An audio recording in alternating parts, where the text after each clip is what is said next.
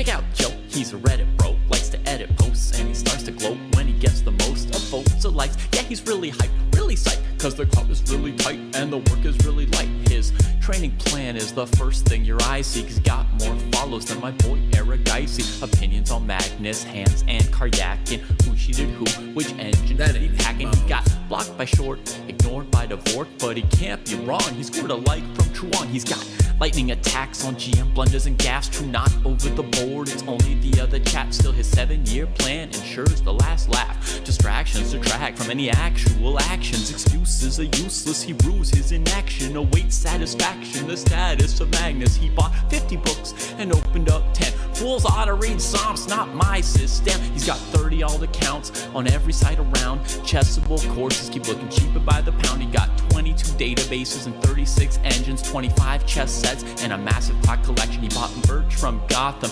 Bra and Naka, but his game history looked like some chess copy pasta. A GM coach that he don't listen to, and if you think it is, then yes, my friend, yes, this is you. But that all changed one bright sunny day when a friend said, hey, don't you know? Welcome to the dojo, it's good to grow. Welcome to the dojo, I gave up on the easy. Sweatwork's what we need, G. Sweatwork's what I believe, ratings what I'll receive. Don't you know? Welcome to the dojo, it's good to grow. Welcome to the dojo, I stepped away from easy. Sweatwork's what we need, G. If sweatwork's what I believe, ratings what I'll receive. So Joe got into the business, stopped the app sickness, daily practices rhythm, he even upped his fitness. He found sparring cathartic, postmortems charming. With the plus equal minus, he was armed for elo farming. With notepad and pen, he built up calluses, escape rating paralysis with lengthy game analysis. With sensei direction, he sold his collection. Read one classic and that was fantastic. Now he locked to the spot where they checking off boxes. Young prodigies and some wily old foxes. 3.5 points per box, that's shocking progress. Goal nearing, cohort cheering, Joe doesn't hear it. He's monotasking, no relaxing, concentration maxing. One book, one board, one set, one thought. Work will work, will work, work, never stop. One book, one board, one set, one thought. Work will work, will work, work, never stop. Now occasionally, he peeps the world of the tweak and laughs when he sees the player that he used to be. Blank face staring, complex plans comparing while he's dojo training. Hours a day playing out positions, transpositions, and growing his board vision. Transition from poser to player. Alright, hello my friends. We are getting this going. It's going to be amazing. And as usual, I have a couple questions I'm going to ask the engine about yesterday's game, then I'm going to turn off the engines. So we go games. We go round 9. And let's start off with Giri. We had a question about Rookie 1, and I wanted to know, was that like a engine move? Like, because he thought for 10 minutes on moves. I didn't think it was prep. The way he talked about it in the interview, it sounded kind of like maybe it was I don't know, some idea he had seen before. Let's go. Boom, Rookie 1. Rookie 1, the top move, boss. Damn.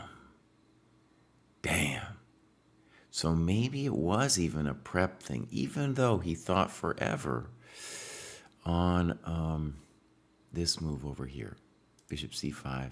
And then he thought forever here. Why would you think forever unless you were not in prep? Because Rookie 1, dude, that is some dark sauce. Some dark sauce. And basically dude, yeah, that's dark. That is dark.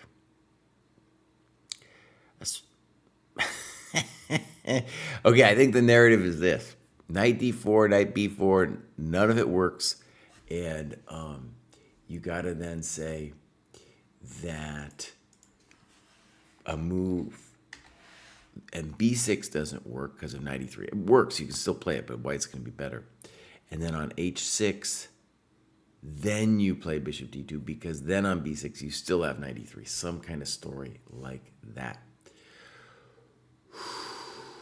Man, that's dark. Okay, next question.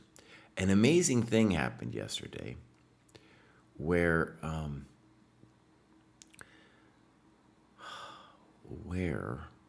this is round 9, where Hans Moke Niemann drew Mishra. And first of all, he should have lost at the beginning, and then he should have definitely won. So what we're going to do is we're going to go over here, and look at a couple key moments. So knight g5. Here he thinks white's better. I had no idea what's happening here. e5. And then I was looking here at d5. Engine is talking about bishop c4. It was also a move. But and then apparently this move, g4, is a mistake. And then knight d4, we're guessing that's what Niemann missed. Okay, f3. Now we thought this was kind of cataclysmic for black here, for white. So knight e2, queen e2. And now we really liked e4. Now, what is interesting is the engine is saying not that bad. So let's go take a look. So e4, knight e4, knight e4. Now on fe we had b5, so we did figure that out. On knight e4, I was thinking bishop b5 would be crushing. Let's go look. Bishop b5, rook c8, queen c8. The engine's like, nah, boss, I'll just go here.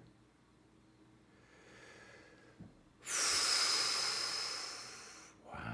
And the point really is, I can't do queen c4 because of knight d6.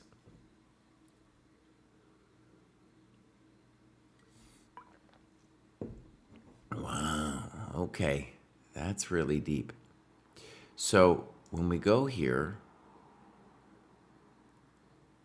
h6 is actually, dude, like the top move along with b5 and queen b6. And, well, it says h6 and e4 are roughly the same. We did not like this move. Snip, snap. And then he plays queen a5, which honestly the engine gives as good, but a little bit better for white even, and it likes f5. f5 would be a very risky move.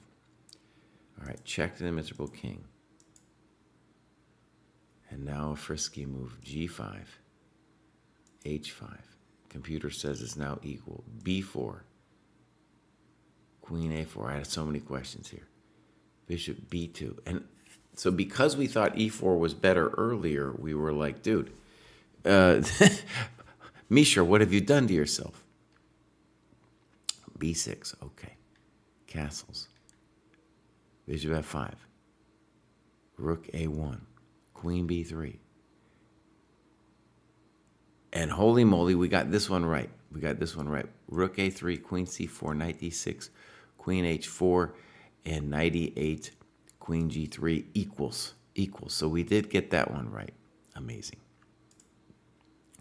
So in this position, dude, Niemann plays the best computer move, knight f2, which was a little surprise to us.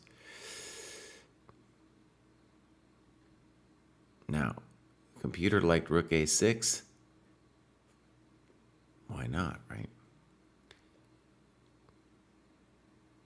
I guess you'd be afraid of rook c8. Good morning, G. Okay, it says white's better. This looks like a blunder, a5. Boom, boom.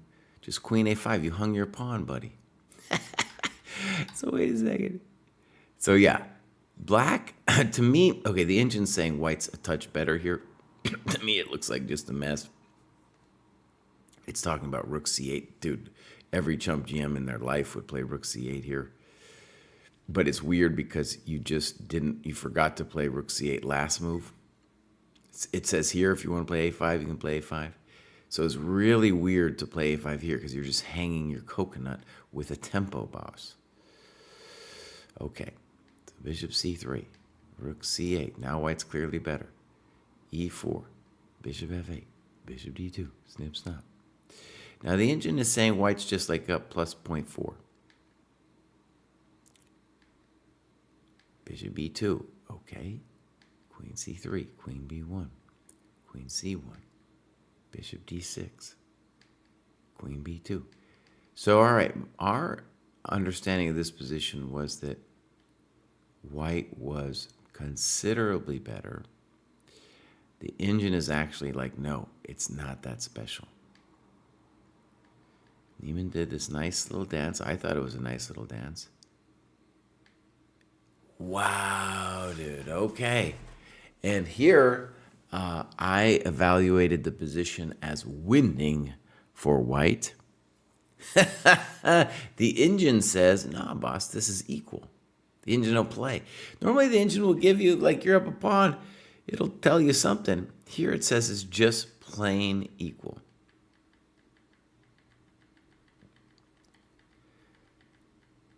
Wow. It's a huge game in the standings.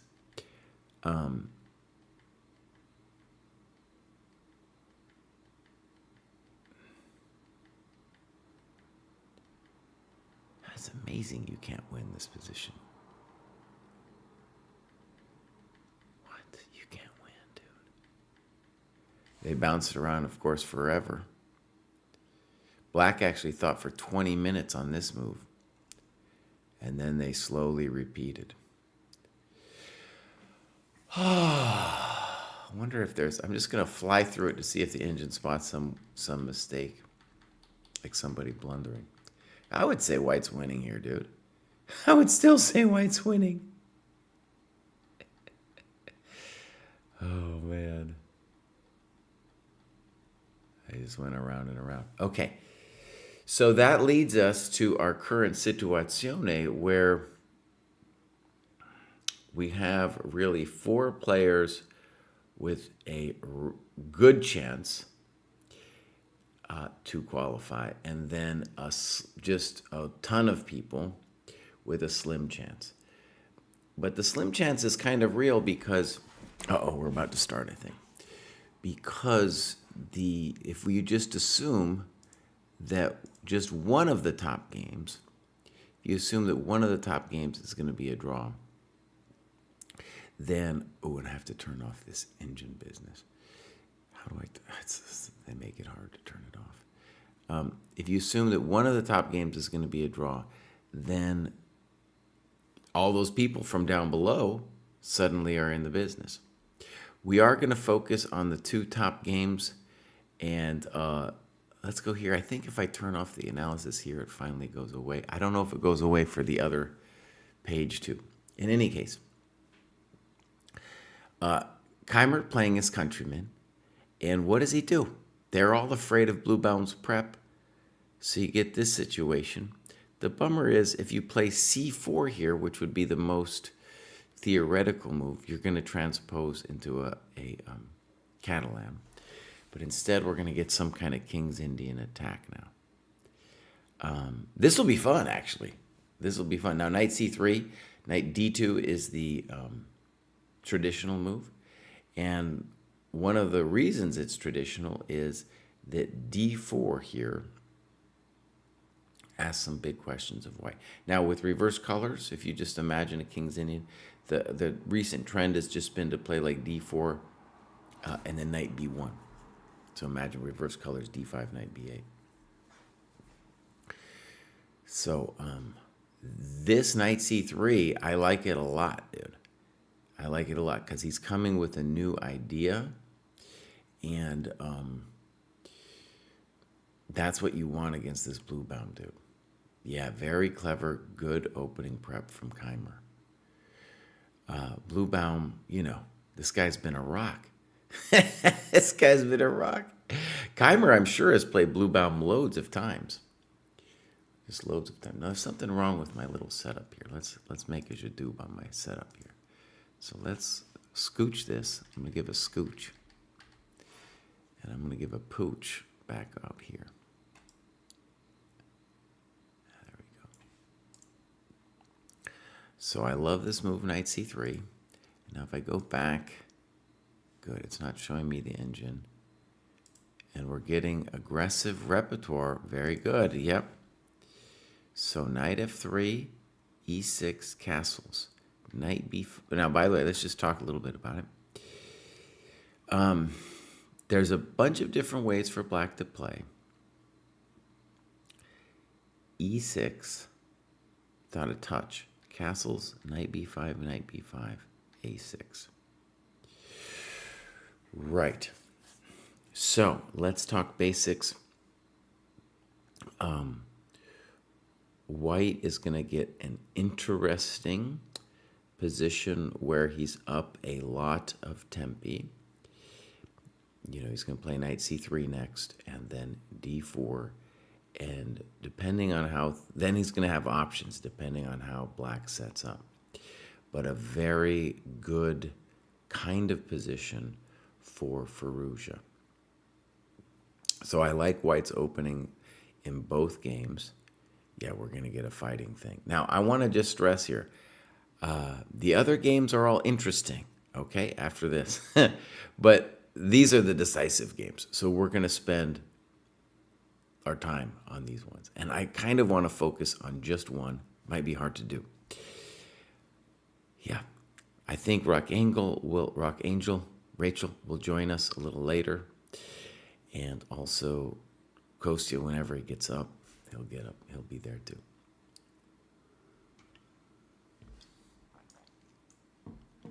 All right. So I'm watching this. I'm watching. It's kind of a little surprising that Firouzja would be thinking on this move. I'm watching the live stream as well. And Keimer's come there in like a three-piece suit, dude. He's come there in a three-piece suit, and yeah.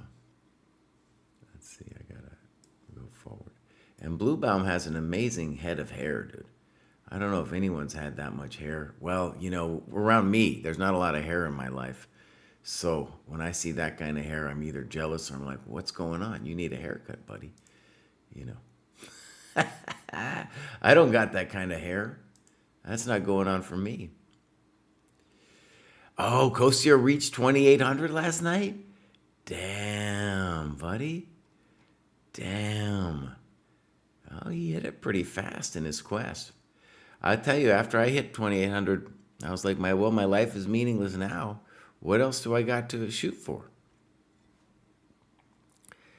So he did play knight a3. I don't like it. No, I don't like it.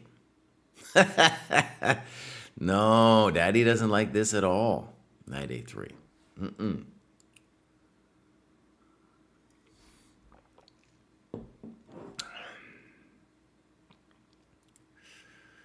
All right, let's talk about knight a3. I really don't like it. And this is the kind of thing, by the way, where I'm tempted to turn on the engine, but I'm not going to do it.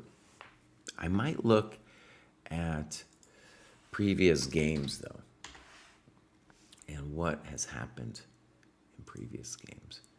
So let's just go games, analysis board, starting position. Tomorrow, this is the kind of thing I would maybe look. But here, it's not that interesting to look for the engine. It's tempting. You might feel like you've learned something, you know, but maybe have you really learned anything? Because he's going after a kind of position here. So boom, boom, boom. Now, generally, when they do this, they play like white has to move the knight back anyway. Okay. So I just want to stress we got 102 games. I'm not going to expand the window because we're not going to spend too much time here. This is the Dojo database. We got 102 games. We got knight c3 with 98, 102 with knight c3, 2 with knight a3. All right. So this is not people's intuition to play knight a3.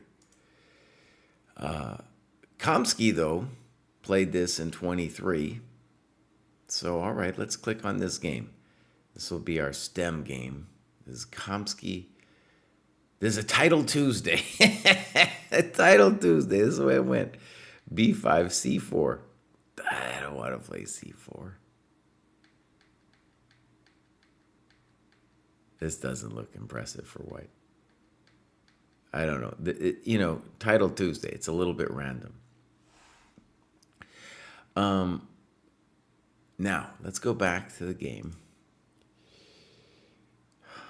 I think, okay, let's just state the obvious. When you go back to c3, your knight isn't the greatest piece. You're up ahead in a lot of development, but your knight is not the greatest piece. On a3, you could play Kamsky c4. I think Kamsky c4 is a little weird. Or you could even play c3, d4. In all of these cases, the problem is your knight is not great on c3 because the pawns on e6 and a6 dominated. But your knight's even worse on a3. And black has loads of moves here. Loads of moves. The obvious being b5, d5, d6. I'm sure knight f6 is playable. Even bishop e7. I don't think there's anything going to terrible happen to you if you play bishop e7. And one of the things I don't like about knight a3 is the whole point of the aggressive repertoire in my head for this variation, but a lot of variations too, in general, is we want to be ahead in development. So if you just imagine knight c3, we can look at some of these games here. Like Kravtsov-Carlsen, we can look at this game. Let's see how this one. Carlsen was black. This was probably also a title Tuesday, you know. But anyways, Carlsen's intuition is always amazing. Queen d4, exclamp. So we're up a gazillion tempi. Bishop b7, a4. I don't know about a4. Oh, look at this, knight d5, bro. Check to the miserable king. Oh, this is at least fun. I don't know about any of this. This looks random.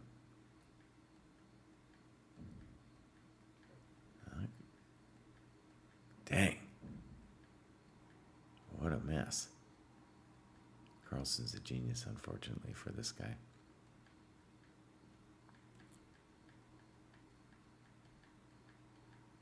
Carlsen don't play, dude. And then he wins. Okay, so, you know, you're playing Carlsen. What do you want to do? If we go back. But anyways, b5 would be my intuition. And then d4, of course, this is the human intuition. cd4, that's the human intuition. Queen d4. Why? Because you're not going to get whacked with any knight c6, so you're up 1,000 tempi. Yeah. Kravtsov has played this a bunch, and let's just say bishop b7, bishop g5, or rook e1. Anyways, you guys get the flavor. So we're going to close this window, and we have knight a3, and now knight f6. Like I said, I'm sure all of these moves are playable. Intuition for me would be rook e1, but I'm a little already hesitant about knight a3. It's giving me the heebie-jeebies. If I'm black, as an example, am I worried about c3, d4? I don't think so. Because even if he got all that stuff, I would just whack him at the end of it with d5. And because the knight's here, if we turn that into a French structure, nah, that knight's terrible, dude. The knight's terrible anyway. Oh, no. Oh, no. Firouzja, buddy.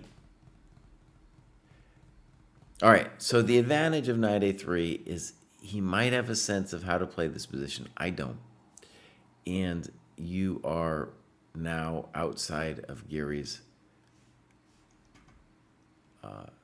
normal business. Because that other line, you could prepare something.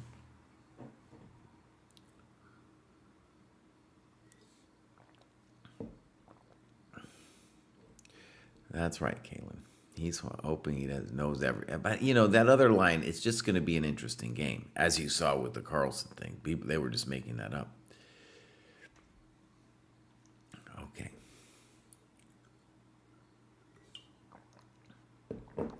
SB McManus just wants to play e5.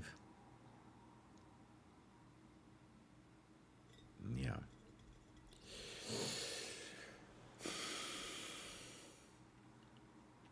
E5 is definitely a move. I'm assuming on E5 that we would get something like E5, knight D5, C4, knight B4. And the point is the knight really wants to come back here. But, and that this is a poor structure. The good news about this, though, is maybe I can play knight C2 and be like, I'm fixing my knight. I'm fixing my knight. And on knight D3, I'm just like, please get rid of your own good knight. Let me play D4 someday. But notice, this knight is so funkalicious. So funkalicious. So yeah, interesting provocation with knight f6. And we'll probably get a good think here. Obviously, rook e1 is the other move that white can play.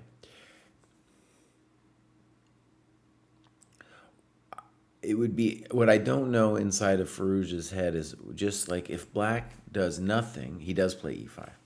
If black had done nothing, what was our intention in terms of how to play the c pawn, right? Because if you play knight a3, you're like, well, I'm either going to go here or here and do this kind of thing. So which one is it?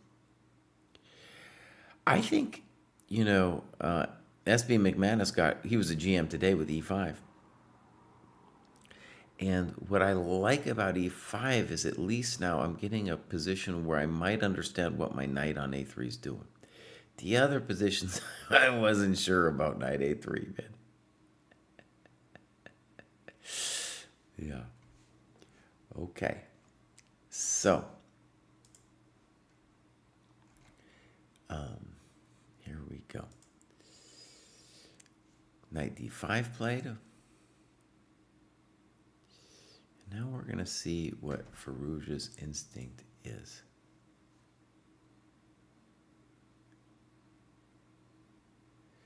Dude, I'm watching the stream, and Giri, he looks underweight, dude. He's so thin. So thin. It's incredible. I think he's always been that way, but dude's a pencil. Dude's a pencil. All right, let's talk about options for white. It's interesting that he would play e5 and then think about it, because e5 is a very committal move. We could go knight c4, e3 just to fix our knight. I'd be interested in that. We could play c4 like the variation we just had. We could also sit for a second and say, well, what do you want really? That wouldn't be dumb either. So we do have options.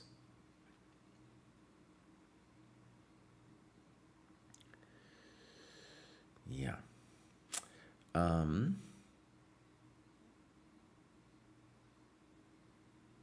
Maybe we could even consider the super ambitious d4. Pawn takes, queen takes. Saying bishop a3, fine. You want to take that thing? You want to get that thing off my hands? Get it off my hands, I think that's an interesting move too. Okay, so he's got a lot of different interesting options here. I like this thing, because now we are threatening knight c4, I think. We develop our big old fat queen like we see in the other variation. If he takes it, I think we like that position. Because I'm going to play c4 next, I think. And my dark squares are pretty groovy looking, as they say. Groovy looking. And if b5, I'll put my a pawn to use. b4, a3, I'm going to put my a pawn to use. Yeah, okay. So, we might get a small think here. I'm loving it. I think I did not understand the knight a3 move, but after e5, I think it makes more sense to me what's going on. After allowing e5 with that knight f6, the white position makes more sense to me.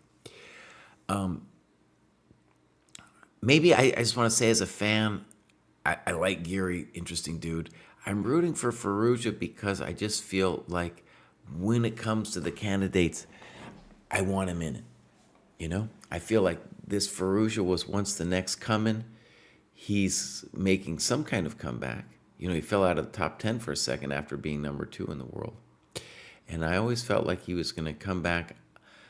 I have a lot of questions about what's going on in his chess, but he definitely belongs in the candidates. And so I want him there. For sure, he belongs in the candidates. So the other game, I can look at it too. Dude is tanking after knight c3. Knight c3 was a great move. The kind of move, but when I say it's great, I'll just go back to it in a second here. Let's see, wrong game, Cry. It's great in the sense, things have happened, Cry. Things have happened. I thought knight c3 was great. d4 happened. Okay. 5 minutes, and now this kind of surprising for me, knight e4. Now, with reverse colors, this is also possible to play knight e4. Boom, boom, boom, boom, boom, boom. And this is clearly something that Keimer has had mapped out. Huge advantage to know in advance what's going on. C takes d4 is definitely the move that normal humans would play. There's questions though, like a simple move for me to consider is e5 now. Yeah. And to claim that, I'm going to play rook e1, bishop f1, and that your pawn on d4 is lonely. Yeah. Okay, this is great. The live board, the stream board is a little bit behind here because I don't see this. No, I take it back. It's correctamundo. We got this position. I was just assuming CD4. So nice time advantage onto that board. You know what I'm going to do? This is what I'm going to do. I'm just going to keep 2 windows open and have these games going on. So this one here, and then I'll take this one back, and then I'll put Giri's game up, ba-boom. Yeah, that way I can toggle. I can be a toggler. Very interesting positions, both of them. This one's more unclear. Well, they're both unclear, honestly. They're both, and hey, Magnus. Hey, Magnus, remember you were talking all this smack about, openings are killing us. Blah, blah, blah. I can't take it anymore. Oh, I'm so sad. Well, dude, we got these 2 top boards and we got fully original positions right away, buddy. Right away, bud. Right away. Yeah, interesting things are going to happen. Interesting things will happen in this position.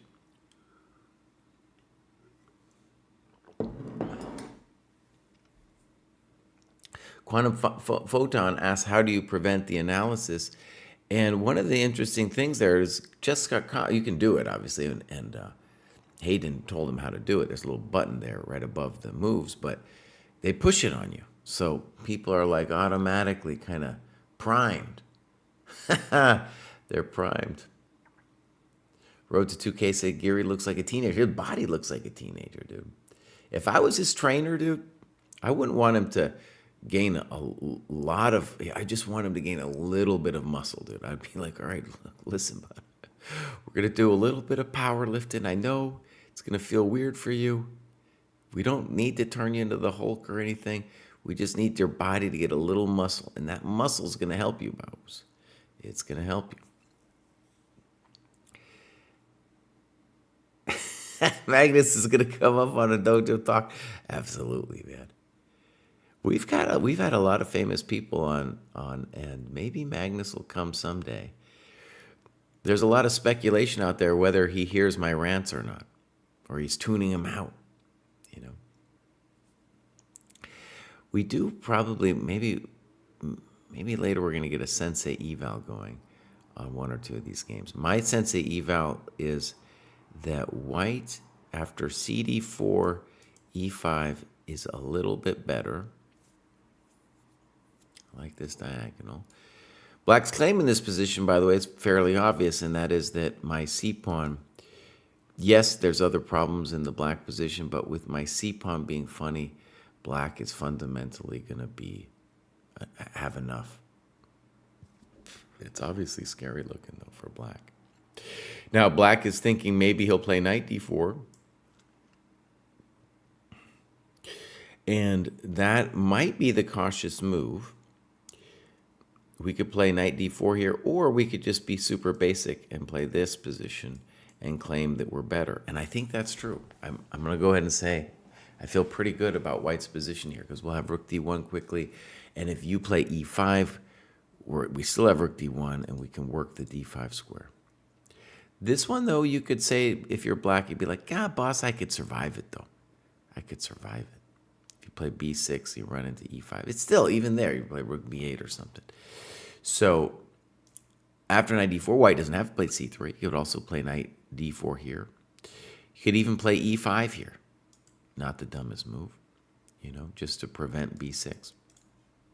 But black, those are the kinds of options black is trying to evaluate. He's also trying to evaluate, well, just how bad is my position here, right? And maybe Cry's not even right that e5 is white's main move. I feel good about it, but maybe that, you kind of want to do it because e5's coming. So knight d4 was played. He was afraid. And one of the things we can say actually about this position, we go pop, pop, pop, pop, is now because there's no knights, it's less bad for black. And the reason is that I can't drop a knight onto this bad boy of a square, right? And I can't really lodge a rook in here because this bishop is going to be here. So I still like white here. However, I understand the narrative for black in this position.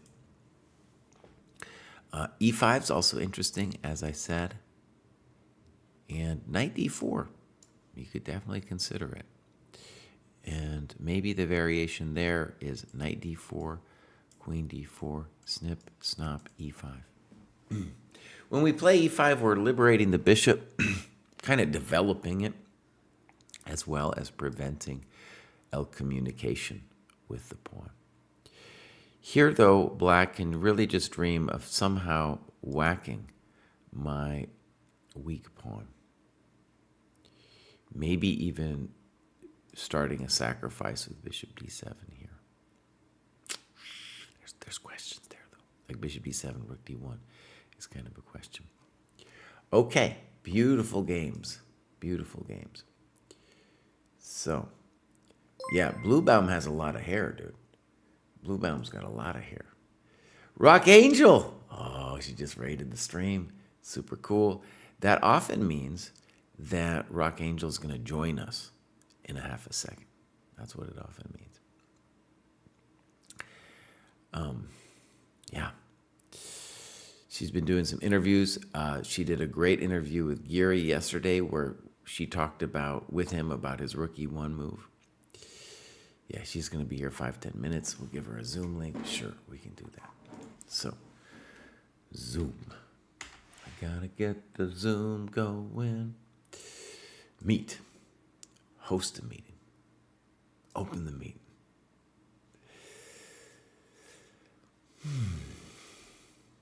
And then we're going to say, start a mundo.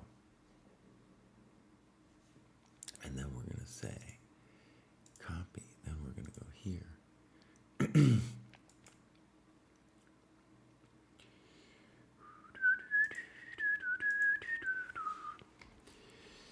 All right, so we're set up with that. And, buddy, let's go back to think about what's happening in Samarkand. Where can I find her interviews? If you go to this site, the Take site, you can find them, and I think they're posting most of them on Twitter as well.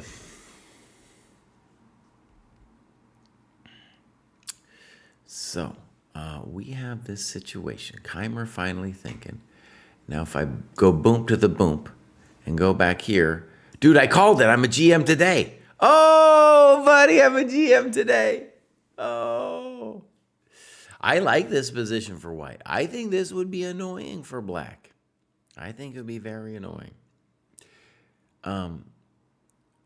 let's talk about obvious stuff. If you play d6, maybe you should, but then my terrible, terrible knight becomes quite a creature. He's now a creature, and now we have to say white's probably better. It's not over or anything, but we got to say white's got to be better. If you take this thing, then you better have some stuff figured out, because this square is going to be really weak, and your development, even though you developed this in one go, your development's very poor. All right, b6 was played. Okay, now, there is some mildly good news for black with this move, b6. With b6, you avoid the tension with b5, c4 that white was hunting. So that part about it's clever. You also prepare bishop c5. That part is clever. You do not prevent knight c4. However, one curious thing about knight c4 is a large part of my soul here wants to play c4. So when you play knight c4, yes, you fix your piece and stuff, but you don't allow, c4 isn't in your cards anymore. So white has to make a call here.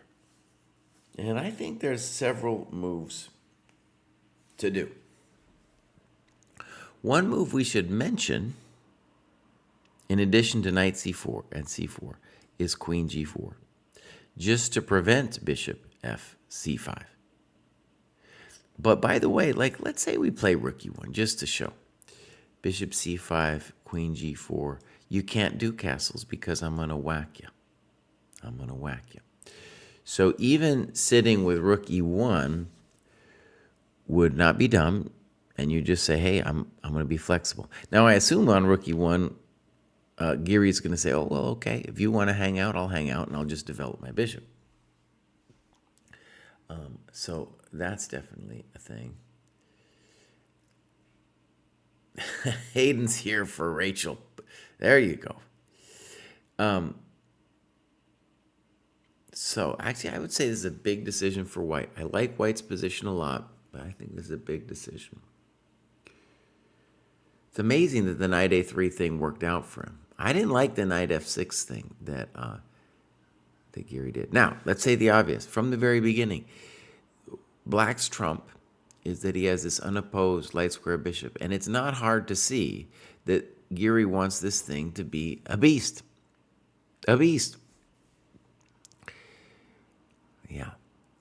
Let's also do some basic dogma here. Let's do some dogma. I don't know if you want to call this knight developed. I think it owes black a move, but let's just pretend for a second it's developed. Then we have 1, 2, 3, 4 moves to 1, plus it's white's move. So that's 5 moves to 1. Okay? A lot of times this happens in Sicilians where black is just down a gazillion tempi. 4 tempi, 5 to 1, 5 minus 1 is 4, is a big deal. But you can see here, black's not, he's got the trumps. The black trumps are that the knight on a3 is a real problem. It's got to be fixed. And the bishop going to b7 will be a beast. Yeah. One worry I would have on a move like queen g4 is maybe black just can sit. First, just start here, then start there, and say, what? And say, what? What do you want to do to me, white? Right? So by avoiding castling, black can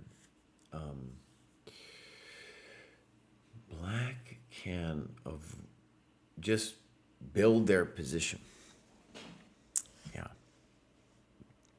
That's why white needs a good plan here. c4, black could do actually many different things, but this is the natural move. And the bummer for us here is he's cutting our knight, and it's really a big question of well, what does that knight want to do now? Okay. So maybe he can find a way to make that work. To me, that gives me the heebies. Seems like bishop g5 is always inaccurate because he wants to play queen c7 anyway. Why not? Another basic idea for white is to say knight c4, and I want to drop it. Drop it like it's hot. So if we imagine bishop b7, let's just drop it for a second. Drop it like it's hot. Drop it like it's hot. This could be a thought. Now we have bishops of opposite color, but no, this is definitely a thought. Notice on queen f6, I have knight e5. And I got a nice little position. Okay, so knight c4 is an interesting momentito. Maybe queen c7. But notice, instead of bishop b7. Notice even here that I still take your coconuts because I got yield c4 and I had g7 too. Okay, so b6, knight c4. I'm coming around to this move. If bishop c5, we're going to play queen g4. Maybe queen c7, boss. We just said that. We got knight d6. I think knight c4, knight d6 is kind of a nice thing. That's kind of a nice thing we got going on. Hayden says bishop c5 looks ripe for a tempo. Notice, though, that if I intend knight d6, I'll just go here. Ba-bam! Check to the miserable king. And then you got to take it, and then you lost a tempo. Because when I play knight d6, I'm losing a tempo because I'm moving a developed piece twice, and you get to develop a piece pronto. So a lot of times, you're white in these positions. You might have to give up some tempi to fix your other problems, such as my poor knight on a3. I would gladly spend 2 tempi to fix that bad boy, right? Gladly. That thing needs a fixing.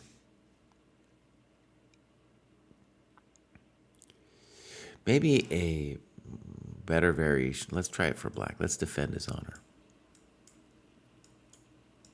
And just castle, buddy. Just castle. That might be more to the point.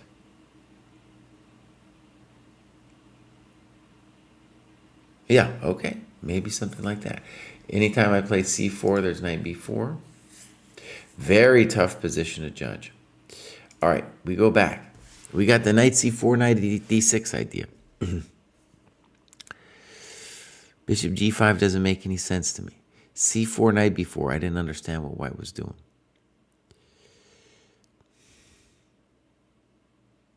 And the other obvious thing to say is, on knight c4, bishop b7, you don't have to play knight d6. You can wait.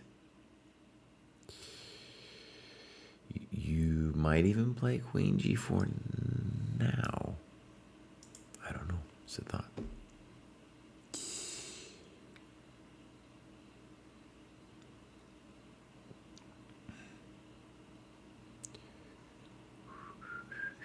Is there ever a world where f6 is playable? Yes. And in general, what black wants to say, actually, this is maybe even part of the conception with b6, is in general, black wants to put the pawns on dark squares to complement his unopposed bishop. So his pawns want to control the dark, and the bishop wants to control the light. So if we imagine here, this position, definitely some kind of f6.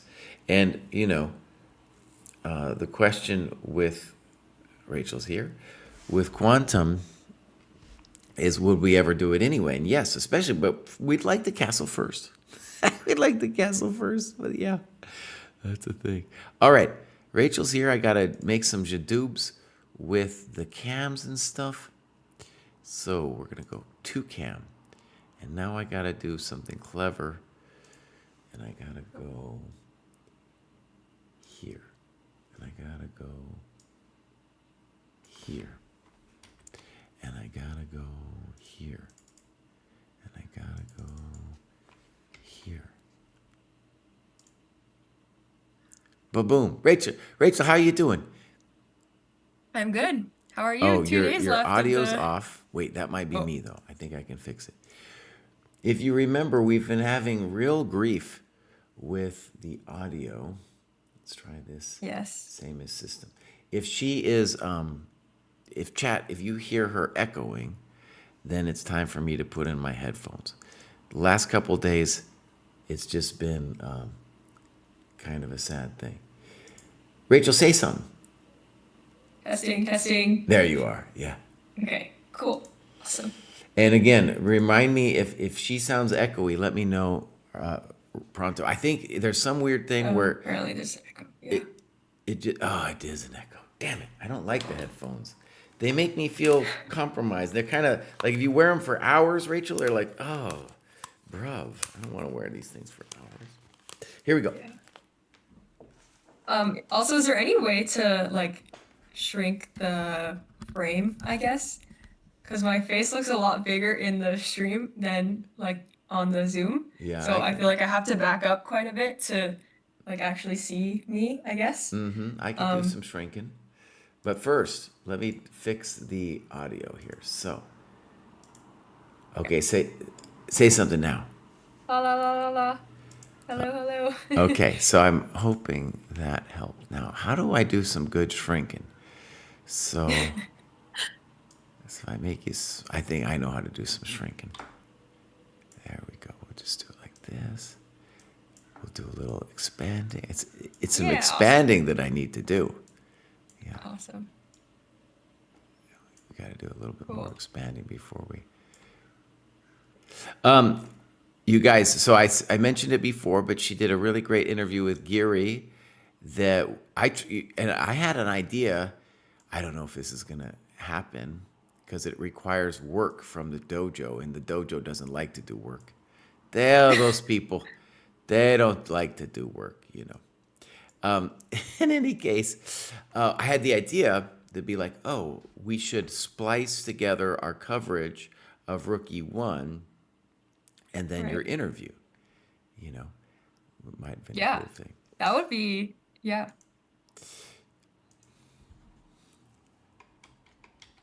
Oh yeah, yeah, yeah. And then, yeah, I taking the, think I think we have our guy on it. We'll see if okay. it's true. Our guy sometimes though, oh, he could take forever, dude. He could just, okay, wait, cry. Wait, you had it fixed and now you don't have it fixed. So yeah, No, no, no. I can totally be an international master today. I don't mind. Yeah. I did not fix that. Okay, I can fix it though. I'm trying to grab the image here. Just boom. I'll just put it in here. Boom. I'll get But yeah, rid if of you guys, if yours. you need help with that, let me know. But Okay. if your guy's on it, then that's great. Well, that's why they got you Awesome. there, because you are a social media genius and you could edit things quickly. Boom, boom, boom. Yeah. I don't know about social media genius. I bet, yeah, Um, you're a social but media genius. I've done it enough times now, like finding clips of things and splicing them together. But if you have someone on it, they probably know how to add like fancy effects and things that I might not know how to add. So yeah. Actually, Rachel, I wanted to ask anyway. Tell us about your life in general. I all I know is like I feel I know that you went to like you're done with college now. Yeah, I just graduated Yeah, in June. nice. Yeah. And what kind of Um, stuff were you studying in college? I was studying cognitive science, Uh huh. which I haven't really, or I'm not using just yet. But Yeah. yeah, it's basically like, it was mostly psychology, and then some computer science in there too. Mm-hmm.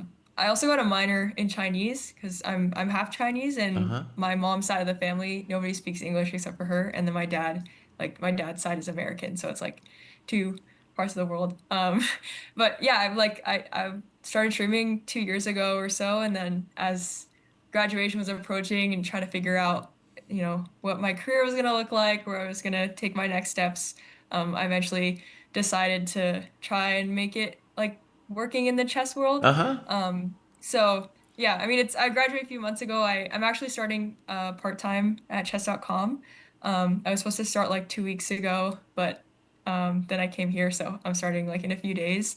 Um, and so yeah, and then I'm doing stuff for Take Take Take. Yeah. There's another I think you probably know about the project that Matt's working on with like the education entertainment company. No, I don't. I don't know about Oh, that. okay. Then I won't say but there's also like some kind of educational videos that I'll be making for a company Uh-huh. that's it's startup now, but like used to be a part of Nickelodeon. Okay. But I guess I'll let Matt like introduce all that because he's like working on it a bunch more than me. Um, so yeah, just trying to see if I can make it in chess basically. And then I guess in terms of chess things, I neither of my parents play, but like my friend introduced me to chess like on a play date or something in like fourth grade. Uh-huh. And I was doing gymnastics and like there was an ad for a chess class on the second floor when I was like 10 or so. And I really liked the game when I played with my friends. So I asked my dad to sign me up for group classes. So Uh-huh. I did. Like it was pretty on and off, but I did some group class and I did some tournaments. Like there was a like Thursday night tournament that I would play in, and it was a bunch of like floored 1500 like 70-year-old men basically. Uh-huh. So I got like up to 1500 or so Yeah. when I was like 11, 12, and then I stopped playing chess for like 5, 6 years, and then I was looking for a job in high school, and so I started teaching kids Uh-huh. like first during COVID online and then like at elementary schools after school. Right. And that's how I got back into it because I was like, okay, I need to come up with lessons. And then I met some people who went to tournaments, and then I started going to tournaments. And then eventually I was like, oh, maybe I'll try streaming. So it's all Okay. very like one step at a time, like just Mm-hmm. take it slow and see how I like it. But yeah, that's just like an overall chess story, I guess. And you Yeah. like live close to Blood Queen? Or did you Yeah. guys yeah. So we both went to UCLA, Uh-huh. and we both graduated there. So like we were living like walking distance from each other, which was awesome. Now I'm trying to, I don't know if I'm going to stay in LA. I've been like traveling a bit, but I probably will be moving to a different city. Mm-hmm. But I'll wait until it's like, I actually figure out what's going on before I'm like, yes, I'm moving here.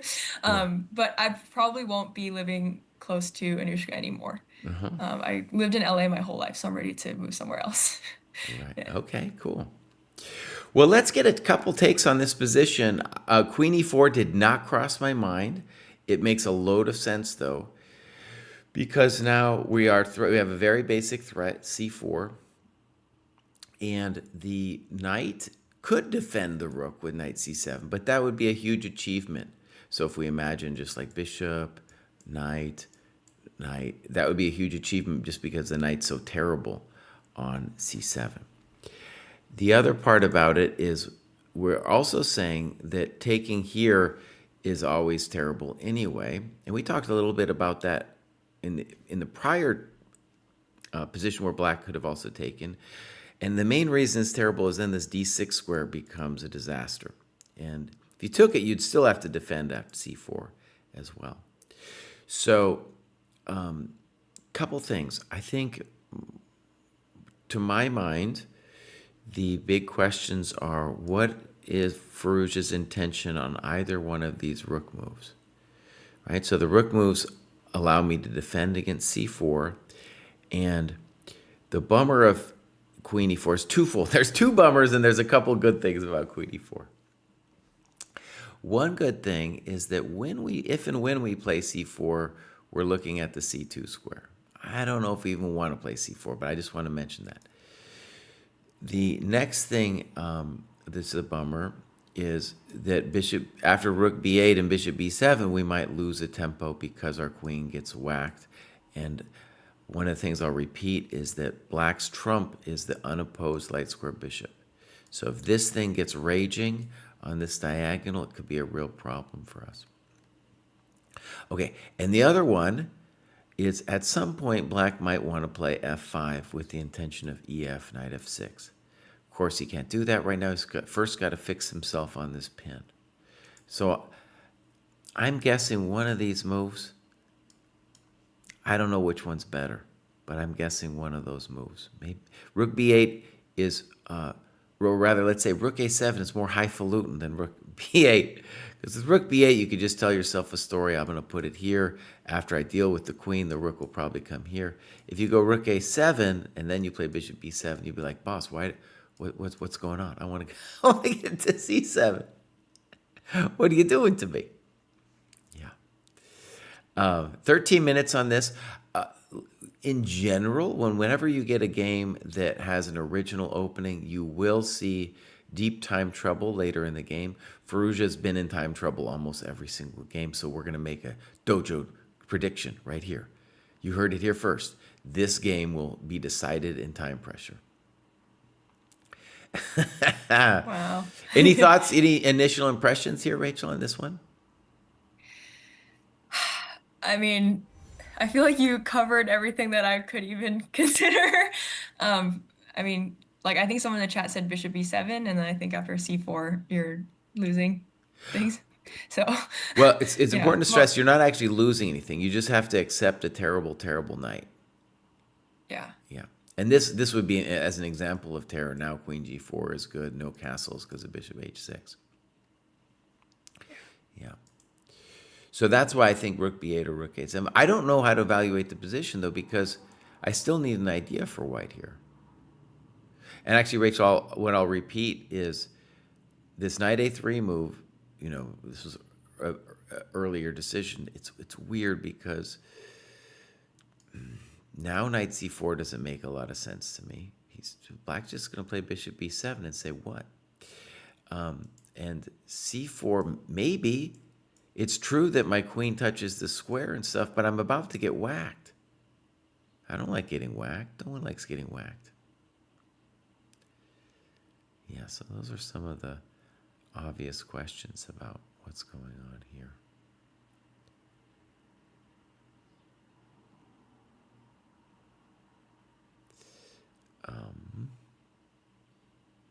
Now this looks real. Go ahead.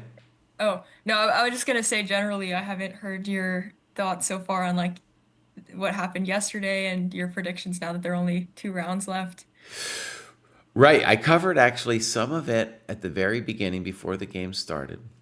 Okay. So if I look at my thing here, I was wrong in my assessment of Niemann Mishra. There was both sides made a bunch of mistakes, but when I left the show yesterday, I said me and Kostya both felt it was winning for white. Then I turned on the computer today. I only turned on the computer after. When I turned on the computer was like, no, Mishra's fine.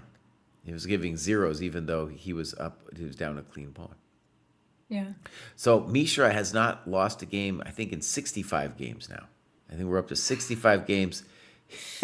He's just drawing and drawing and drawing. Also in the position where me and Kostya, we felt that black was like either much better or winning. Computer was also like, no, that's not so special. So that was also very fascinating about that game. Okay, but you asked about standings, and the obvious things to say are that when you think about these 2 games, right? If one of them is a draw, which let's just say is likely just because chess is chess, if one of them is a draw, then all of these chumps below get a piece of the action, right? Okay. And even if you imagine that both of them are decisive, then the chumps below, who are half a point below, they'll play those people. They'll probably play those people, and well, actually, it could be. Actually, it could be that they play themselves. I would say the reason I would guess that the pairing would be that one of the people below get to play them is because a lot of them have already played each other. Like Bluebaum's already played Firouzja, for example, right? And yeah. So in any case, hard to predict in that score, but I'm definitely the favorite to qualify here is Firouzja and Keimer. They both have white. They're both looking good. And we're going to get some huge fights here. Let's go take a look at Bluebaum. We'll get your impressions here. Yeah, one more thing I wanted to say was I actually looked at like because before asking that question, I went to look at like the rook e1 position, Uh-huh. and that was the top engine move for Right, rook dude, e1, right. Yeah, yeah, yeah. which was crazy. We did that before too. And actually in your Yeah. interview, I was a little confused in his answer because it kind of sounded almost like it was a prep move. But Yeah. Yeah. but that was confusing to me because there was an earlier point in the game where he spent 10 minutes. So I was like, how could that be a prep move if he thought for 10 minutes on some previous decision, you Maybe know? it was like a similar position from his Right. prep, but like it was like a similar variation or something like that. So he remembered some line moves and not others. I don't know. Yeah, I don't. Yeah, I mean, yeah, the computer playing rookie one, that wouldn't surprise me. But a human coming up with rookie one, I was like, what? yeah. But it He's was like, a it's very great, deep. yeah, it was a great interview. He was like, oh, it was a very deep move. A very He's like, I deep actually don't know what the idea was of that move. move. Yeah. But I mean, it makes sense what he was saying. Like, there's a bishop c8 problem, and he was thinking like retroactively. He's like, okay, how is he gonna develop his bishop? Well, if he plays b6, you have knight e3. But it was weird because like on the Tick Tick Tick app, there's someone like analyzing, like commentating every move for the top games, and it was like minor inaccuracy, and I think that's what it was saying on the engine too, which didn't make sense because like knight e3 is a nice follow up. It felt like so. Right. Anyway, yeah, too high level, I guess. Yeah. Okay, I have some thoughts here, but Rachel, what are some of your initial impressions on this position? Hmm. I mean, it looks pretty standard. It looks like stuff that we've all similar positions that we've all gotten before, it feels like. Okay. It doesn't look like, looks pretty tame and playable, I guess. Um, I'm wondering, hmm. Yeah, I need to take a sec to look at it for a bit. You have like queen trade question mark. You have like, do we trade knights? Do we trade Mhm. queens? In the question and like, how's that position good or bad? Or if the black knight takes on f3, like which piece are you taking back with? How are you finishing development with the knight on d4 unless you do something with it, or like are you trying to kick it with c3? I don't know. These are all questions I'm asking and don't know the answers to yet. Well, Keimer doesn't either. Um, I do feel like white is definitely better because his development is better and this guy hasn't figured out its life yet. He also, I think, is a little bit better because we have a couple pawn structure things that are to our advantage. Like one, we can prevent e5 entirely now with e5 ourselves, and this would look at the b7 pawn. So I feel confident that e5 that is an advantage for white. Okay, but that doesn't necessarily mean it's the best move. I also feel confident this is an advantage for white because we're up in development. But you'd have to, he's also like looking at this position. And the bummer there is if we had a knight, then we could pop it into d5 and it would be great. But now we don't. So the pawn structure advantage might not be that big of a thing. And this bishop is going to land here. And then you ask yourself, well, what am I doing? So that's the other question he's trying to figure out. Another one he's trying to figure out is like, if we take, and let's say they trade queens like you suggested, how do we feel about this position? So he's got a lot of different nice positions to look at, and a lot of times that's just difficult because you're like, oh, these all look good, but one of them is going to be better. Actually, another one we could mention. So there's our position. Yeah. We So could instead of talk exchanging about, knights and pushing e5. Yeah. yeah, we could talk That about would bishop f4 too, maybe, just to say, oh, I want to prevent e5 and develop my piece. Also possible for him. Also, we did get a raid from King Slayer Sloan. Thank So you, thanks for the Kingslayer raid. Sloan. Yeah. Yeah. And Mumuxia mentions knight takes. Now he could take with the pawn or the queen, but in either case, we push e5 like that. Yeah, I definitely think that's one of the options.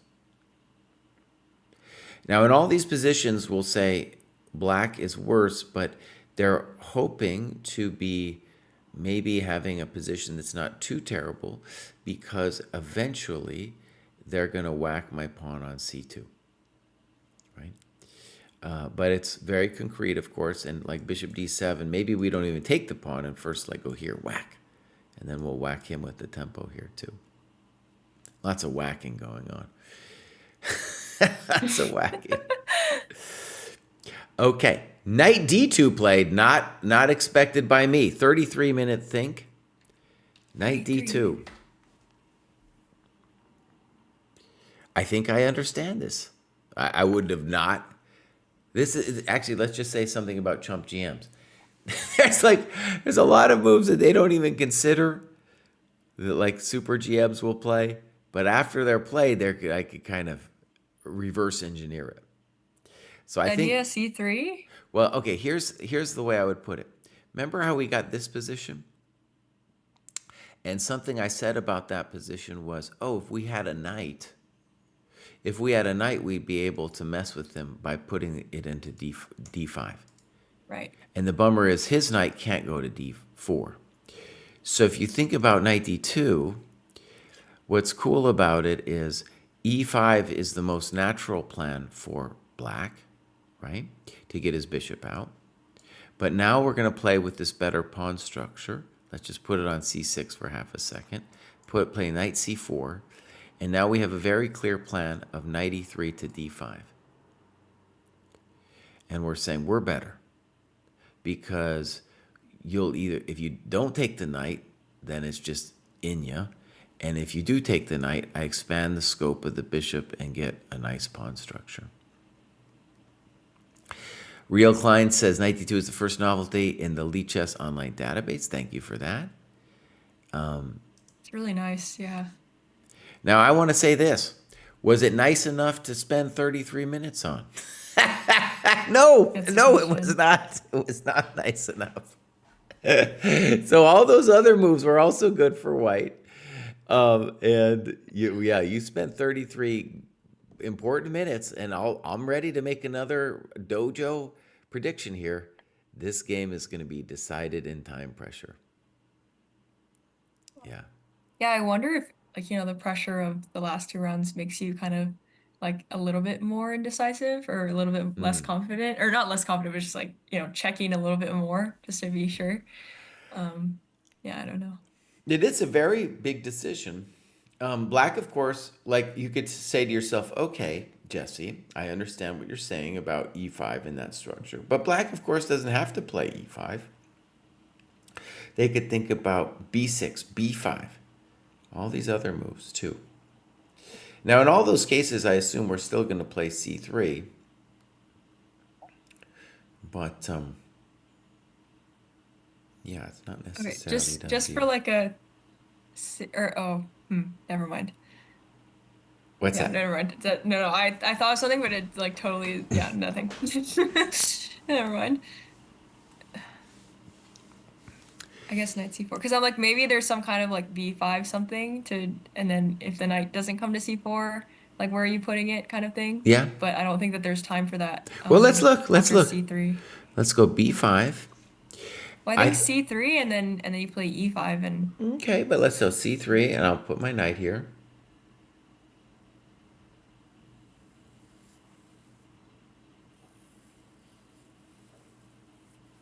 And then e5? If e5, queen c7. Okay, maybe it's not so bad. I think also in terms of pawn structure, a controversy with b5 is how, I guess you'd have to have an idea on a4. Right. And so maybe it is b4, but there's a lot of weaknesses happening. But you could make a story that says, well, now I'll put the bishop on a6. That could be a story that you could tell yourself. And the bishop is taking away the knight's hops. And of course, the idea of, I'm sure your intuition with b5, right, was to take away the knight's hops. Yeah. Because if it's trying to go to d5, you have to kind of justify knight d2 now being like, the knight clearly doesn't want to be there. long term. So And I think this is probably one of the variations that Keimer really was spending time looking at. Another idea for white is to say, okay, I don't want to see knight c6 right away. So I'm going to play e5 first. Let's claim that rook b8's forced. And now, does c3 trap the knight? Well, it doesn't trap the knight, but it makes him go to this terrible square. yeah. So a story you could tell yourself here is, well, at the bare minimum, that's knight's nasty, and I could just continue naturally with knight e4. If queen c7, bishop f4, and we say, I'm better because the knight is nasty on f5. Yeah. Has But nowhere to yeah. I think it's a valuable question, though, because, think about whenever you do a backwards move like knight d2, which is basically going to commit you to losing time, that's when your opponent is going to get all kinds of interesting opportunities to try to prevent you from reorganizing your pieces. Yeah. We could also talk about b6, but notice on b6, I think it's similar. In any case, after rook b8, c3, it would be similar in the sense that the knight again has to go to a nasty square. This bishop on g2 is really nice. Maybe, though, maybe on e5, black could get frisky and play bishop a6. That might be one of the things white needed to calculate here. So let me just explain a little bit. So if we play c3 first, knight c6, e5, queen c7. This might be good for white, by the way. This might be fine. But now there's other questions happening. And I didn't have to play rook b8. And I can dream about playing bishop a6 kind of no matter what. Game goes on, though. Rook e1. Let's just put it on a6 for half a second.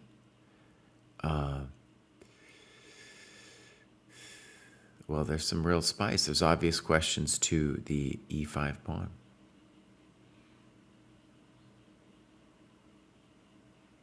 Yeah, but the questions continue, though. What's happening? I'm not sure, Rachel. I'm not sure. Whew, lots of things happening here. So there's knight d2. Yeah, if you want to play it, I mean, let's call it a maximalist move. So maximalist being like, you are like all those other chump moves that I was doing. We're going for this like small advantage. Don't have to calculate too much. Knight d2, you're swinging for the fences, and you need to make sure that it's more of a high risk move when you play it. Yeah. So what are some of the candidates for blue bomb? So there's b6 and b5, and then what do you think he's gonna? Yeah, let's say the main candidates are b6, e5, b5. Your b5 is definitely a thought, and even the totally weird knight c6 might not be dumb, because you could say to yourself, well, I want to play b6, and I don't want to get hit with that e5 stuff. And white's going to play c3 someday anyway. So maybe I just go back pronto, and if c3, then I can play b6 if I want that variation. Yeah. He's also, I'm sure, thinking about e5 and saying, well, how bad is it? To my head, it looks bad only in the sense that at least here white has a position that is very easy to understand, right? Because of the knight e3, d5 stuff. But how bad is it? That's another question. That's another question. The old timers like me say, oh, that's bad. But you turn on the computer now and you never know. Like with that Mishra position yesterday, I thought that was toast, and the computer's like, no, it's totally equal. Totally equal, no problem. Yeah. Well, at least Hans can be at peace looking at the edge, because he probably thought I was winning too, and then he could be at peace looking at the edge and afterwards and be like, okay, I didn't miss something here. Okay, yeah. Okay, so we got this game Oh my gosh. Things have I have not happened. We're still on queen I e4. I have one more question actually about this position before we keep Sure. going. Mm-hmm. So if black does play e5, Yeah. where is the future of the light square bishop, or like where do you think the bishop is going? Good point. Right. So the way I think about this bishop on g2 is I like to think of him as a helicopter parent. Because Okay. helicopter parents, all their dreams are basically done. They don't have anything going on in their lives anymore, but they can live through the dreams of their children. And the way this would work is if we get a knight to d5, right, then all of a sudden I'm living through the dreams of my knight. See, Mm. because if my knight is, I'm playing the support role. I'm over there at the soccer field, yelling at him. It's like go, go, go, you know. So my life is just then contingent upon the life of my child there on d5. I love that analogy. I was after yesterday's stream. God, that was just yesterday. I went to a kids soccer thing with my son. B6 played, and the Americans don't really care about soccer, but there was this guy with this English accent there. He had his kid, and oh, dude, he was yelling. And like, I don't know all the names of the other kids on the team. He knew them all, and he was like all in, dude, all in, on top of his son, and just like yelling at him, blah blah blah. So his son, dude, in the middle of it, comes up and gives him the middle finger in front of everybody. And maybe Oh this my God. maybe this knight will give the bishop on g2 the middle finger too. Be like, yo, what are you doing to me, buddy? What are you doing? That's insane. What attitude? Oh my gosh. And then later, the same kid is like, I can't do nothing because my team's garbage. Oh my God. That is insane. That's what maybe the knight could say too. I'm trying to work here, people, but this team is garbage. This team's garbage. Wow, that is so much attitude. Oh my God. I don't know what like. I've never talked to like back to my parents in public. That's like, I don't Right? Yeah. know. Yeah. Wow. Yeah, Okay, that's so with B6, I think one of the key questions I had is going to come up here. So if E5, then bishop A6. I'm pretty sure that's his intention. We don't want to okay. lose time. And we're just going to say, for sure I'm doing okay here as black. No problemito in casito. You got to go back with your bishop somewhere sad, and then I go back, and then you have not evicted my knight. My knight's coming in to stay. He's not moving ever after he comes to e2. So black isn't worried about that one. And I think we mentioned c3, knight c6, and I believe we mentioned e5 here. And this could be maybe more to the point, but it's still pretty hectic. And I'm sure that Keimer had to spend some time on this to feel good about it. So, right, just as an example, like knight c4, bishop a6, the knight might be giving the middle finger to the rest of the team, being like, my team's garbage. My team's garbage here. What have you done to me? It's not my fault. It's the team's fault. Oh, I'm gonna keep that analogy with me. Next time I have a similar structure, I'll be like, it's the helicopter parent on G2.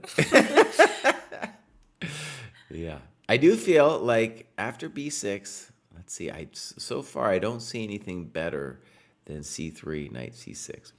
Now, old-time GMs might also play a simplistic move like queen e2. And here we could just say, you know what? I've got control of this bad boy. I'm a little bit better. Let's say queen c7. I could even play a4 here if I want. Just building the position in a really tedious and boring way. It's not that impressive, though. He wants more than that. So c3, knight c6.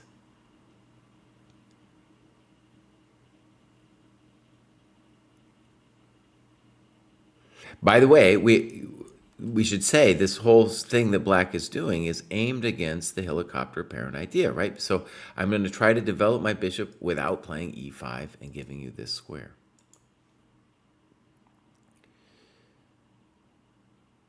So I still think e5 is the most violent and interesting of the options. Queen c7. We could also just kick it and play rook e1. Let's say bishop a6 still. You could think about bishop e7. And then I had mentioned queen a4 here, and that might be a little annoying, honestly, right? So maybe that is more to our liking, as we play rook e1, and then if bishop b7, here's where we might play knight c4. And if they give us a whack to the queen, our queen was interested in coming here, threatening bishop h6. But the big question, I guess, would be, well, what if they whack our knight, though, buddy? And we'd like to play here, but it's not a done deal here because of rook a d8. And then also the e5 pawn is. Yeah, e5 pawns. We got problems. Yeah. Is like f4 something coming with e5, or is that weakening? We wouldn't want to do it if we could avoid it, and the main reason is because we would then be killing our bishop's dreams. Yeah, if we played f4, this bishop would be like, I can't do anything because my team is garbage. Yeah, fair enough.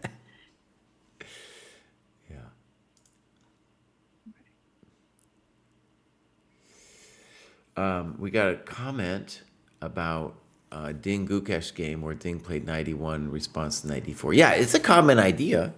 It's just very highfalutin, with this knight d2. And as was pointed out,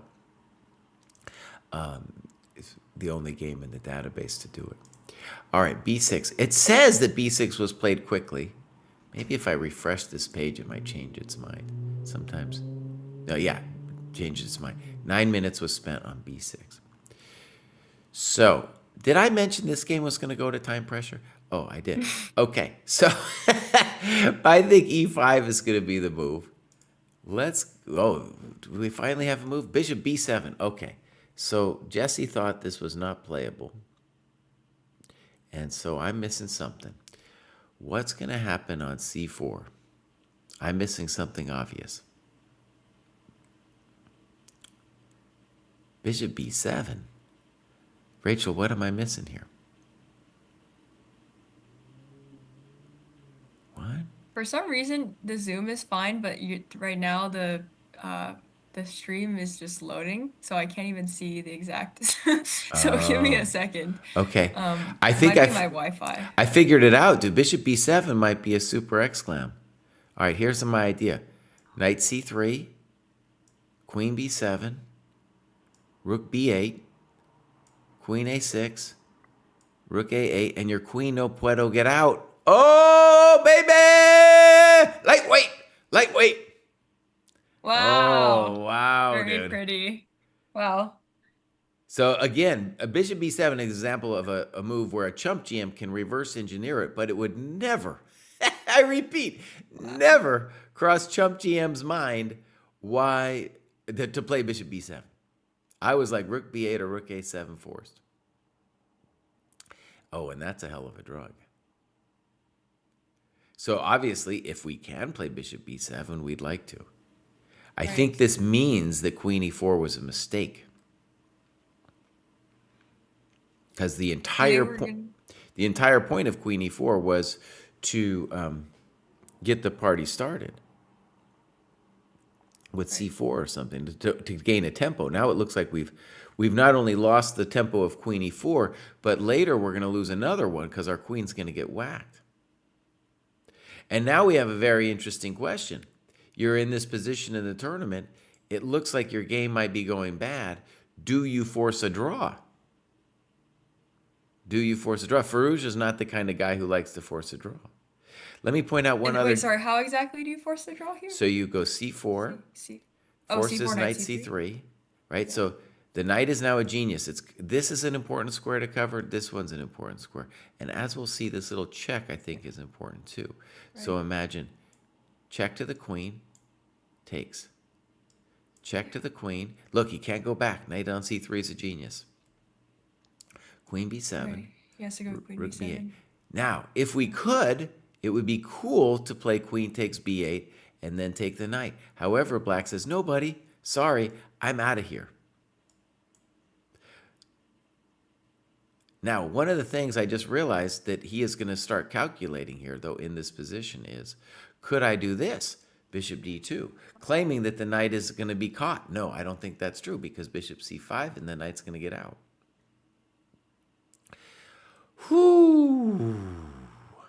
So, and of course, the out for the knight in this position is I'm going to threaten to, I'll take the bishop if you don't do something with it.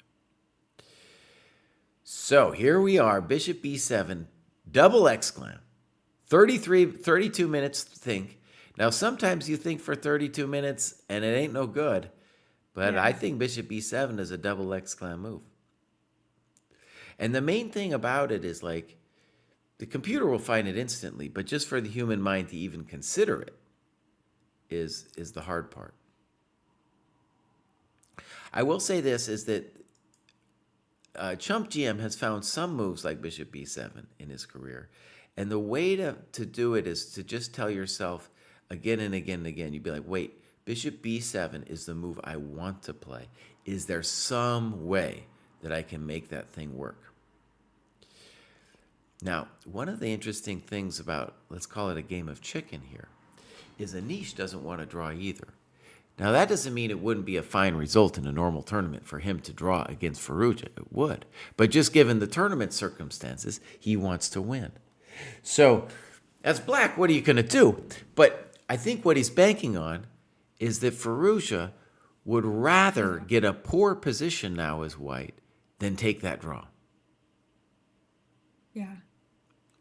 I mean, is the draw worse for Anish or for Ali Reza? They're That's the worse for question. both. Yeah. They both don't want to draw. It means that in that crowd of people at 6, it just starts licking their lips. They're like, oh, thank you so much. And it would happen early in the round too, right? It would happen early Right. in the round. They'd be like, oh, I know what's going on now. I feel my wings are fluttering. You know, you got guys like Arjun back there, dreaming about it. Abdu, dreaming. Nihal, dreaming. MVL even, way at the back of the pack. He's like, Vive la France! He's going. You got all the French speakers, when they see this draw, they're going to be losing their minds. That's so funny. Yeah. So, Yeah. I don't think Firouzja's gonna play c4. okay, He's so gonna let's give us ask a this show. though. What are we going to do if we don't play c4? Because it looks to me like this is such a massive gain of tempo that we will be worse if we do not play c4. Yeah, Yeah. the queen on e4 now does not want to be there anymore. No. No, she clearly did not think about that c4 knight c3 thing. Now, let me just tell you, if I was in his shoes, I would take the draw because my game is looking really terrible now. I feel, right? He Because probably missed bishop e7 for sure. oh yeah, he missed bishop e7 clearly.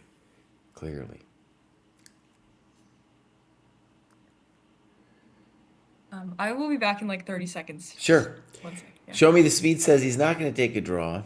Now, let me just say this. If you lose the game, you're totally done. Okay? If you draw the game, you're not out by any means. You're not out by any means. So, that's the gamble you're going to take. If I was white here, and I don't play c4, I think it's very reasonable to say that there is just pain and suffering on my horizon, though. There will be pain and suffering. I just can't emphasize how powerful.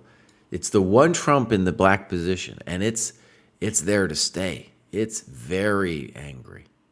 It's a very angry bishop. Not a helicopter parent. No, no, So definitely that not. Definitely not. That thing is angry. That's a the very badass angry queen. parent who's doing things in their life. Yeah. That's right. Yeah. That poor queen. Yeah. I'm gonna look at the live cam. I'm curious to see like what Oh, sure. Yeah, I want to look at Firouzja's it too. reaction was. I just had an idea Um, for Firouzja, maybe, though. I just had an okay. idea. He's picking his nose. That's not a good sign. He's got a really deep booger in there, you know? I think, Really? yeah. Some boogers, go all the way up into the brain. And so if you pull on a, maybe this is a question for a cognitive scientist like Oh yourself. my God, no. If you pull the booger that's really deep in there, can you activate the brain by pulling it, by getting it from way deep in? Anyways, Firouzja's contemplating life. Here's my idea for Firouzja, by the way, that maybe it's not as simple for Anish as Anish thought. Let's go c4, knight c3, and what if we just say what with queen d3? This is maybe a way to keep the game going. Now, the drama doesn't end there. The knight, I feel, would now go to knight a4 and is going to get another tempo with knight c5. But with this position, I don't feel like I'm 100% toast, right? So I can play, this is an example, b3, knight c5, let's say queen e3. I can put my bishop here. My knight I can reroute someday. I'm going to put a rook on d1. I'm not done. I'm not done. So that's another way of playing it. Very hard position to evaluate, but that's my guess here is queen d3 and knight a4. And I would guess that if you turn the engine on, the engine will like black. The engine, by the way, almost always likes the bishops, especially when it's a bad boy like this. But Yeah. this position, you could still work it a little bit. You still have to figure out your knight, of course. But you will have the d file later. And if he ever frisks you on either of these moves, you can, the bishop will be activated.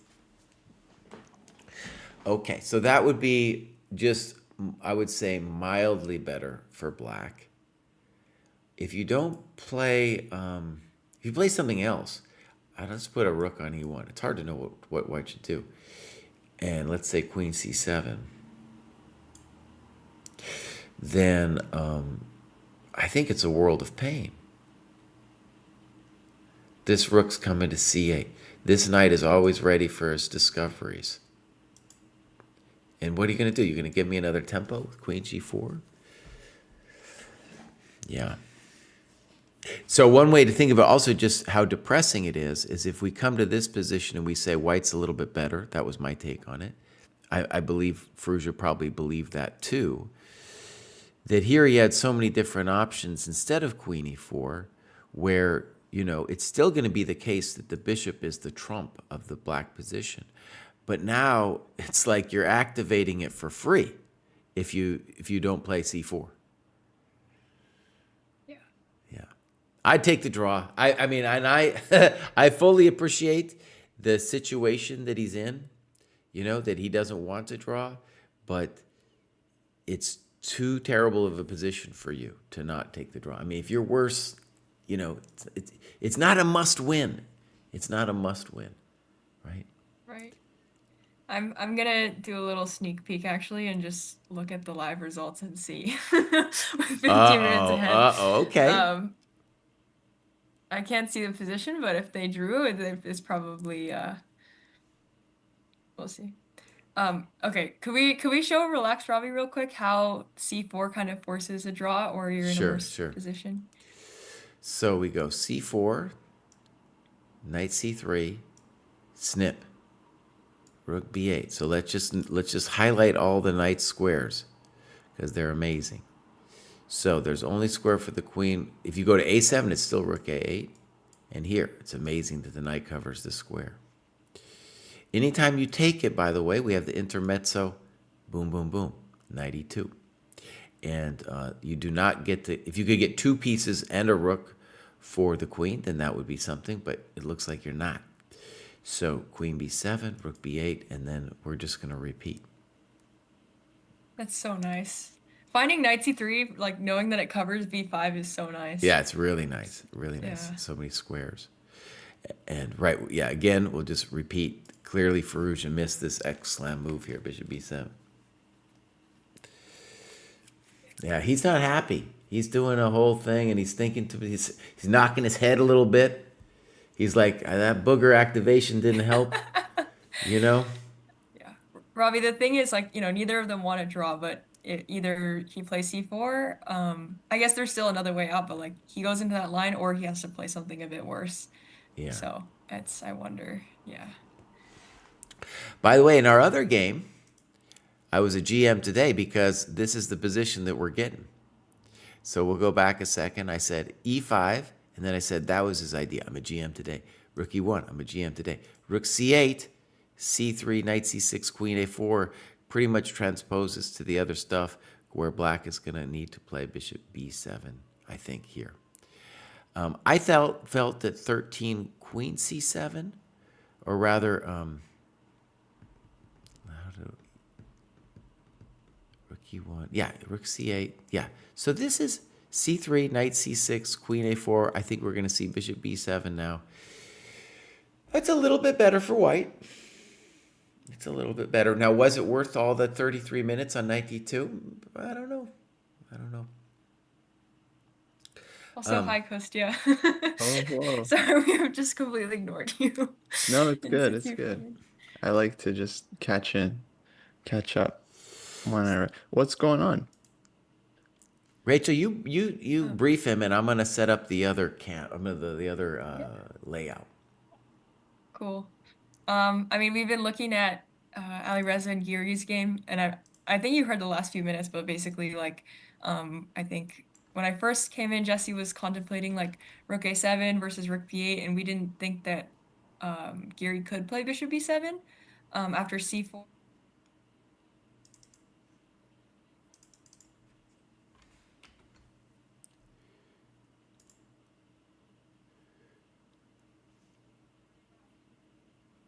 Or play like a slightly worse position with the free tempo.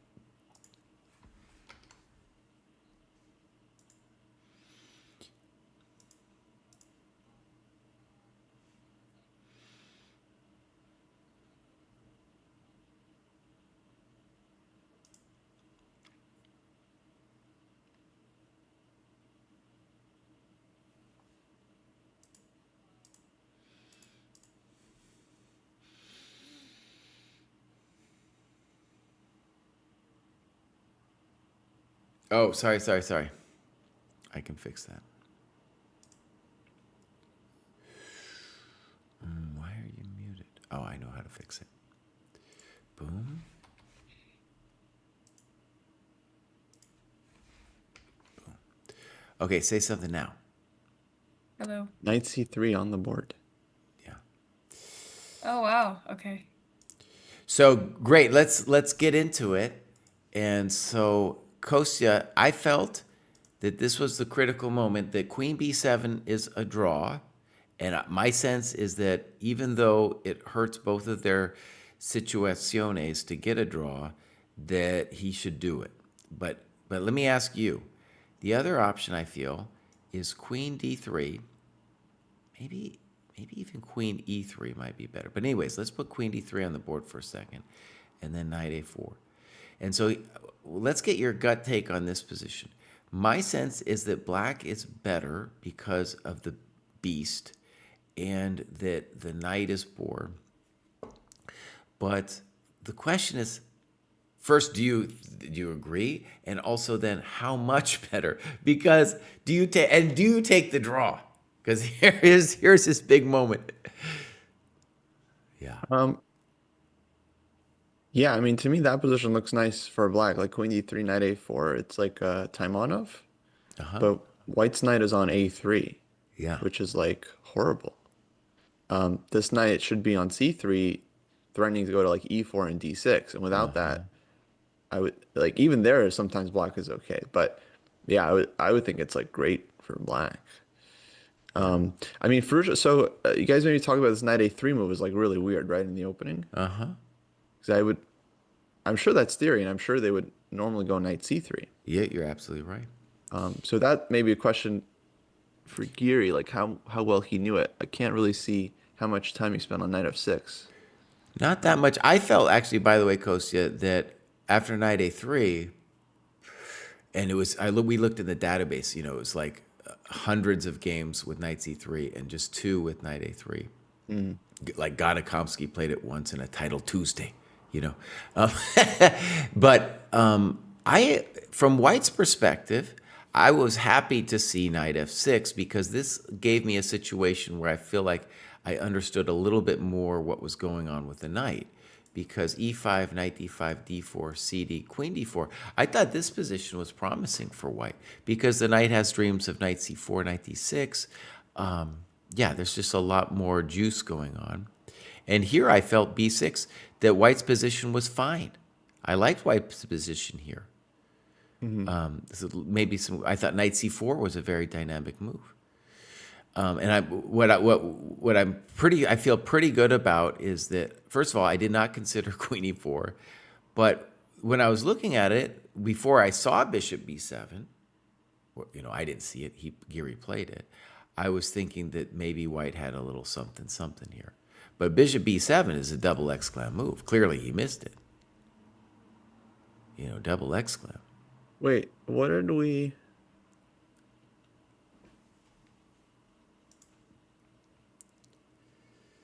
Did you guys look at sacking the queen with queen b7? Sorry, I don't know if it worked. Yeah, we looked, and I can tell you what's wrong. The knight, of course, is a genius, and bang. Right. So we go, bang, and let's so just harvest the pawn for White first, and then knight e2 check to the miserable king. Oh no, King h1, queen b8. and then like bishop e3. All right, let's try bishop e3. I can get out via c3 if I want. Right. I could do it either immediately or I could take and then go to c3. I also looked, Kosti, at bishop d2 to try to hold that square, but then bishop c5 and he gets out on d4. Oh, okay, so you guys looked at all this stuff. Yeah. Oh, I see. All right. All right, I trust you then. That's where my mind went. Like if I have to continue this game, maybe I can. Right. Yeah. We did. Yeah, for sure. I did too. I mean, the other thing I came up here was this queen d3. You could also do something mildly similar with queen e3 here. But okay, question. Let me do the question again to you, Kosti. Now you have a sense of the feel of the position. If you were White in the circumstance where clearly a draw is not the greatest for you, but you're going to be worse if you play on with queen d3, do you play on? Yeah, I just feel like it's like much worse after queen d3, so Right. I'd probably take the draw. Yeah, I agree. But I'm not a winner like Firouzja, you know? I'm a blue bomb kind of guy, I gotta say. I'm closer to blue bomb than to Well, Firouzja. Blue Baum's leading the tournament, dude. He's leading the tournament. There's nothing wrong with being a blue bomb. You know, it's important to be honest with yourself, right? Some people are blue bombs, some people are Firouzjas. I'm a blue bomb. Two kinds of people in this world. Yeah, he's tanking on it. And Yeah, he doesn't want the draw. no, he doesn't want it. But the longer you tank, the more you're probably just going to take on b7. Right. And I think it's perfect play from Giri. He's made his move. He's offered, you know, the draw, so to speak, and he's away from the board. Just let Firouzja Yeah. decide his Let fate. Levon come over and look. Let Parham come over and look. You know? Yeah. And Parham's giving him the eye of like, oh, buddy, you blew it, huh? Yeah, you're gonna be a chicken or are you gonna play? I think you definitely need to be a chicken here. Bruce would be upset, but I don't know, man. You know, I don't know. I think David's maturing, you know, he might even take the draw versus a worse position.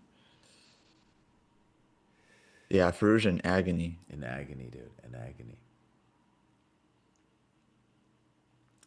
Of course, if this is a draw, it'll really...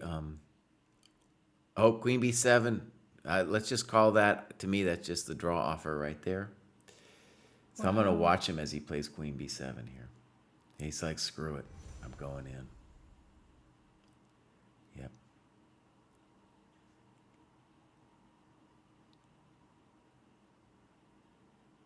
Grisha walked by and said, "Yep, sorry, it's not so easy." Grischuk. Now, Grischuk, I think, is the best interview in chess. Hey, there you go. Take. You need to talk to Grishuk I'll have to about get this him, yeah. situation. He's like Anish. You can give him any question, he'll turn it into gold. All right, so this is what I recommend. Let's turn Keimer Bluebaum into our main game, and we're going to look at our current situation. My sensei eval here, Kostya, is that White's a little bit better. He plays Queen G4, the most aggressive setup. And yeah, I think White's better. What do you think, Kostya? Yeah, small edge for White. I definitely take White. Very important game for Keimer. Let's go ahead. I'm going to go ahead and say this is truly nasty for Black. I don't want to say lost or anything, but I do want to say nasty. Yeah, because your knight is terrible. Your bishop is obviously pinned. White has simple play on the king side, the most obvious being knight f3 and h4. You know, knight f3 will gain us a tempo because you got to figure out bishop h6. h4 is going to follow up. It's just real easy play for White.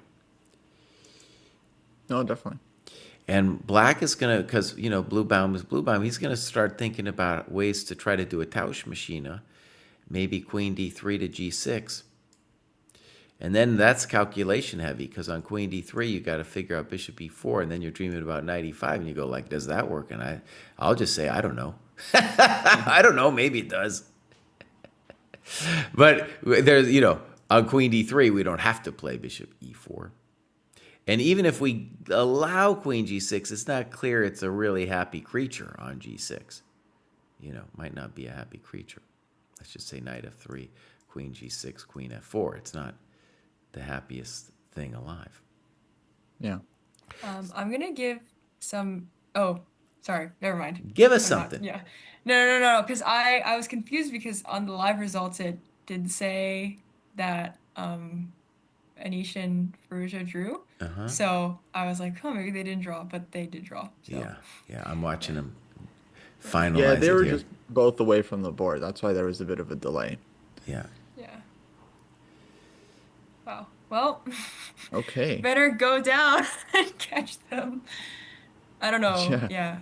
I mean, yeah. Anish gave me an interview yesterday, and Firouzja told me he didn't want to give one until the end of the tournament. So, Okay. you know, probably no need to even, yeah.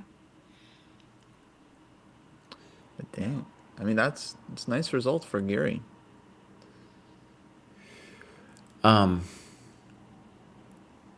You could ask him about finding bishop b7. I think another curious thing about bishop b7, though, is here's an interesting question. Like, you could ask him, if you don't find bishop b7, do you think you're worse? And the interesting thing there is, like, bishop b7 is a great move. It's objectively, obviously the best move. However, it does kind of force your opponent to make a draw. Mm-hmm. And you also don't want to draw. It's a great result to draw against Firouzja's Black and everything, but just in the tournament situation, like, you could ask, when you played bishop b7, a beautiful move, did you say to yourself, wait a second, I'm forcing a draw here?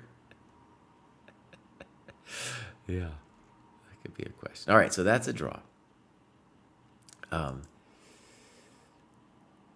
And Yeah, I wonder how upset Firouzja is by it.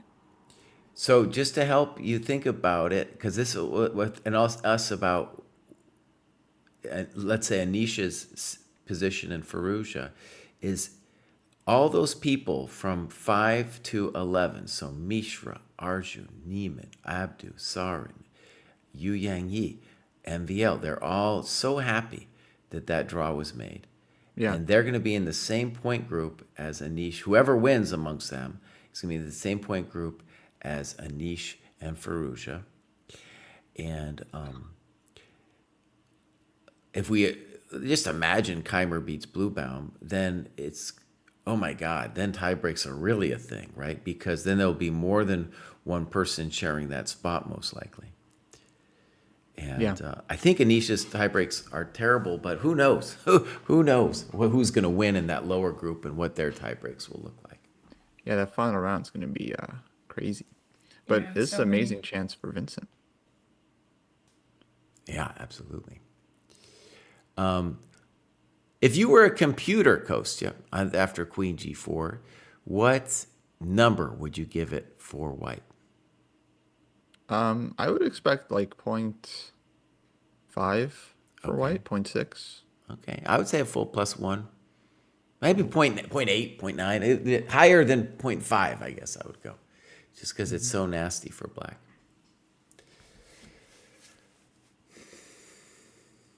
Dang, what a turn. I went to bed late last night, but I woke up this morning and I was like, oh, Grand Swiss. I got it.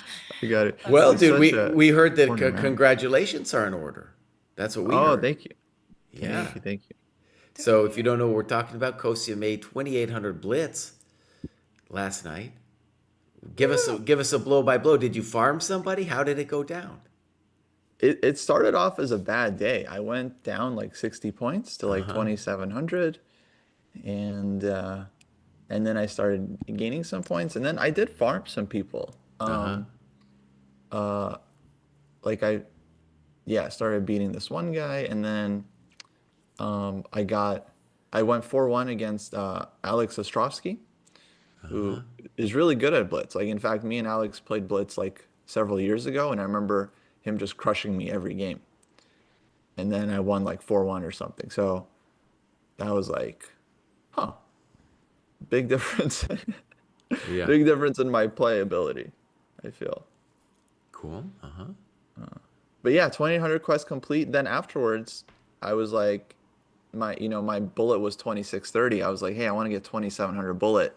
Nail that. Just like beat someone 9-1 in bullet. Got Wow, up to okay. 2,700. And yeah, so I don't know. Only classical is left now for me. I've achieved 2,800. all the rings.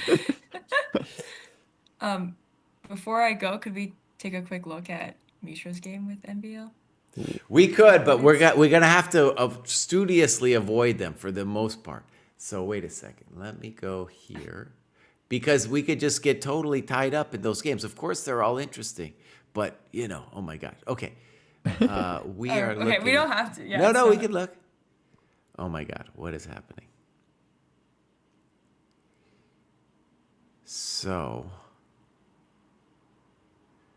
an obvious thing to say is that Mishra, everybody knows what MVL's going to do, except normally MVL plays the Nightorf, and here he went for this Taimanov situation.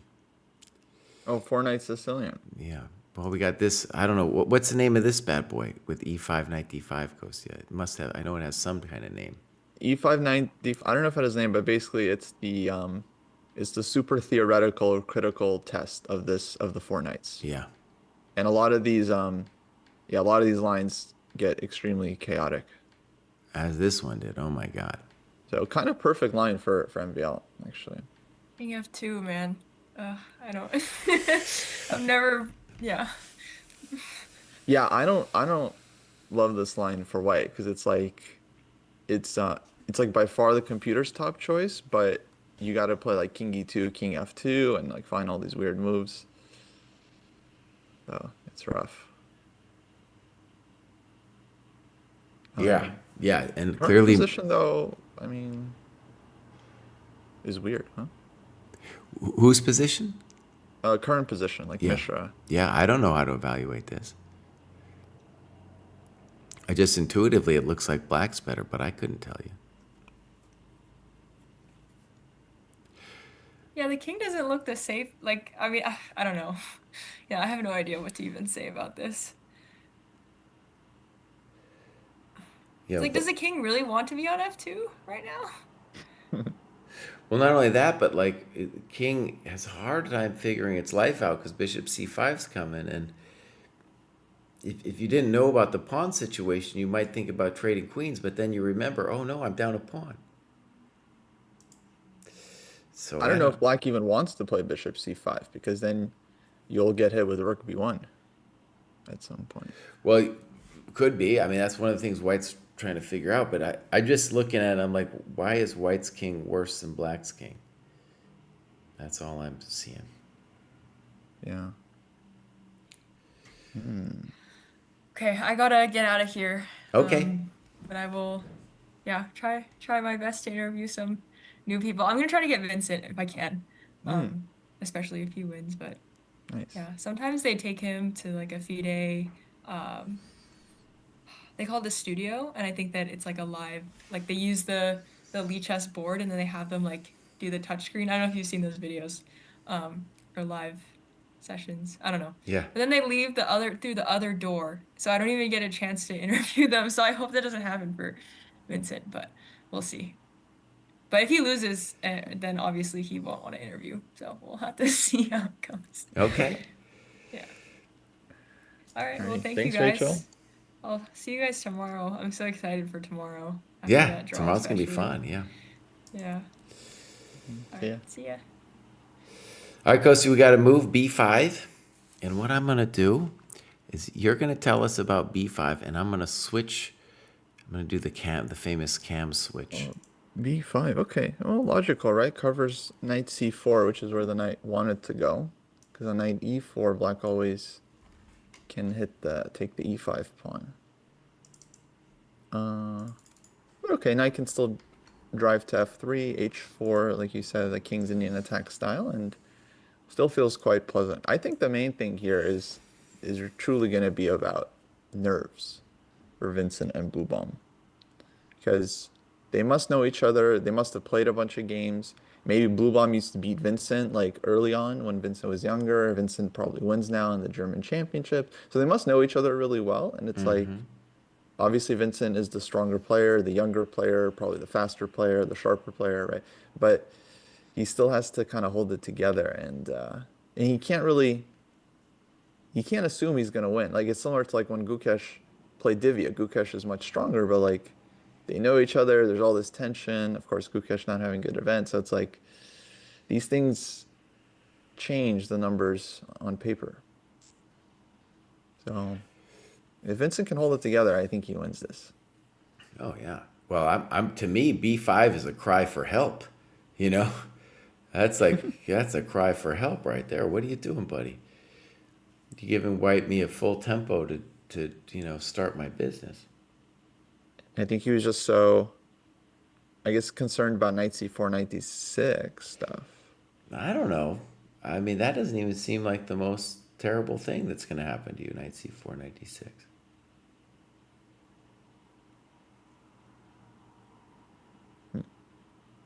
Like queen c7 would have been the other move, right? Yeah, And then knight c4 maybe? Or knight f3. There's nothing wrong with knight f3. Yeah, I'm just saying maybe he was afraid of knight c4. So yeah, if I was White, the two candidate moves here, which probably are both good, is h4 and knight f3.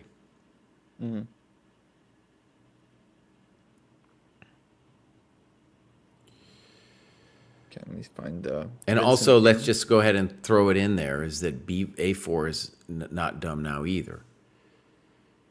If you want to give me the A file. The A file, though, it looks nice, but it might not actually do anything. Oh, Vincent went with the vest today again. Yeah, dude, he's got the three-piece suit going on. Yeah. Interesting. This always triggers me in a way, makes me think wedding. Yeah. Like he's Well, wait, why is that? It's not triggering to think wedding, is it? not triggering, but like it reminds me of like weddings. Of course. It triggers the thought, like, oh, is he part of the wedding party? Yeah. The Germans don't do wedding parties in the same way, though, so maybe he doesn't understand what he just did to you, Kostya. He might not know what he's responsible for. It's a very beautiful blue he's got there. I always find also with formal stuff at a tournament, like I get why the organizers would want you to look kind of fancy, but you're sitting there for like 4 or 5 hours, bro. It's, you want to be comfortable. Oh, absolutely. I sometimes think about that. Like, I mostly play open tournaments, and there's like no dress code 99% of the games I play. But then like every once in a while, maybe I like want to dress up, or there's some event after, and I like want to look nice, and then it's always just a very different experience. I'm just like not used to it. Like, how do these guys do it? One thought I have for Bluebaum is is he's saying to himself, okay, I'm gonna wait for you to play knight f3, and then I'm gonna play queen d3, and I'm saying bishop h6, I got queen g6, and let's just say you play h4, and then I want to play probably queen f5, and I want to trap your queen. I'm going to trap your queen and say, the endgame is a little worse for me, but I'm ready. I would love to escape into an endgame rather than get mated. Because getting mated is, no one likes getting mated. And that endgame doesn't look horrible. So that's my thought for Vincent. And the other thing, though, is like maybe it would help us to understand it is if we had done it here, what would happen now? There's always bishop e4, right? Well, okay, on bishop e4, I was thinking maybe the dude could live with knight e5. Knight e5, yeah. Knight e5 works. Queen h5, bishop e4. Right. And you could play bishop h7, rook e5, but then the kraken is loosed. No, that's no good. So anyways, maybe it'll help us understand b5 if we understand what about this position you didn't like. Because one thing I was thinking on queen d3 is maybe just knight f3, but then of course like some kind of queen f5, and not so easy. Queen d3, maybe. Let's try your move, knight c4. I don't know if it's so special though. I don't know. So knight c4 kind of threatens bishop e4 now. Yeah, it's more than kind of. Yeah.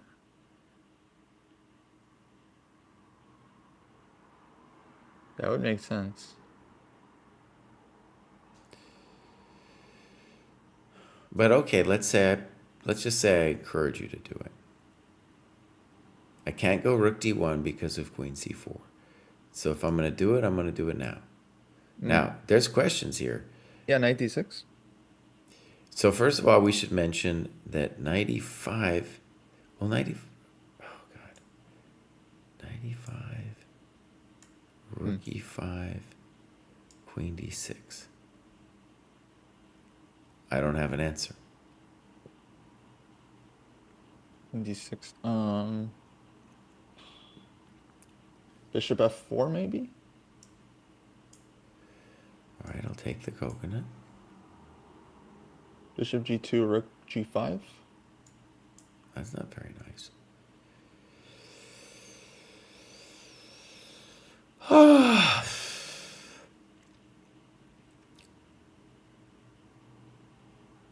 Yeah, I'm not sure. I'm not. I still don't even know what's happening. Like, here we go here. Oh, Vincent played a4, which I didn't. I thought about this. I think it's neutral. I think it's neutral because you're saying an a6 came immediately, and you're saying, look, I'm just going to open up the a file. Always useful in some way. Yeah, that's true. It's probably a good move.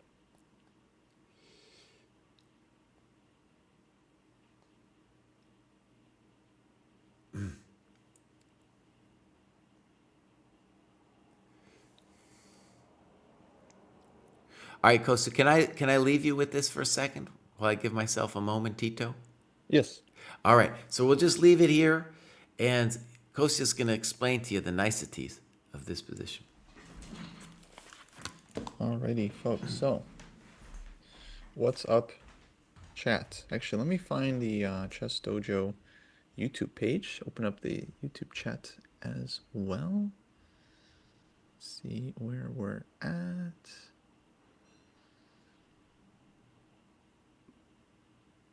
So yeah, we're thinking this is looking nice for Vincent. He's got the a4, he's got knight f3, h4 coming. Lots of ideas. So big chance. Wait, I was distracted by something. Wow, we have 9.75 million total views on the YouTube channel, which is cool. So we're almost at 10 million total views, total, like lifetime. So if everyone in chat could go and watch either one video or either one video 1,000 times or 1,000 videos one time, we'd make it to 10 million views very quickly. All right, let's check out the body cam. See the players. Okay, A4, A6 on the board. Both players very focused. Blue Bomb waiting to see if he's gonna get slaughtered or survive. Knight F3 on the board. So Knight F3, one of the moves we're strongly looking at for white here, just because it brings the pieces to the king side, opens up the bishop. H4 coming.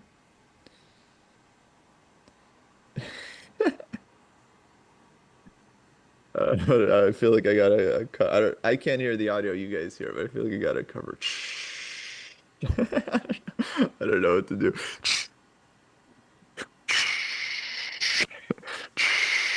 I don't know what's happening. try to recover. Ooh, Amin Tabatabai, he's there. One face I keep seeing walking over, like through and through, like Ruslan Ponomarev. He seemed like every round I see him on every camera. He's always walking around. He's a big walker, isn't he? I'm a big walker too. If it's not my move, I basically just don't even want to be at the board. So Knight F3. Moves for black. So there's this Queen D3. If black were to go Queen D3 right now, I'm not exactly sure what white's response would be. He can go Knight G5, Bishop G5, H4.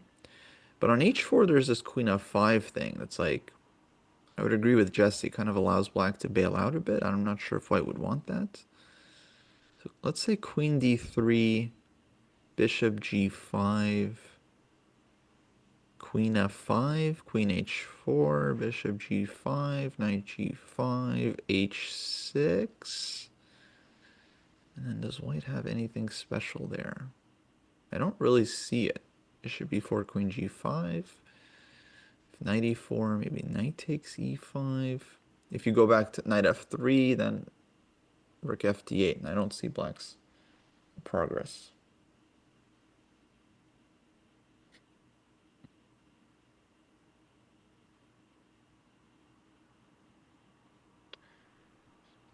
Oh, Pono's drawn every single game. Well, of course, I mean, we can't judge without looking at the games, right? This happens. You know who also drew every single game until yesterday was Volodar Murzin. You know, he had 9 straight draws, the young kid, young world rapid champion, right? But of course, we probably think he has some ambition. So it's not enough to just judge based on the results, guys. You also have to look at the games, which is one of the reasons why Giri was always unfairly treated by the chess media, is because his 14 draw candidates tournament, where he got his reputation, was full of interesting games where he was pushing for the win, failing at the last moment, saving bad positions. So of course it was, yeah, draws a normal result in chess. So you have to, and it happens at this level. Like strong grandmaster, very hard to beat strong grandmaster. Very hard to beat a strong grandmaster. So that goes both ways. If 2 strong grandmasters are playing, it's very hard for either of them to beat each other. And all the mistakes that we've seen in this tournament, like all the decisive games, come from someone making a huge mistake, blunder, that kind of thing. So yeah, these decisive games at the top are few and far in between. Now I'm just curious what's going on with Hans and Prague. Wait, there's a suggestion, Knight F3, Queen D3. So Rook on D1 is unprotected. That's white's issue here. That's the problem for white.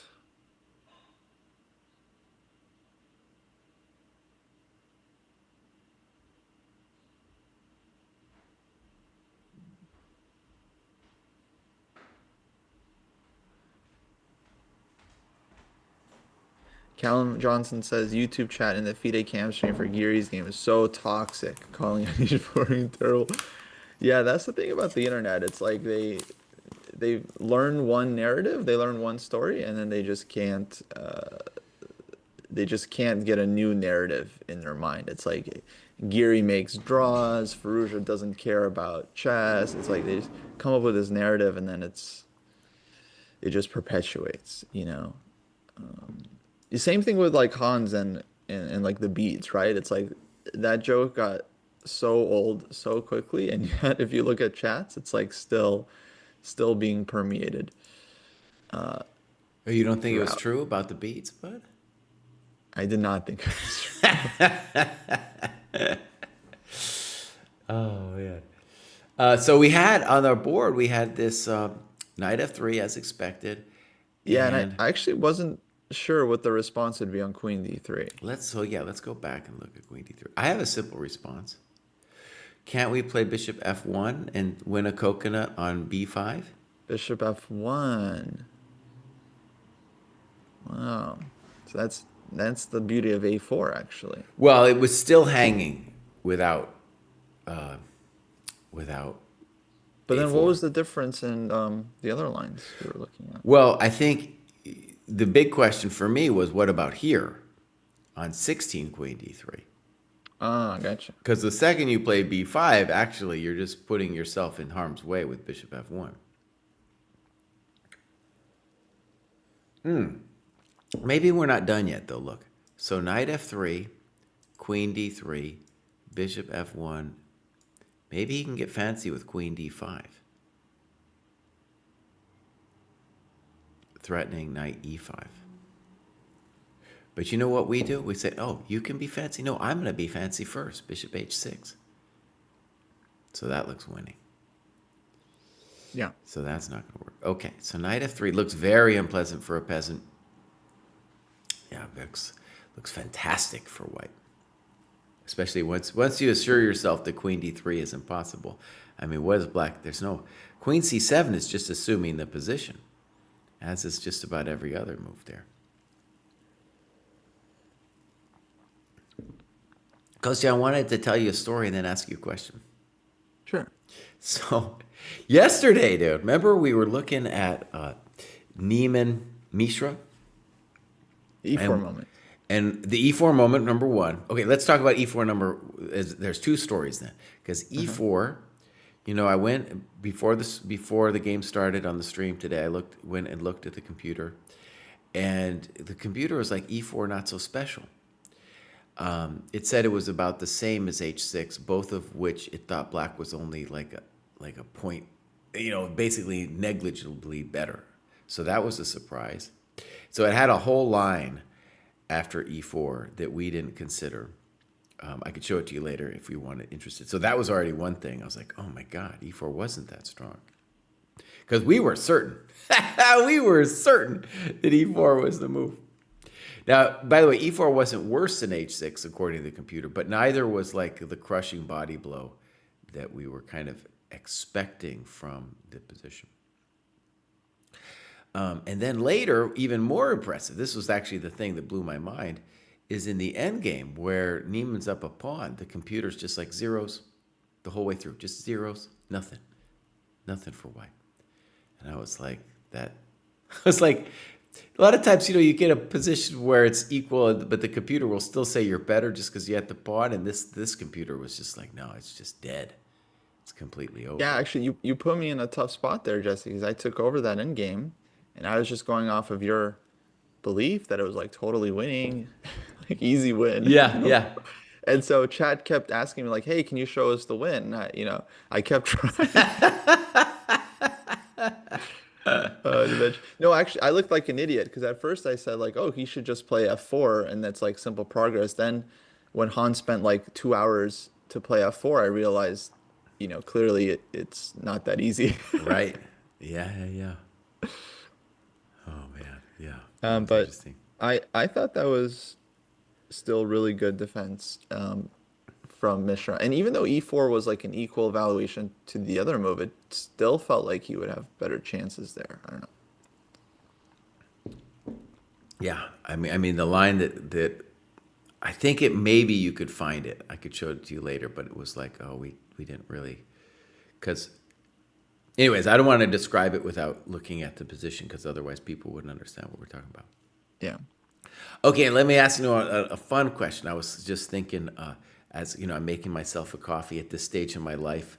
My one pleasure is to drink coffee, and I was thinking back, and I was like, oh, you know, when I was Kosta's age, dude, if I had won the 2,800, then maybe I'd get some friends together. I'd be like, you must go out drinking with me.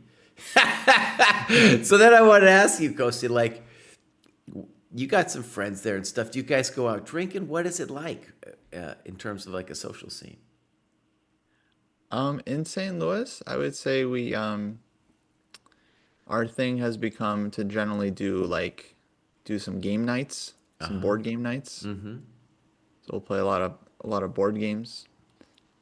Sometimes some bug house, but mostly non-chess stuff. And yeah, it's fun. It's Eric Rosen. He's the glue, holds everyone He's the glue. kind of together. And yeah, a lot of it depends on when people are in town. Sometimes people are just like out of town, like me, for times. But yeah, generally it's pretty fun. We try to do some training together as well. And yeah, especially during like the events like US Championships and Phil Cup, things are always very social. Cool. But no big time partying. We got King H8 on the board after 11 minutes. Yeah, no huge parties. No huge parties. I think everyone is a little bit older now and less. You guys aren't older, buddy. Come on now. Come on now. But my generation, like a lot of people have like, stopped drinking, stopped doing. A lot of the younger generation too, I think, doesn't drink at all, which is interesting. Probably a good change. Okay, so King H8 on the board, obviously defending against Bishop H6. White is, to my mind, obviously better, but a variety of moves that he could do. H4 is the most natural, but there's other things. Knight G5 might be a big deal. I got to tell you about my story with ChatGPT yesterday. Okay, let's hear it. This is great. So yesterday we were talking, someone asked if Mishra would be the youngest ever candidate if he qualified. And I was like, I'm not sure. I think like Fischer was like 15 or something. I didn't know. So I asked ChatGPT, and ChatGPT said it was Magnus who was the youngest at 16 years, 11 months. Okay. And then I was like, well, what about Fischer? And then it was like, oh, you're right. Fischer was 15 when he played his first candidates. And then Magnus, this is what ChatGPT told me. And then Magnus broke Fischer's record at the age of 16 years. So Fischer got it at 15 years, youngest candidate ever. And then according to ChatGPT, Magnus then broke his record at the age of 16, 1 year older. Okay, but in defense to ChatGPT, the tournament that Fischer plays in is an interzonal that's huge. It's not like the modern candidates tournament, right? It's like a much bigger field. Yeah, but the one for Magnus that it was counting was the like Elista 2007 like knockout matches. That wasn't like the classic candidates tournament either. Fair point. Yeah. So just candidates cycle. But to me, the funniest thing, it's like it forgets about Fischer. Fair enough. Not everyone knows about Bobby Fischer.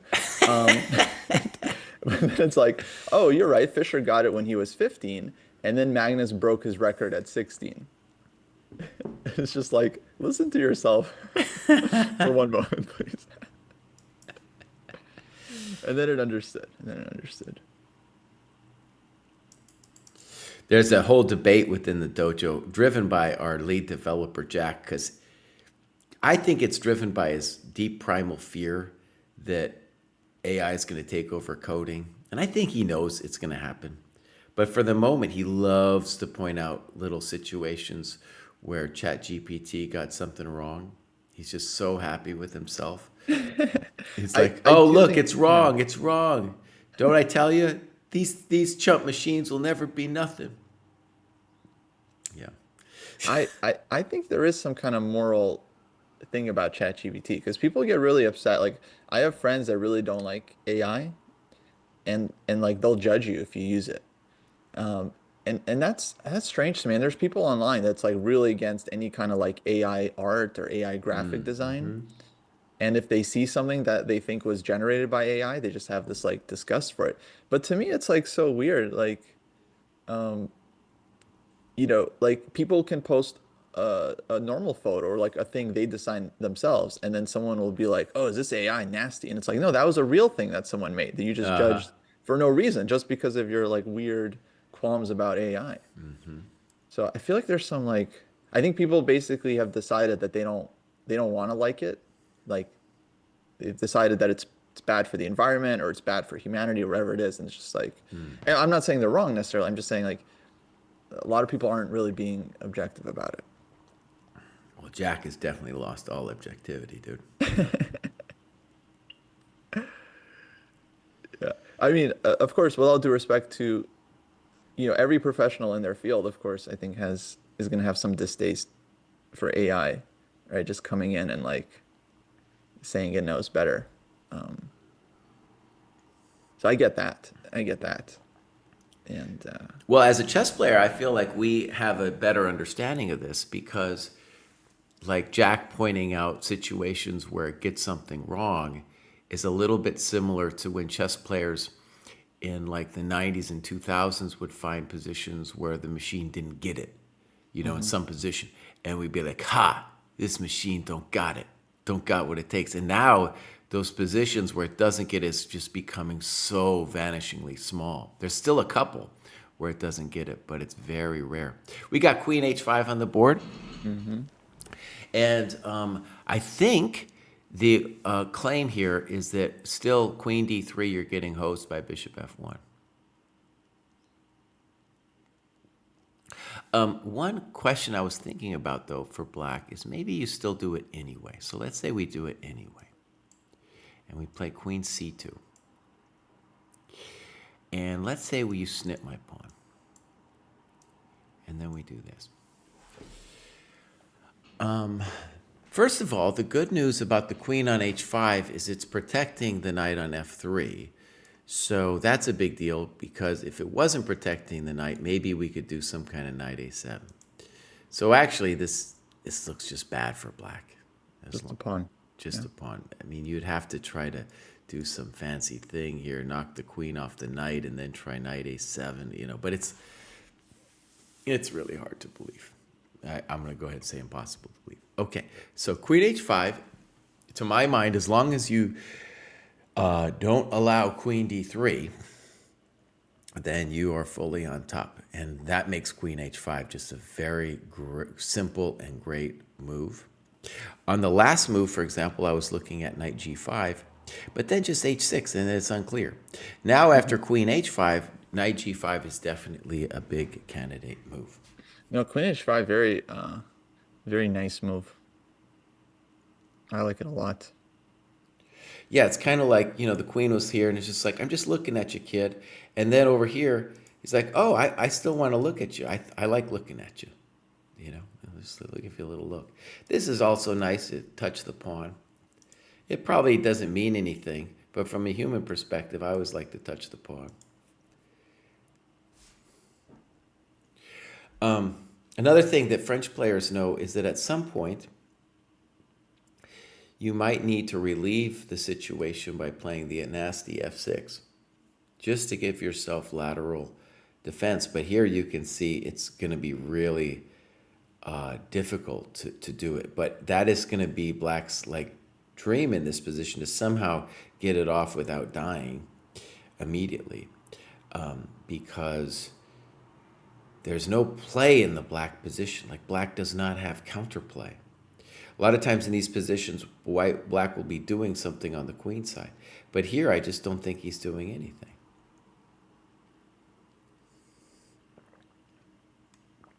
Yeah, this does not look good. Yeah, I don't. Yeah, it feels like a position where maybe engine might hold it, but it's like, yeah, you have to find like just really like you have to play Queen E8 and just like really precise moves.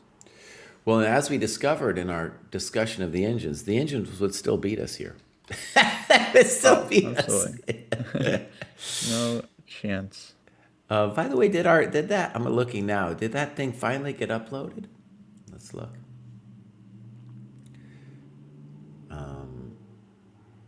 No, we still haven't got that. Oh, dude, that's very frustrating.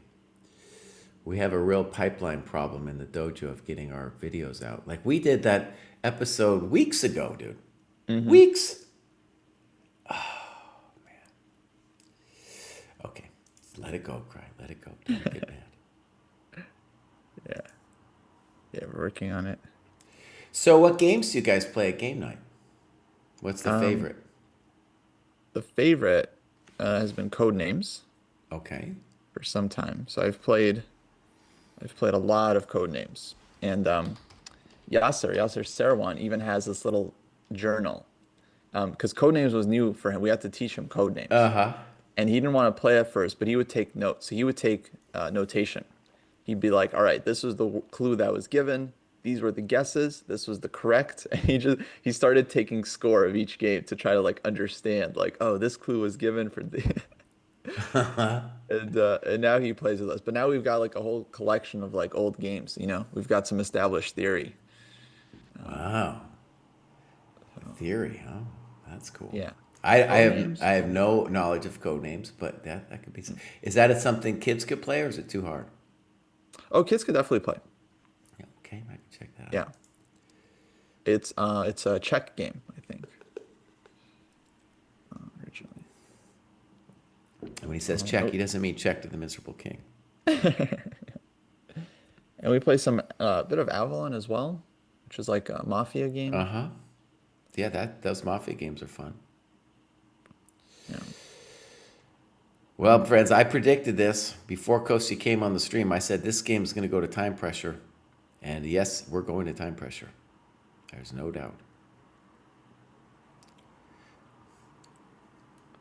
Ooh, Hearts of Fire says Codenames becomes broken if you come up with a system to use words to represent positions on the board. But that's cheating. That's just against the rules. Because in Codenames, you're supposed to give clues that relate to the meaning of the word. And if you do anything else, then you're basically breaking the rules. One thing I've discovered, Kosi, maybe I would want to ask other chess players about this, but I am very resistant to learning new games. I feel like, obviously, chess, like David and the GM House, they were trying to get me into Go for a while, and I was like, dude, I'm sure it's a great game, but I already got something going on. And then, just for like more fun games, I'll play Catan. I'm kind of into the Catan, but to learn, it's a lot of energy to learn a new game.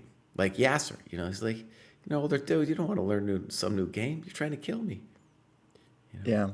No, I'm fascinated by people like Chucky that go into checkers and play that seriously.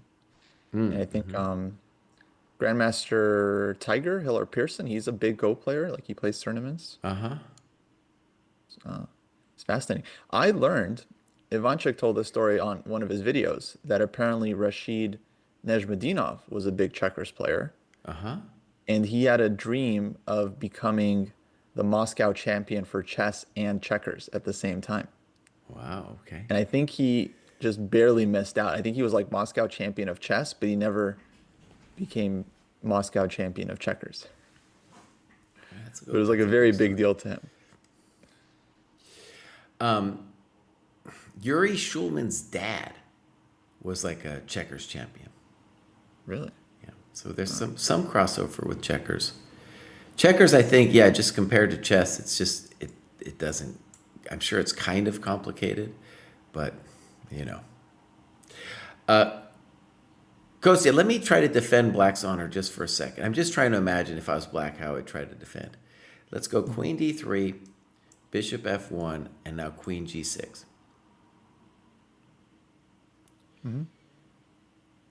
So you could try not taking, but let's try taking first. So FG, and I'm touching your knight, and I'm saying, I know this looks ugly, but I'm going to just try to live through this.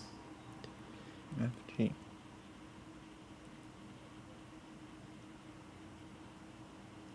Maybe.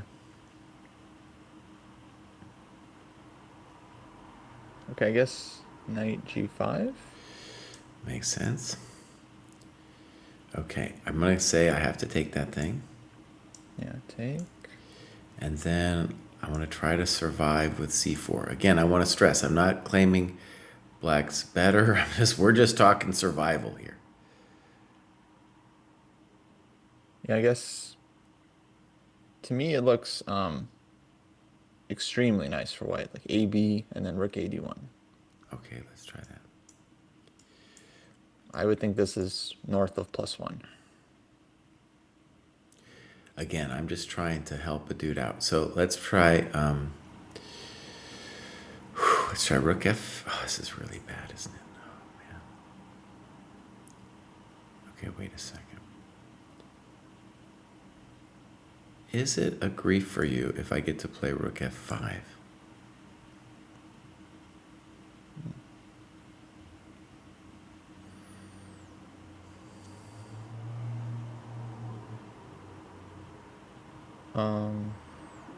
Rook D7 maybe?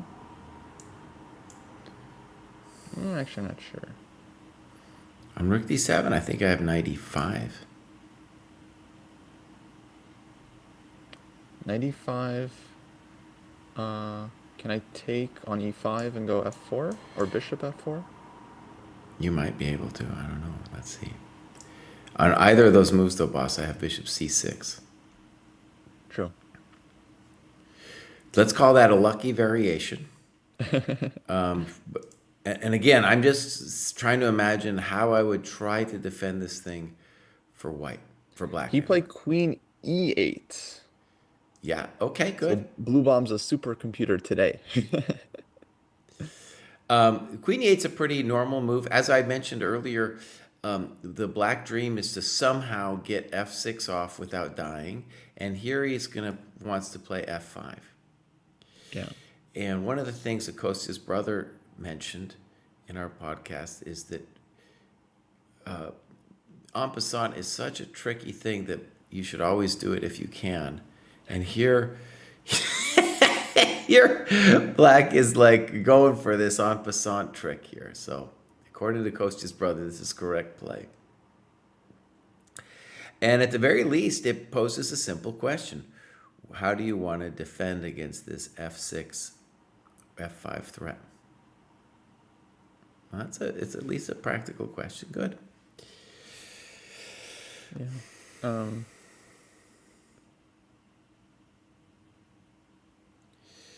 Now, we should stress that even if it was black's move and he played F5 and we took on E8, we would still like the white position. Yeah. But it would be a huge improvement for black. He's no longer going to get mated. Yeah, it's still pleasant. So knight G5 here. I guess black wants H6.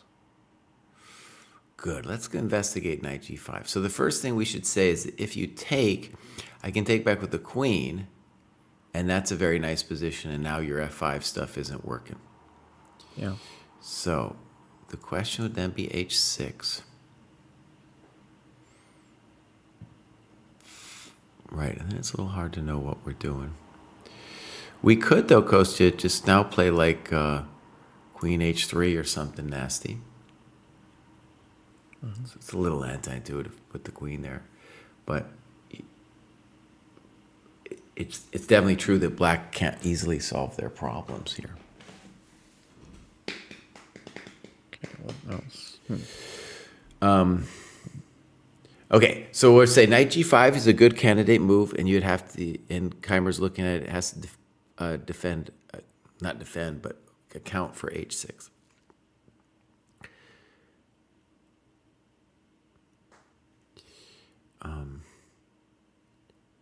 There's the... You could also just play queen H3 immediately. You know, it's obviously a little sad to put the queen on H3, but the queen on E8 is also not the happiest piece. True.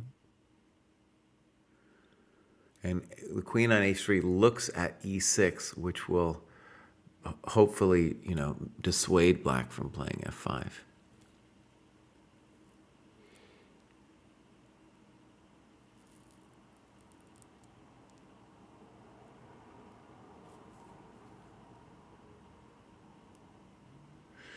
Bishop f1 is a thought, but I don't understand it after, let's say, c4. I don't know what we're doing after c4.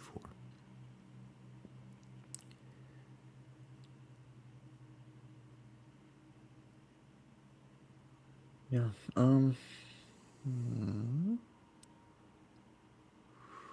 Feel like.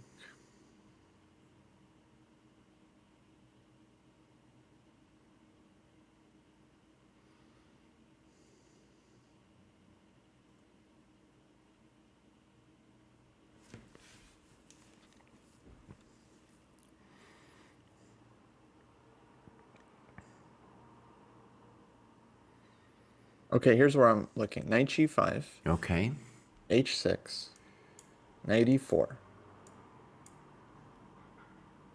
f5. And then I take on e8 and I go knight d6. Yeah, I might want to take with the other rook, but let's just show this first. That could be pleasant, yeah. Okay, let's continue just a second longer here. Rook d8, let's go a, b. And here I wanted either bishop e3, or maybe there's something else, but I think just bishop e3. Okay, so we'll say that's definitely a nice position for white. If c4, bishop c5, if rook d6, bishop c5. But black, I guess, they can kind of dream here. Too. Dreams of survival. I don't know. It looks really bad. Like a move like b4 looks nice. Yeah. Yeah, that looks real nice for white. Okay, let's go back and look at that again. So, knight g5, we're saying that, well, f5 seems completely out because of queen takes and knight e6. So if bishop g5, we're saying queen g5's got to be a great position for white. So that then demands h6. Kostya is interested in knight e4. And with the big kahuna takedown. That's what they call it, the big kahuna takedown on knight d6.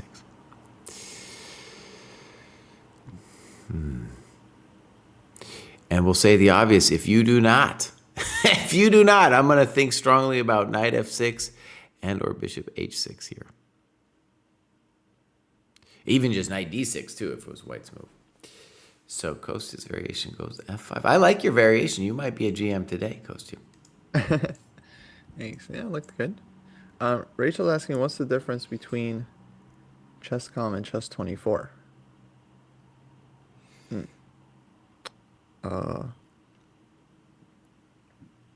Well, there's a long story.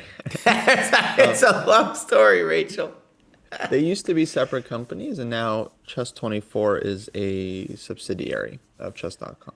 And I think their current relationship is that Chess.com does the popcorn chess stuff, and then Chess24 does like the more serious analysis stuff. It's kind of their split. And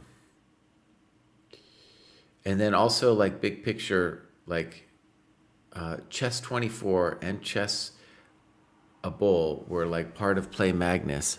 They were eaten by Chess.com.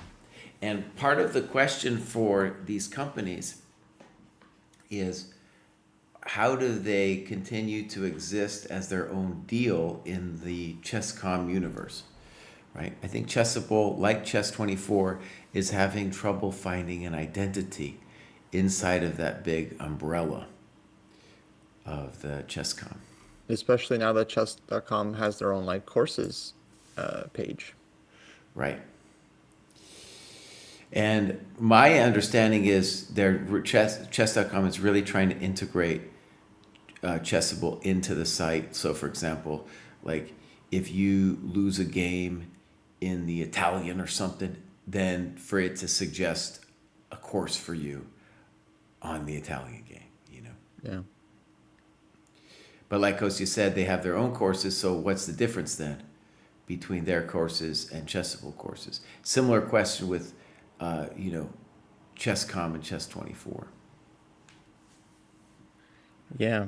And the difference is only a format difference because it's like they started porting a lot of the Chessable courses over. Now they're saying they're not, getting rid of Chessable, but it's just like they are putting Chessable on their site basically. Ooh, Bishop G5 played. G5, so this was not on our radar. I thought you were going to be a GM today for sure, Kostya. So let's figure this out. So Bishop G5, I'm going for F5. Okay, wait a second. On F5, I can just play Queen H4. Right. But then we're not done because he goes H6. H6, yeah. By the way, Bishop G5 might also be playable for black, and then Knight G, and then H6. Okay, wait, I don't get it yet. Hold on. I don't understand Bishop G5. All right, so F5.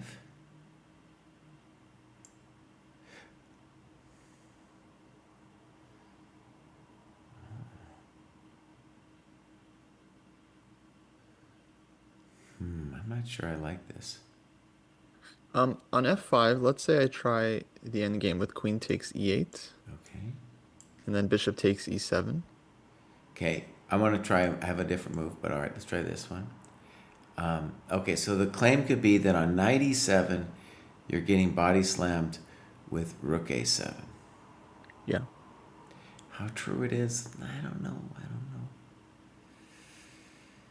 And on Rook E7, let's go Rook E7 first. We'll look at Knight E7 in a second. Okay, so Rook E7, I was thinking Rook A D1. Mm-hmm. Just want to come into D6, Knight G5.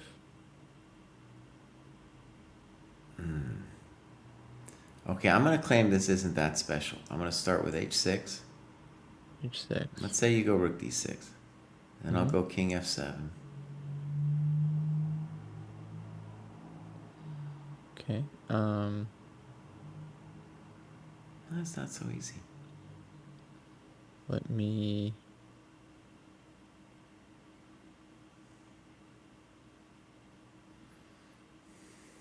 try. How about just Rook ED1? King F7. King F7. And then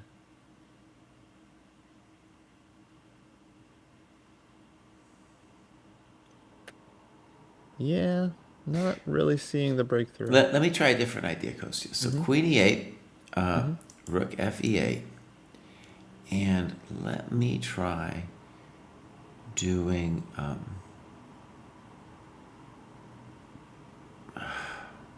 I don't get it. All right, so wait a second. Let's go back. So on F5, we have not found anything convincing in the endgame. Queen H4. Let me try to defend his honor, Kostya. So why don't you play black? So H6 makes sense to me, but you do whatever you think is right. Yeah, Queen H4. I was going to take on G5. Okay. Recapture. Knight G5, then H6. Okay, so first bit of good news is I don't have to move immediately. Let's play Rook AD1 on the board. AD1. Okay, King G8. Oh, Knight E6. Oops. Let's show that. That's a nice one. Okay, I'm getting somewhere. You can do any take back you want here, Kostya. Yeah, so H6, Rook AD1.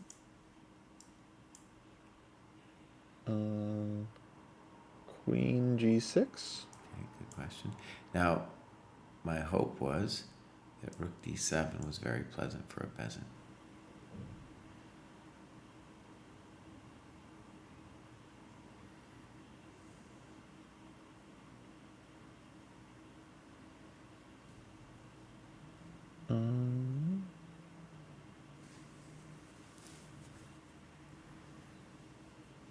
Maybe bishop a8.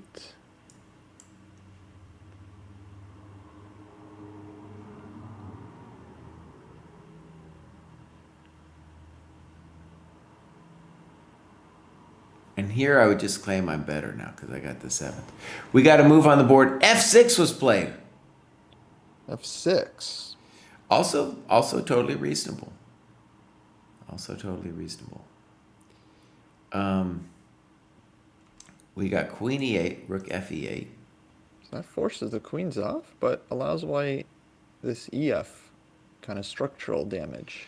I don't think it's that okay, just intuitively it doesn't look that special to me. I don't like this bishop g5 move. Tomorrow morning I'm going to look. I'm going to be like, Vincent, were you sure about this bishop g5 thing? Okay, in addition to ef, you could also play bishop f4, and that might not be done. All right, what does he do? ef, like a normal person.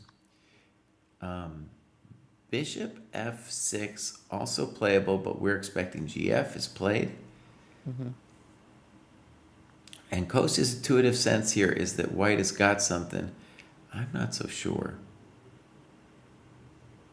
Because the pawn on f6 kind of murders the knight on f3. Well, just an example, like I go bishop h6. Okay, I think, by the way, bishop h6 might be important because it actually prevents bishop f8. Yeah, played. Play. Okay, good. And now on e5, there's knight h4. Good. So let's show that.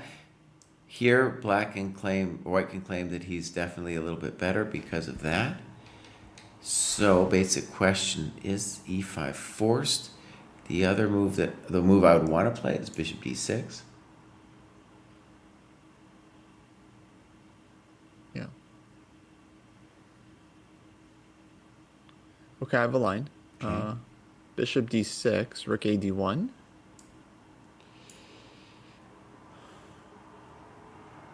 Now, I want to stress that knight e5 is no possible because knight takes and my bishop's hanging. I'm not in time. So I got to move the bishop or play rook cd8. Let's play rook cd8. And then let's say knight h4 here. I'm kind of threatening knight f5, I think. The man is kind of threatening knight f5. Okay.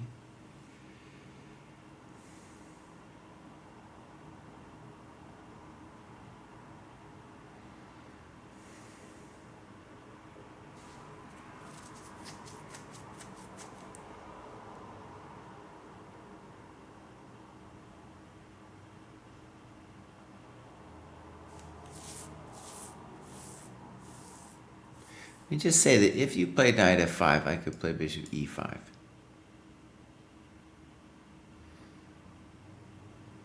So let's say I improve my king. Maybe I might do a take back on king g8.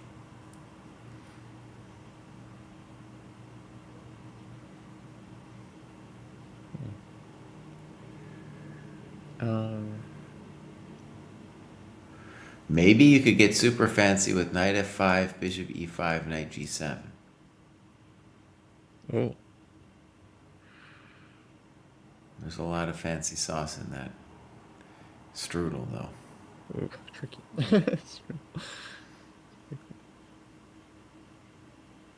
Actually, even better for me would be knight f5, and maybe I can get away with this. I think I just end up losing a pawn. So like bishop takes, king takes, rook takes, knight takes. No, I don't lose a pawn. I hold it together. No, but there's no knight d6. Maybe there's 96 right now. Boom. Oh God. Okay, so bishop h6, and this is going to be this is definitely a time pressure situation. It might seem like 26 minutes is a lot of time. No, he's basically down to a minute a move to move 40 here. Yeah. It's time for Nihal update. Let's see. Today Nihal played. Oh boy. Oh shoot. Like half a page of bullet games. So I can't even count. I'm estimating there's like 30 bullet games he played. Again, won most of them. Looks like he scored, I don't know, 22 and a half or something. So Mishra and MVL draw. We're gonna say they're done. They're done, and the rest of the field. Anytime you see a draw up there, they're just applauding. They're like, "Oh, thank God, thank God! I love draws." Bruce might not like them, but I like them. Yeah. They're out. But Mishra still amazing tournament. Amazing tournament for him. And I'm gonna go ahead and say Niemann versus Prague looks. I don't know. We'll call that roughly equal. Jan suddenly in that group, that long group. Is that true? He's in that group? No, he's not in the group. Jan is in the group, but Nordebek is in the group. And Jan's probably a touch better. Yeah, he is a touch better. Let's see the most. Wait, one sec. The most recent game Nihal played was around 4 p.m. Central Time yesterday. So Uzbekistan time, that means like early morning for them, right? Like 3 a.m. or something? Oh my God. It's full degen. Uzbek time right now. Hard for me to say what's going on with Yu Yang Yi and Eric Geisy. I don't know really anything. Do you know anything about Yu Yang Yi, Kostya? I played him once, OTB. Okay. He crushed me. I don't know anything about his personal life, but very strong. Okay, knight d8 played. Good move. It's at least it's an attempt. So hold on, I want to do a take back here. So bishop g5, I was unconvinced with f5 for black, but dude played f6, giving this position where white is at least clearly better. Kostya, can you help me understand what was wrong with f5? I guess I felt I had a little something with queen h4, but it was not as good as the position that we're getting in the game, I feel. My best explanation is that f6 forces the queens off, Okay, well, that's true. and that Buvan wanted to force the queens off. Like that's my best explanation. I don't know, man. You get this. This is nasty. Yeah. Okay, but here we go. Knight d8. White has several moves. The most obvious is rook a7. But he's got a lot of different moves. Rook a5, rook ed1, some kind of knight move.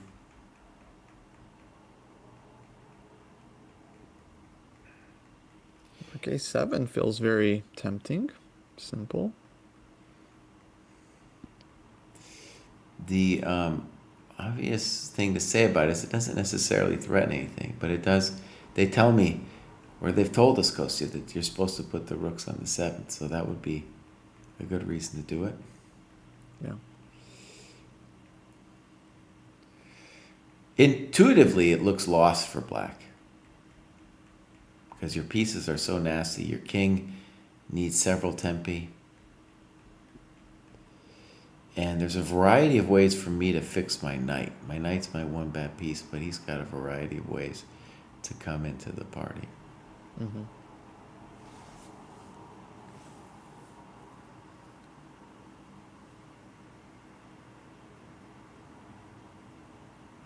Also, it's like white has so many cool things he can do with the rooks. It's almost like you would love a third rook, right? Because I like rook ed1 is a move, but I'm like, well, I don't want to move off e6. That's a nice little tasty cruncher. I want to leave him there. Yeah, what if I just go knight h4 here as white? Try to bring the knight to g2 and f4. It got to be a nice position for white. Looks super pleasant, right? Both rooks are just pounding, and black has weaker structure. I think one way to maybe talk about it then is to say, well, in that case, let's play rook a7 with the claim that black can't do nothing really anyway. And then we'll play knight h4. Now, the argument against it could be on rook a7. Maybe black could play rook a8. Maybe.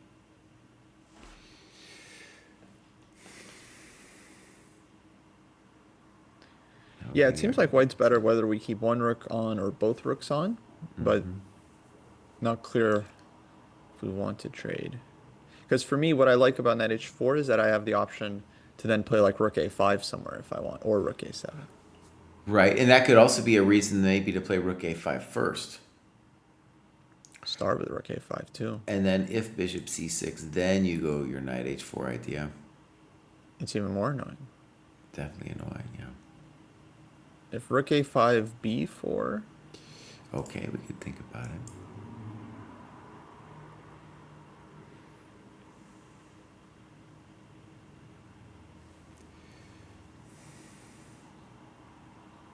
oh yes, I was asking about FIDE president if he was at the event or not. Dvorkovich, wow.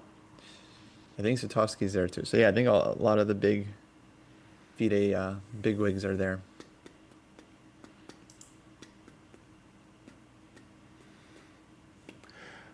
Let's play. Let's see if we can guess the move here, Kostu. So we got rook a5, rook a7, some kind of knight h4. I'm certain knight d2 has got to also be interesting.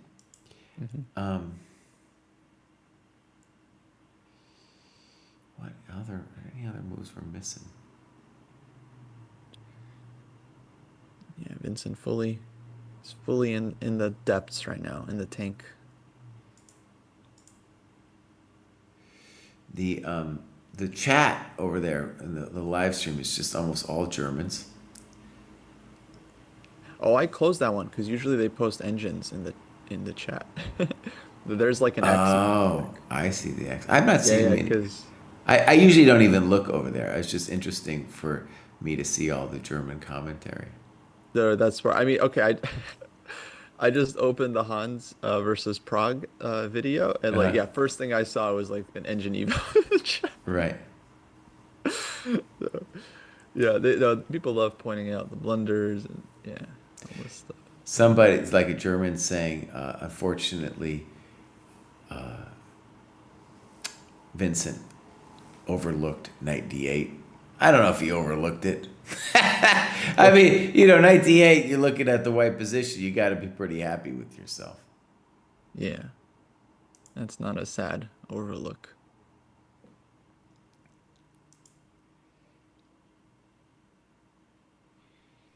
Yeah, I'm gonna think he wins this. W. Reynolds says, so Keimer needs to win this to catch up with the leaders. Right. If you're in this lower score group, you must win. No. Keimer leads with a win. Oh, yeah. Excuse me. He's not even in the lower score group. So, yeah, by the way, with the draw on the top board, it would be sad for Keimer to draw, but he would still be tied with the lead going into the final round. If he does that, though, he's in a huge pack of critters, and his tie breaks aren't great, so you could imagine him even winning next round and not qualifying. Right. That could be a thing. Very much should win here. And because Blue Bound's rating is lower for the tie breaks, it doesn't help him that much. Yeah. I mean, if Blue Bomb draws today, he becomes one of the favorites because he'll have white next round with the best tie breaks. Yeah. And who does he even get with white? Maybe Firouzja. I think they haven't played. He might get Firouzja with white. And I just want to say, I love the guy. He's very cuddly, but he's got that nice hair. But he doesn't belong in the candidates tournament. It would be a fail of the whole. He'd be the next Abbasov. I love Abbasov too, but he doesn't belong there. Wrong position. Yeah. And I think Blue Bomb believes that himself, which is why it's Yeah, even more important he exactly. doesn't get in. It's like even he doesn't want to be in there, Rook a5 played. I'm a GM today. Wow. However, I want to stress I didn't quite understand what I was going to do against b4. So let's give that a second. One simple reason for me to be happy about it is I could, I'm not sure I want to do this yet, but I could play CB, and knight d4. I don't know how impressive that is, but I don't know. It's a thought. I would think just actually the simple c4 is good enough because we can imagine the light squared bishops get traded and then we get the pawns in the right color.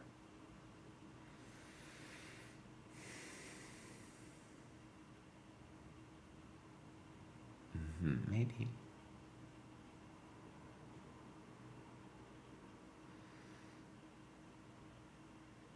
I'm a little nervous about knight c6 and stuff, but right. And let's just say the obvious. White is better, you know, just no matter what. So it's like, even if you gave black two moves, unless he takes one of our pieces, white's still going to be better. So, by the way, I think b4 kind of is called for because bishop c6, knight h4 looks real bad. It's a question of like which bad position do you want in a lot of ways.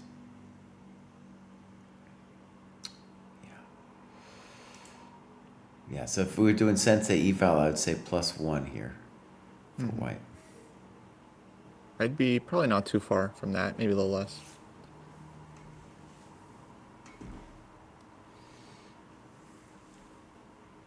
Dang, what a tournament. You guys enjoying this round? I was so pumped for this round yesterday because I was just like, it's like, because of the pairings, we're going to be clear. It's like 4 leaders with 6.5 and then actually pairings came out really quick. I was still on stream when the pairings came out. And so I was just like, b4 play, okay. so exciting. They must start playing faster. Even though we're on move 25, it's time to move, my friends. You don't have that much time left. Even a think like that of 4 minutes, you can't do 4 minutes a move from here on out. No way. Mm-hmm. Got a little bit more than a minute to move. Okay, so Costa's GM move here, c4. And like I said, I would definitely. I think rook a5 I'd be confident in playing, but I wouldn't have totally decided what I was going to do on b4. But the good news is I would just have options on b4. Well, okay, so Kostya's got the positional c4. The bummer about taking is we're unleashing the rook a little bit. But let's just see, just because it's concrete, let's look. Knight d4. I'm not sure, by the way, that I even want to take on e6 because I might get pinned, and I don't like it. So there's questions about if I'm doing anything. So, for example, maybe snip, snop, maybe king g8.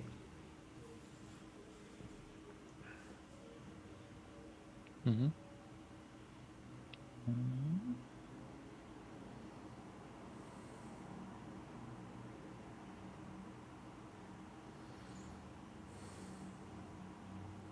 That's a little complicated for me. I'm not a huge fan. But white's better, right? White's better, but I feel like white would want more than that. Mm-hmm. Another obvious move, Kostya, would be to do a little wiggle on the bishop and say, like, if you go bishop c6, I'll go rook b6. Now, I'm not necessarily threatening anything. I'm just putting my rook in a cool square. Is that special? I don't know. Might be fine. No. To me, it feels like an achievement for black to get BC and maybe even c4.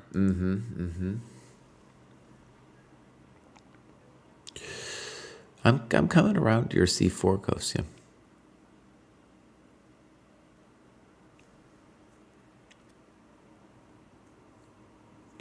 The question is Vincent? Well, okay, let's try it. So first of all, I know we just put the knight on d8, but if we go back to c6,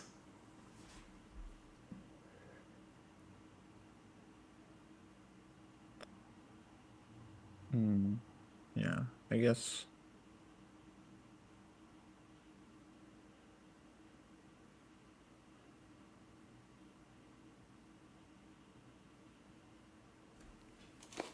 Yeah, this is actually a little bit of a concern.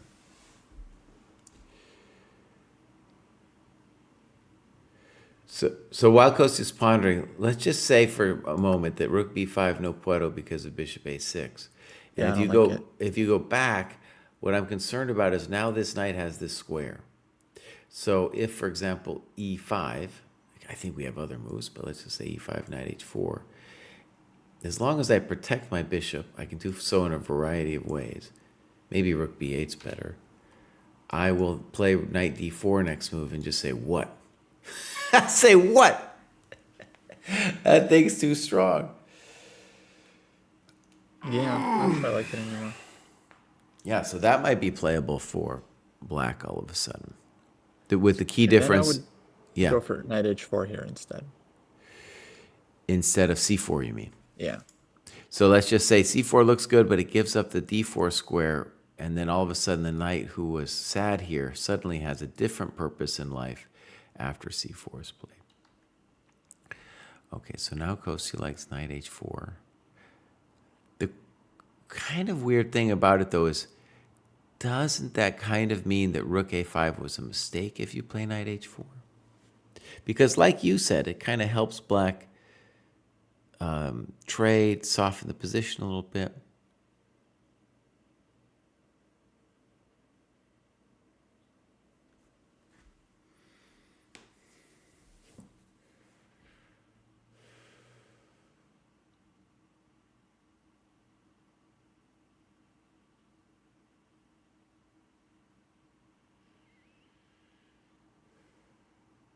Let me take a different direction, Kosti. How about I just play knight D2?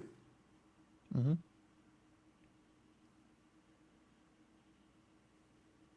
So trade. BC. Still unpleasant. If I was White. black, I would want to think about king G8. Mm-hmm. But this is maybe a slightly better version than that last king G8 position we had.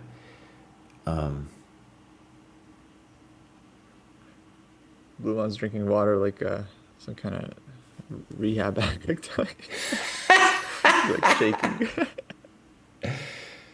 Oh yeah. And he's off from the board. Yeah, you could just tell. He's too restless to stay at the board. He's gone. He's out of there. Yeah, he's bugging. Yeah. Keimer's got it together pretty good.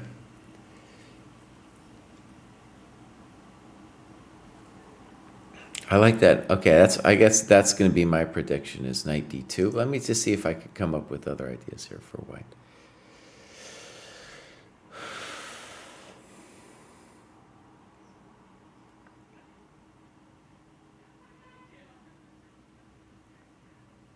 Yeah, I'm going knight D2. I think I might want to moderate my evaluation, though, to maybe like 0.5 from my initial clear advantage. Yeah, it's clearly not as simple. I was thinking, about our coverage. Everyone knows we're doing the no engine thing, and I just want to make the point that, we're about okay. We're shy of 2,400. Vincent is 2,750 plus. But Stockfish is 3,700, right? Yeah. So we're like way closer to the players than they are to Stockfish. True. Good point. Yeah. And we think in the same way, both being humans. So we can kind of like guess what they might be afraid of and the lines they might be looking at. So of course we don't get everything right, but in terms of the fans wanting to know like what the players are actually thinking, it's like this is the best place to meet.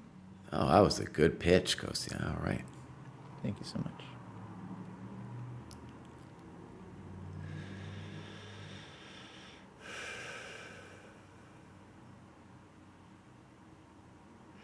I've guessed a lot of Keimer's moves wrong. And he's often gone for like, okay, actually I can tell you which ones I got wrong. If we go back here, I got knight D2 wrong. I thought knight D2 was interesting, but wasn't on my radar. And I definitely got bishop G5 wrong. I'm still thinking tomorrow I'll look with the engine. I liked your knight G5 better. Okay. And now I could imagine getting this one wrong. because knight d2 is just, I don't know, like it's a natural move. You gave me c4, I'll go talk to it. Yeah.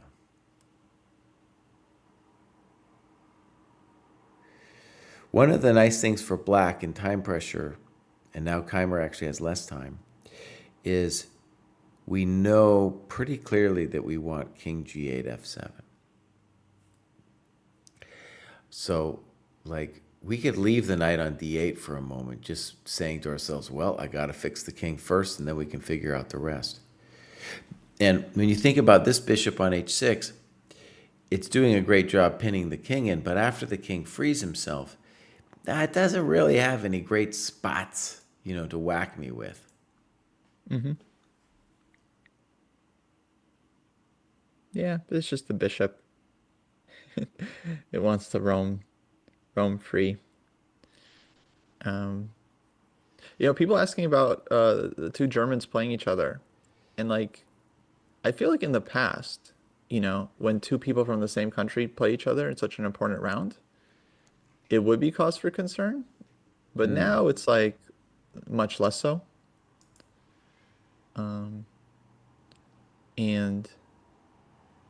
And so the thing is that the prize for this tournament is candidates, right? Which you can't share. If first place was just a lot of money and that's it, or there's just a lot of prize money, then yeah, that's a lot more incentive for someone to throw the game, right? But that's the nice thing about modern chess is that players that do this are much fewer and farther between.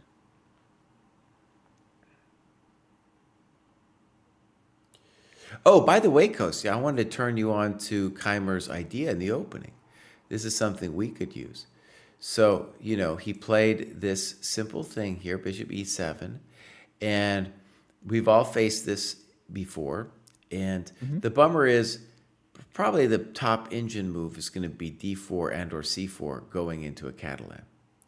Instead, dude plays d3, castles, and now knight c3. So knight d2, of course, would give you the traditional kings in the attack position. But knight c3 is clever because it asks black a lot of questions. If you don't play d4, we'll play knight e4. So I thought this was a great practical thing. I had a little talk with Magnus about how the openings, don't mean chess is dead. And d4, knight e4, just with an interesting position here, e3. And yeah, beautiful opening from Keimer, especially from a practical point of view. Where Bluebaum, of course, is the openings genius.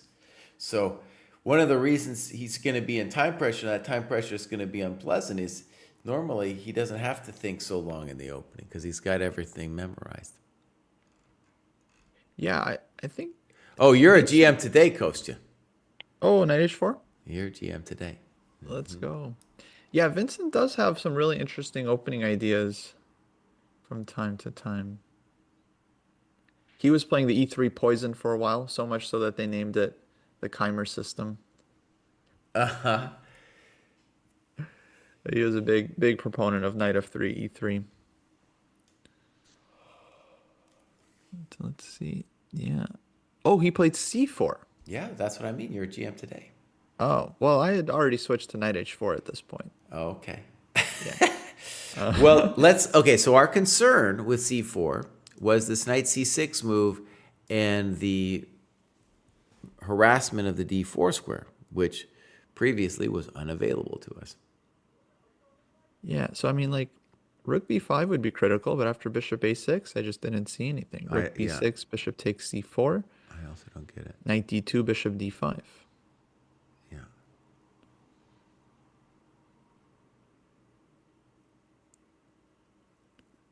Knight c6.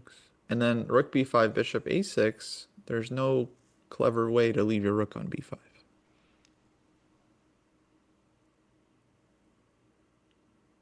Okay, Kostya, bear with me here for a second. Let's say knight c6, rook b5, bishop a6, rook e6. I know. Let's just give it a second, though. Bishop takes, pawn takes. Now, the big fear for me as white would be knight d4. But what I'm realizing is on knight takes, pawn takes, bishop c6, it looks like I'm on top. Oh. Okay, bishop c6, very nice.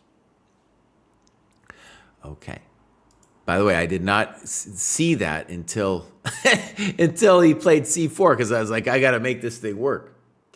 Right? And now it's a good pressure on Keimer or on Bluebaum too, because I think this is the key variation you got to figure out. So, as Kostya said, rook b6, bishop c4 looks fine for black. So we sack the exchange. You got to be all in. So if we say that knight d4 is no bueno, then knight d8 is the next move. Knight d8 would be the move. Mm-hmm. But let's just stare at that thing for a second. Yeah. And it's not the prettiest looking piece. And maybe a simple move for us here could be like rook a6. But yeah, I'm skeptical because black just has a super obvious c4 counterplay. Mm-hmm. Well, let's look at the super obvious for a second. Yeah. Maybe I have a better move than rook a6, but we're just going to stare at this for a second. Okay, let's see if I can come up with a better move after knight d8.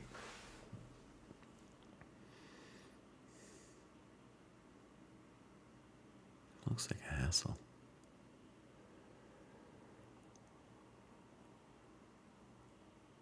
That's unpleasant. Well, that idea might get shot down here. So here we go. c4. The question is, what can white do after knight c6? By the way, you could miss knight c6 too. You could be like, well, the knight's on d8. That's just what's going down. Knight f7 played. Maybe black also missed it. I'll check that tomorrow to see if that was something for black.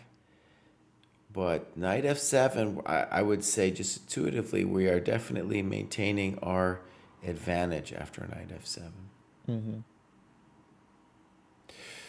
One idea, Kostya, though, you might have is bishop e3, bishop f3, knight e5. However, that doesn't look too much. I just play bishop e2, and it looks very pleasant. But let's see. He probably has some idea here, knight f7.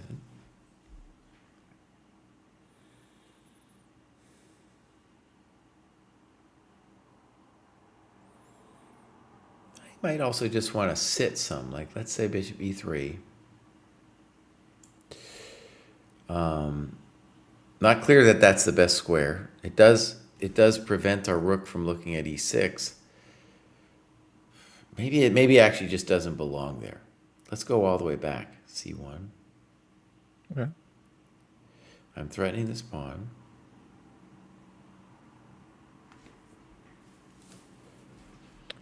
And there's tactics here too, like e5, knight e5. Uh-huh.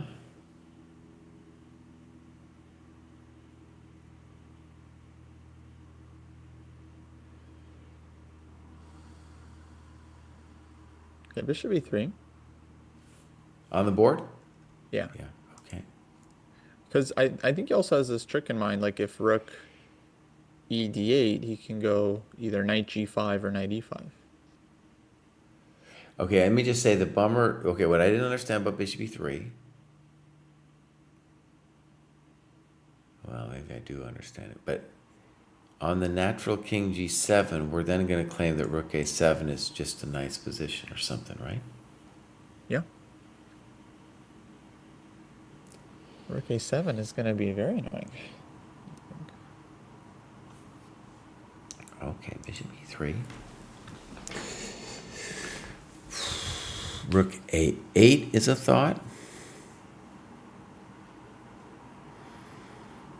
Yes, but yeah, the fact that you're not touching e6 gives me a lot of flexibility. Like I might be able to play rook a8. I'm actually not sure why he didn't go bishop f4, given that I don't think there's e5 on bishop f4. Yeah, I don't like bishop e3. Confusing. Well, Kostya, let's check that actually. That's a good question. So bishop f4, e5, knight e5. I think this is true, what you're saying. Let's just show it. Bishop e7, ef, and now the bummer for black is like this coconut's hanging. Yeah. Bishop f4 might have been an exclam. Bishop e3 does not look it to me. I mean, I think it's fine. Like you hit c5 and this e-pawn is still in your sights, right? So it's like, to me, it feels like black is under very, very heavy pressure. Or heavy pressure, let's say. Not very heavy.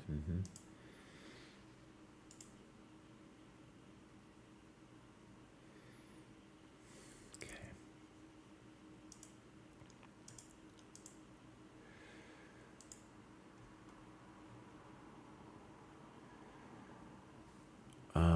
All right, Kosi, let me try to defend black's honor after bishop e3. What are you going to do after rook a8?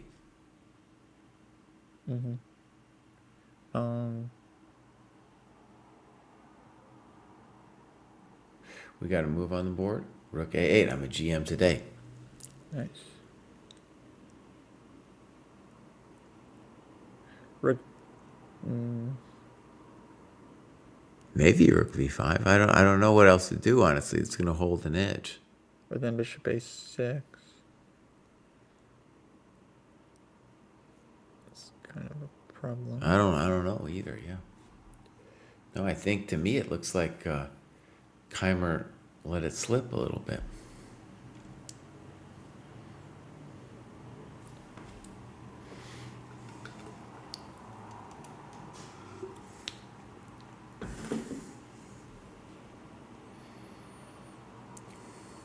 Oh, this was dumb. This was dumb. What have you done, Keimer? What have you done? Well, he's thinking. All right. Let me try to defend his honor. So let's say I go here. And I'm not threatening anything, by the way, when I do that move. Rook f8, rook e1. Well, let me go full blue bomb, go rook a5, rook a8. Good. That's definitely a question. And yeah, everything's coming off. If rook b5, I go rook a1, and they say, welcome to the dojo. And with no heavy pieces, it's like black's fine, right? What's el problemito? Yeah. Yeah. So rook a played Keimer blowing it. If he had played his bishop to f4 or to c1, he could now win the pawn on e6 at least. Ay, ay, ay. Keimer, buddy. Oh, world championship slipping from your grasp. Yeah. Bluebaum cannot be defeated. So if rook a8 now, rook a8, bishop f4, then rook a6, and black kind of defends from the side and is happy.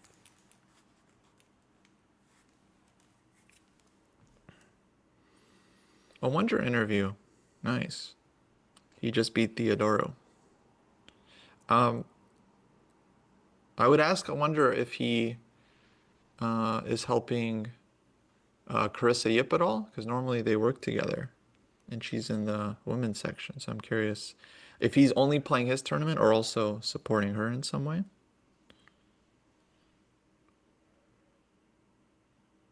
Yeah, I want to hear, I think fans want to know too, like, what a Wonder's like training regime and aspirations are. Because, I think it's pretty recent that he went all in on chess after being kind of hesitant with it in his youth. Right. So Yeah, I he want to went to know about his school. training regime, what it looks like, what his schedule's going to be like. I assume he's in St. Louis, right? Living here? Yeah, I assume so. I don't know, actually.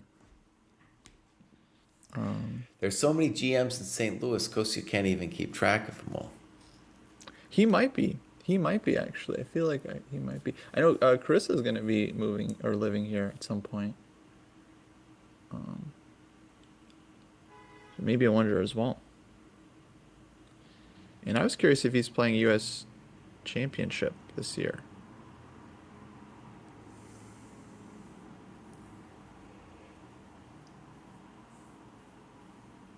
Let's see.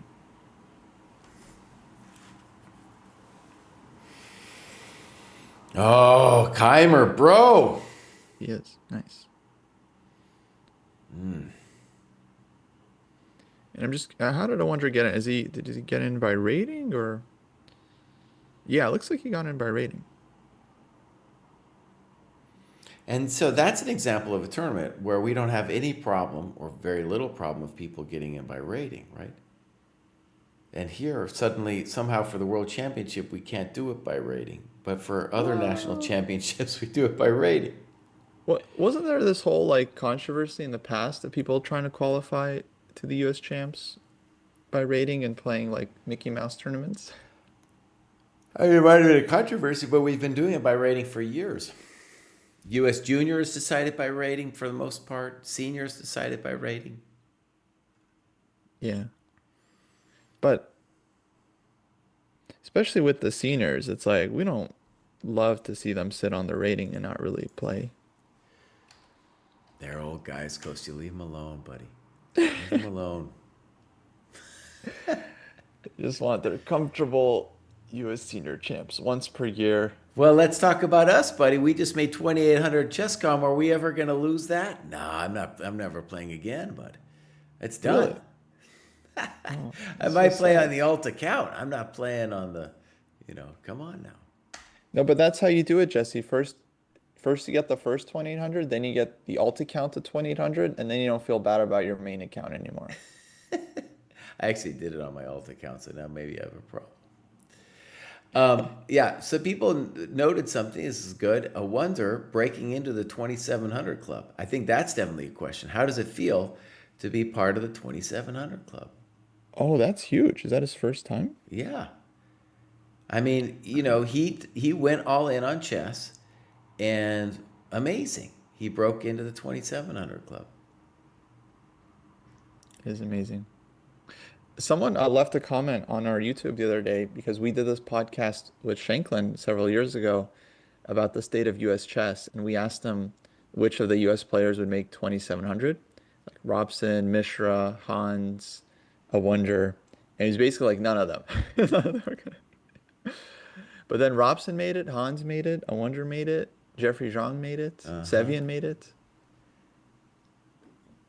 Here's an interesting fact with a wonder making it in, that I'm counting 6 Indians in the over 2,700 club, and now with a wonder I'm counting 6 Americans.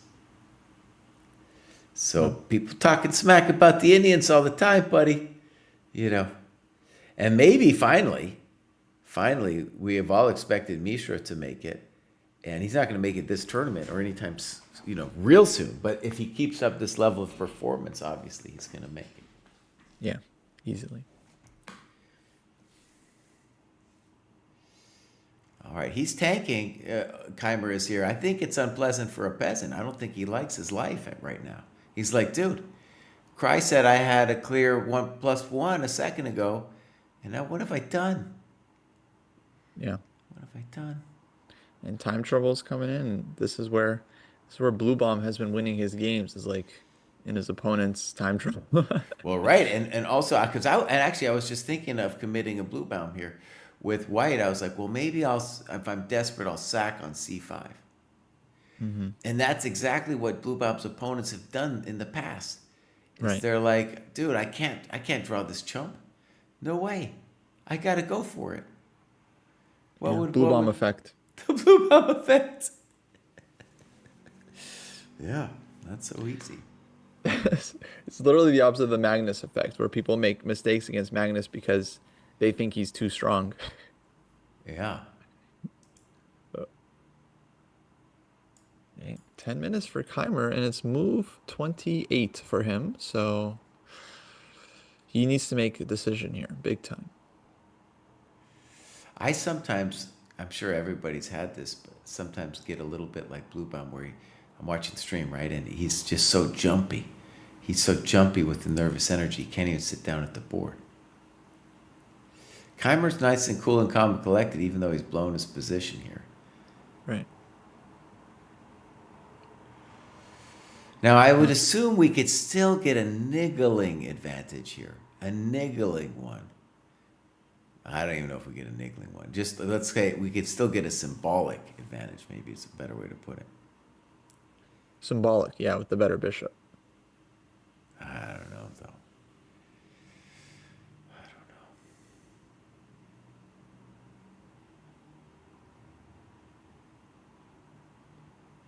don't know. No, I feel like we actually have just nothing.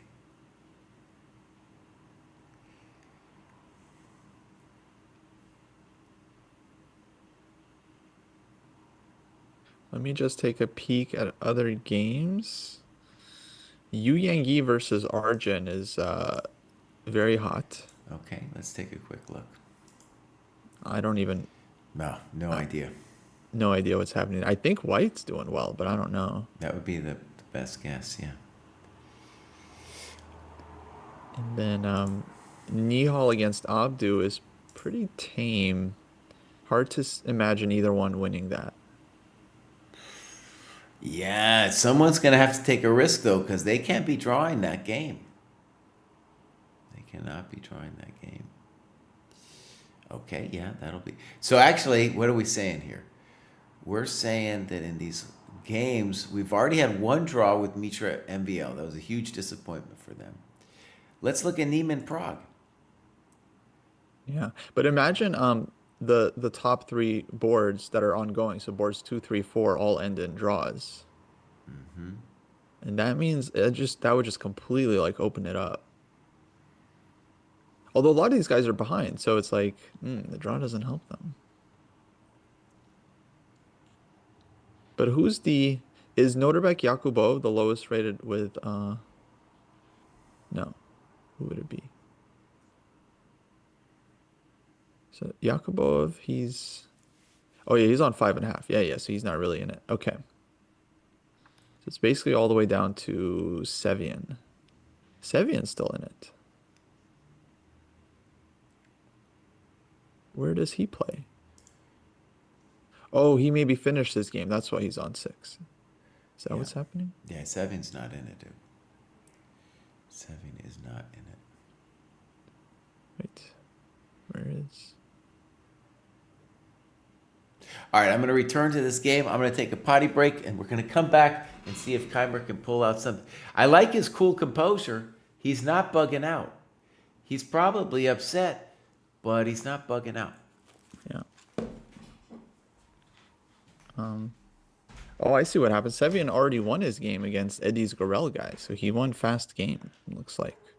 Not too fast, actually. They've been playing for almost 4 hours now, but looks like Sevian beat one of the Turkish kids, and in nice style, too.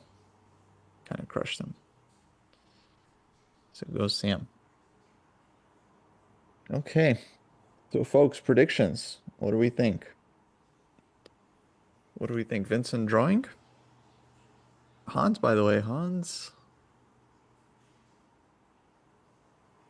Yeah, he's up a pawn against Prague. He's very much up a pawn. Position looks good for Hans. Yeah, Hans. Definitely some chances here to win this. Much needed chances. Because if the top board's draw and he wins, then he would be joining the leaders going into the last game. But of course he's going to have black, and of course his tie breaks probably aren't amazing.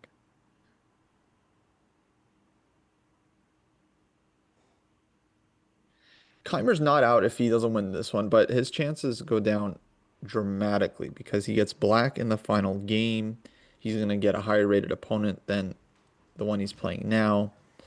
And yeah, anything can happen in the last round, but like, yeah, on paper, slightly better endgame with white against blue bomb. I think you still want that over, a random game as black against someone like Arjun or Norbek. Yeah, good luck there, right? Yeah. Yeah. So his chances are still, I think, best in this game here. Bluebaum has finally, cool and calmed himself, able to sit down, kind of looking over at Bluebaum, saying, what?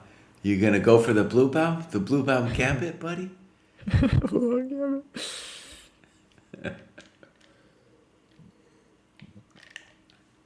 Well, Costa, I was thinking too about the St. Louis lifestyle. Isn't like Yasser? He's kind of like a single man hanging out. He's probably out partying and stuff, telling stories to people. You hang out with him sometimes? Yeah, yeah, I see him frequently. Sometimes I run into him on this. Like 2 days ago, I ran into him on the streets, and I was like, "Oh, are you following Grand Swiss?" And he's like, "Of course." I was like, "Who do you like? Who are you rooting for?" And he mentioned Arjun actually. He said he's a big Arjun fan. Uh huh. But, but yeah, it's yeah, no, St. Louis. I mean, yeah, there's so many people move here. We always get like new college kids, so it's very, very fun. There's so many GMs in St. Louis, you don't even know if a Wonder's there. Yeah, Yeah. exactly. He could be. I mean, I definitely see him here from time to time, but you never know. Some people live in Illinois and they visit frequently. Okay, Oh, you Rick mean takes like A8 you, play. you mean like East St. Louis, Um, or if it's no, all even over? like come down from Chicago Oh and yeah, they yeah, yeah. visit for a bit. So Rook A8, we're thinking Rook A8. It happens instantly. Uh, Actually, And it now, doesn't happen instantly. Excuse me. No, it happens instantly. There we go. Rook A8, Knight D2. Okay, so I thought about this and then possible, but I was like Bishop G2, King G2, Rook A2. Why isn't Black fine? Probably is. Probably is fine. hmm looks totally fine. Rook is so active.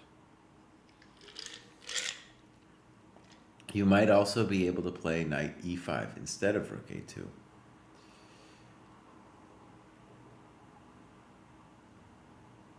I guess Rook A2, maybe he wants to go Rook B1. And then ask Black, how are you going to deal with like Knight B3 next or Knight E4? Let me just say, no one wants to play Rook B1. He might do it, but he doesn't want to do it. Doesn't want to do it. Yeah. There's a variety of ways that Black could have his knight protect C5, if nothing else.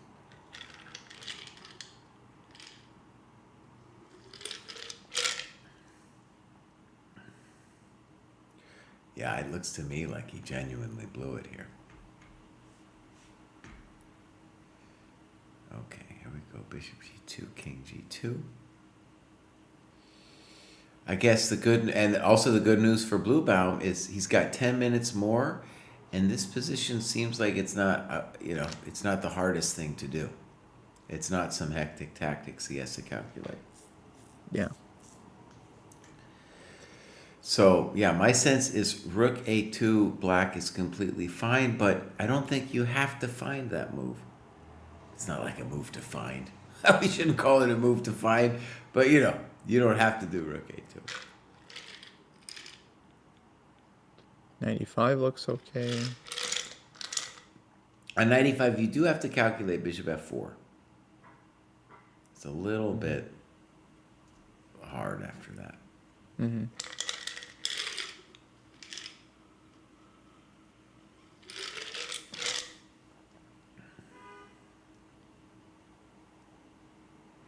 Yeah, we also think Vincent had more earlier. A couple different points, actually. Oh, absolutely.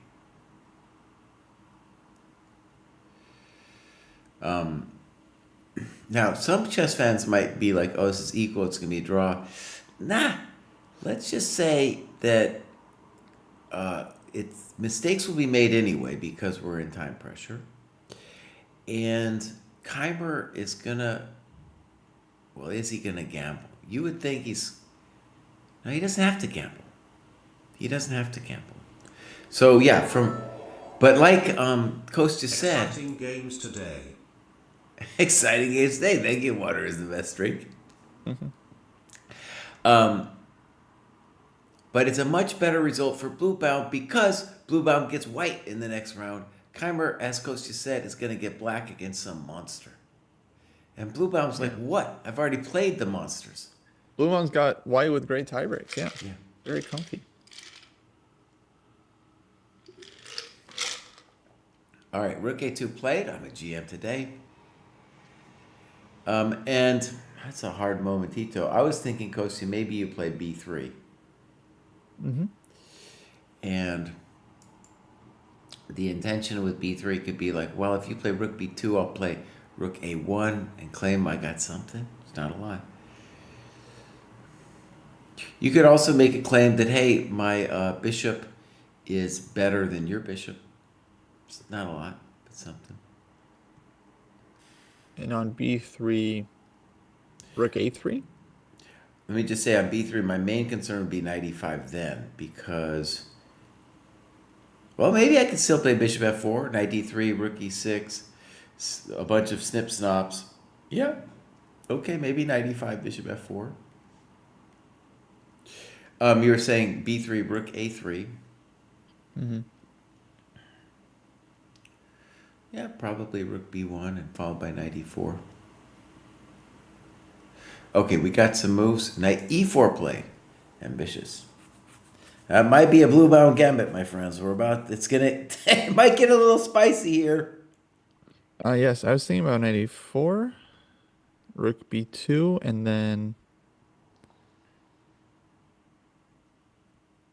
maybe takes on c5, maybe rook d1, knight e5. Maybe rook d1, like you can throw in, but I'm not sure. Okay, so knight e4 is dude's intention. It's got at least a little bit of spin on the ball. Rook b2 is the obvious move, though knight e5 might also be playable. Knight e5 looks like a real contender.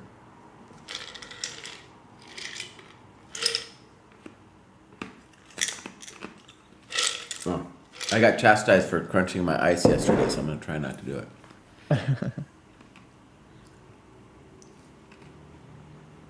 Yes, RP, it's definitely a situation where someone can overpush and lose. We've seen it happen Yeah, that's what a we're couple calling times. the blue-bound gambit here. Exactly. Blue bomb gambit. So good. I think rook b2, his idea All right, yeah. Rook b2 played. might be bishop takes c5. And let's say the obvious on knight c5, bishop takes e5 or something like that. It's hard to see what you're doing. Right. Like I got rook c2 next, I'll take your pawn. Also, let's just state the obvious. Black's pawn on b4 is closer to the end of the board than white's. Yeah. So if you wanted to be fancy pants, I guess bishop c5.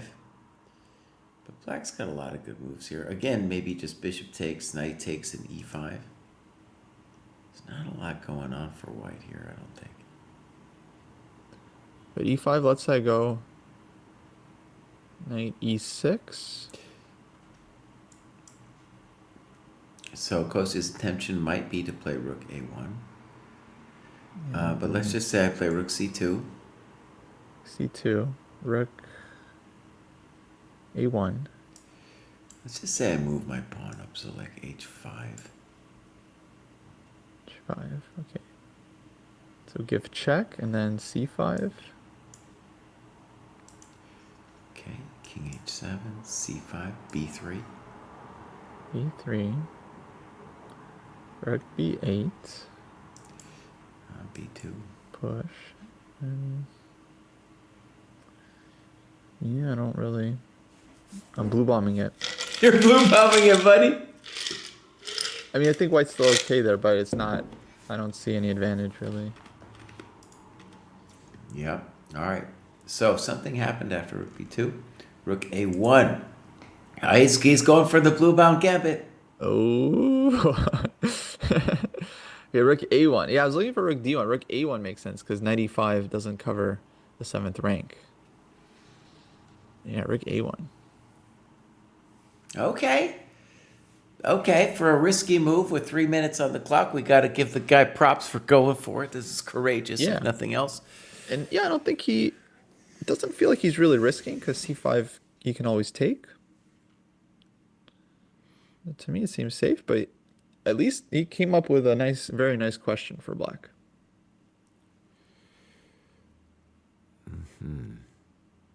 Keimer University is in session. Okay, cool. So how about knight e5?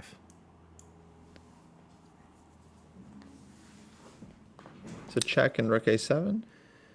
Okay, if you play rook a7 directly, I'll play knight c4. So, but check, rook a7. Yeah, I still want to play knight c4. But then bishop c5. Oh, bishop c5, excuse me. Okay, so your intention is on king f8. You want to play bishop c5?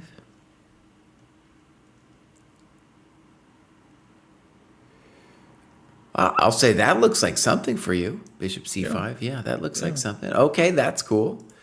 So maybe we're at least posing some questions here. Oh, this maybe is a very clever little move, rook a1. So, Apricord, we call it the Bluebaum Gambit because Bluebaum has reached this stage of the tournament, the standing, by having several strong players, I can tell you who they are, go for it against him. Prague and Arjun being two prominent examples. They were wrecked. They were wrecked by going too hard against Bluebaum. Yeah, Yeah, and losing. exactly. And if you're Keimer, you might know about the Bluebaum Gambit, but at the same time, you're like, well, buddy, I realized before this round was played that me winning this game is super important. And I think it's a typical effect. Like I would say, like when Alex Fishbein won the U.S. Senior, he was saying, a lot of the guys were trying to beat him in the Yeah. tournament because he's like lowest rated. So he definitely benefited from that. And I think it's actually a common reason why players, they often struggle once they hit a new peak. Like a lot of players, when they hit 2200, they go back down. When they hit 2400, they go back down because on your way up, people kind of give you more chances. And then once you get to like an established level, then they stop blue bombing you. They start taking you very seriously. And it's becomes harder to win games. Yeah.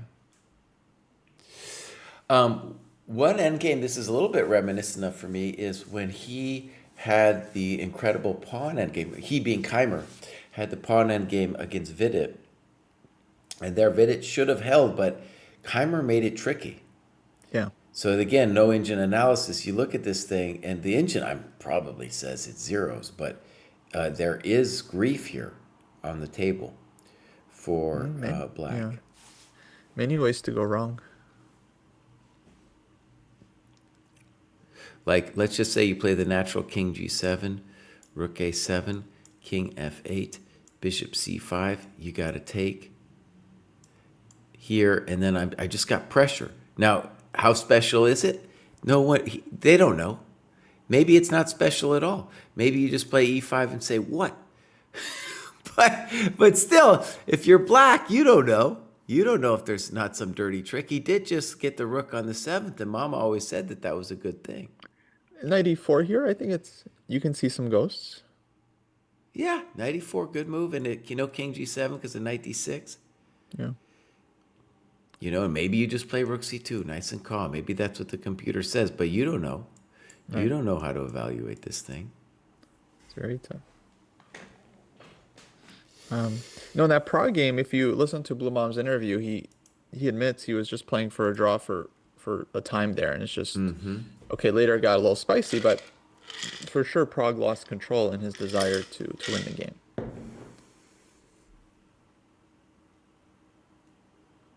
Dang. Okay, 7 minutes, and they got him. Yeah, here we go. Still move 32. Yeah, 8 more moves. The pawn endgame, by the way, with Vidit, I ended up looking at it with the supercomputer and the Chess Dojo Stockfish 17.1. And it was a stunner, in terms of just all the different tricks that were involved. And I'm there was one moment where Vidit thought for 23 minutes and then chose the wrong move. So that's how complicated it was, Right.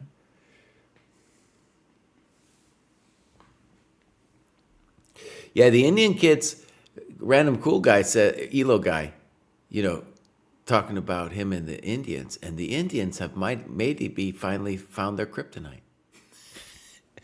A lot of people have been wondering, how do we stop these Indian kids? And Bluebell might be providing the recipe. Yeah. Need just like the solid high 2600s. Guys like Blue Bomb, Demchenko, Saric.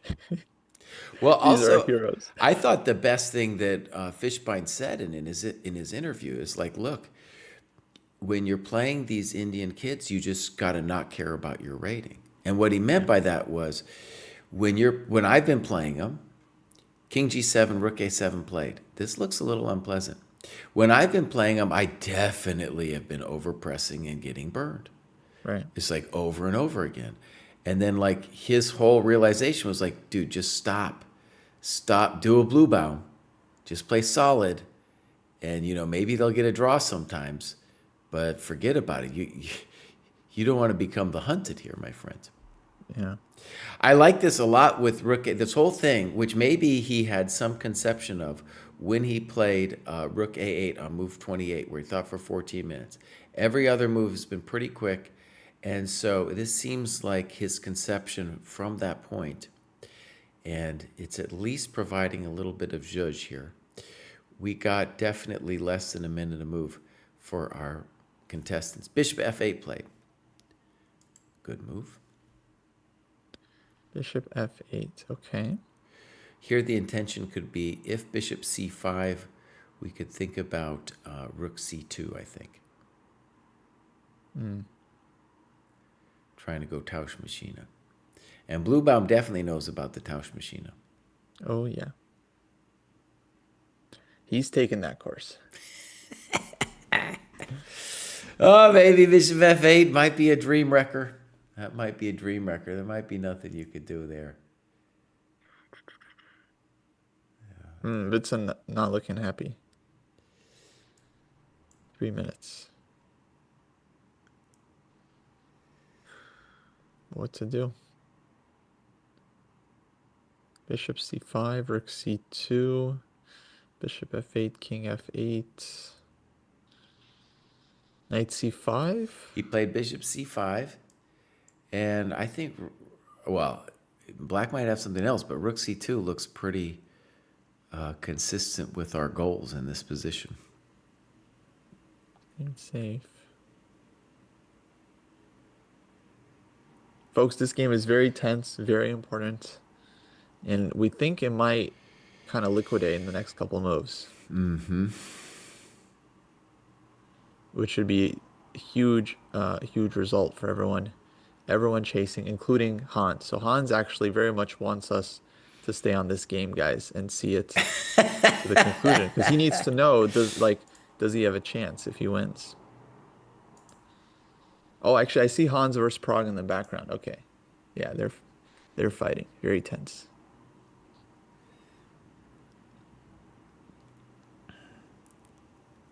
Tomorrow's going to be insane if this game is drawn.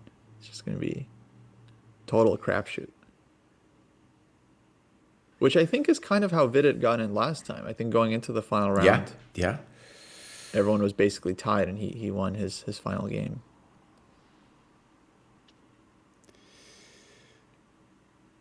And there's a lot of ways in which I think, if you think about a Bossoff's experience, you could say to yourself, maybe Blue Bomb, maybe you don't even want to go.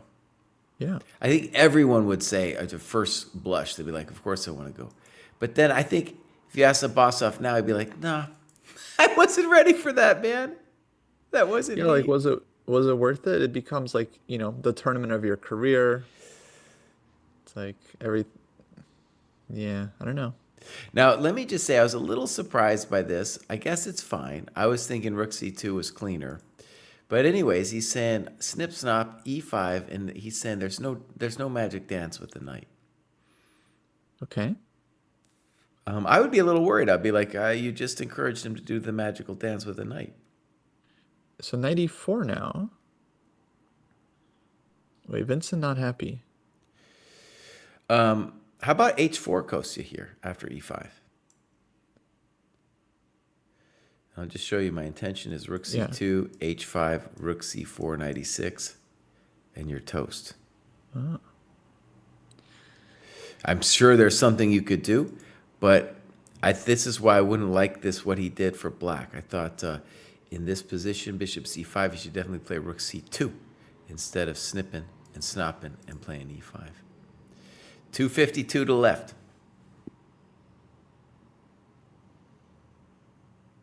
Vincent, he's very determined right now. Of course, he's got to be. Because it seems like he thinks this wasn't the best. Like he has a chance now, is how he's feeling. But what was Black's answer to knight e4? After what? Just in the live position, threatening knight d6. 94, okay. I would Because assume if king king g6, there's rook a6. Oh, very good, very good. Oh, well, that's a much simpler one than my weird h4, h5 stuff. I think that's what Vincent's Uh-oh. doing that thing when he was like 94, buddy. He's 94, like, yeah. oh, You're a GM today, buddy. That was. oh, let's I was go. assuming it had to be more complicated than that. Apparently, it's not. Oh, he's giving him the look. He's like, "Are you okay, bro?" Oh, bro, he's not. That's. Did Blue Bomb miss this? Is the Blue Bomb Gambit paying off?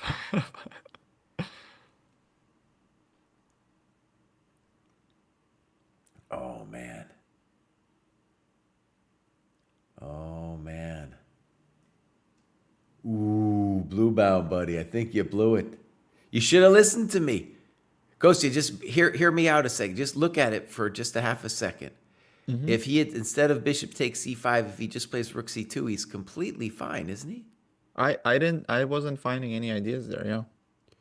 Like I looked at that for a bit, but I didn't see a try. Man, oh man, oh man. Okay, so here we are, game position. He traded on c5 too quickly, the classic mistake. Releasing the tension. Oh, I think that's drama right there.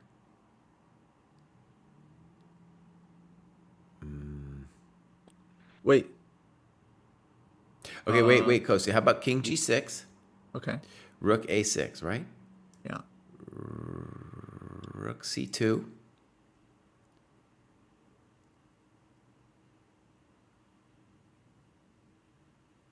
So rook f6 Okay, rook f6, king g7, and c5. c5. And I'm just saying that I get my Oh, fatty. Hans game over. Hold on, Hans game over. What happened? Hans game. He won maybe. Hans won. Hans won. Okay. Oh, huge. We'll go to it in a second. So here we go. King g6, c5, b3. I'm going to claim that it's bad for me, but I am going to have a fatty pawn on b2. Yeah. So this is maybe what we're going to see. But the 9 on e4 is so fat. Oh, my Amazing. pawn on b2 is pretty fat too, buddy. But like rook on b6, like what is black? White can just push the c pawn, right? To eventually trade. No, well, if you play c6, I'll take it. But then rook b2. Yeah, and then I'll have a potentially holdable position. But you're down a pawn on the king side. I know I'm down a pawn. So what? I'm down a pawn. And both pawns are weak. I'm just saying that's not the easiest thing to win. We might see it. If I was white, though, I would not play c6. I would just hold that pawn there, I would have thought that endgame's winning like with knights, with rooks, like because the two pawns are so weak for black. Okay. I'm just trying to come up with something after 94, Kostya. I didn't realize it was that desperate. Well, what else does he got? Oh, I don't know. I don't know. Because knight d6 is a hell of a drug.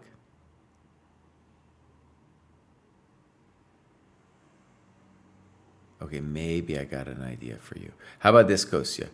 b3, Right. knight d6, Yes. rook d2. Yeah. So if rook f7, I'm going to play king g6, and I think that's a little awkward. Yeah. But I think knight f7. All right, let's look at knight f7. Okay. Okay, I got to do it. b2. So So knight e5. All right, I gotta do it. King f8. Then I have to go rook b7. And then I take the coconut. Then this one I'm not sure. This one looks winning because you could play c5, c6, and the king is cut. Maybe if I can somehow get my king on the 3rd rank instead of the 8th rank, that would be a little bit more plausible for black. All right, dude is tanking big time. Here we go, 94. I'm looking at his clock, take it down. Oh, there was a nice find by It's Me Katu. Instead of knight takes f7 there, rook takes f7, king g6, rook takes f6. Vincent's kind of shaking his head at the moment, so I don't know what that story is. Well, Blue Mom has 40 seconds, so it's probably just a distraction. Okay, we got to move on the board. King g6, rook a6. This all Blue Mom spent all his time there. No, he's gone down. Yeah. Vincent cracked him with this rook a1. I think Vincent seems like he found something for black. Like Vincent was shaking his head. Now he's back to bobbing. Now he's kind of shaking his head. He's like, I don't know. Probably it's like, why did I let it get this far? I should have won. Well, no, I mean, I think if you get this position after what you just had a couple moves ago, you got to be happy about life. Here comes rook c2. Yeah. Okay, rook c2. Blue Mom's gone full instinct mode.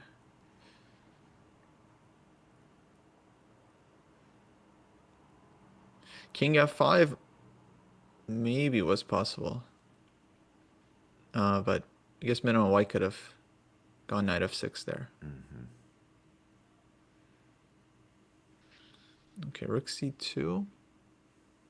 Oh yeah, here I want a rook takes f6, king g7, c5. With idea rook c5, rook f7. Right. Let's look at that. By the way, I think knight f6 maybe also, but let's go rook f6 first.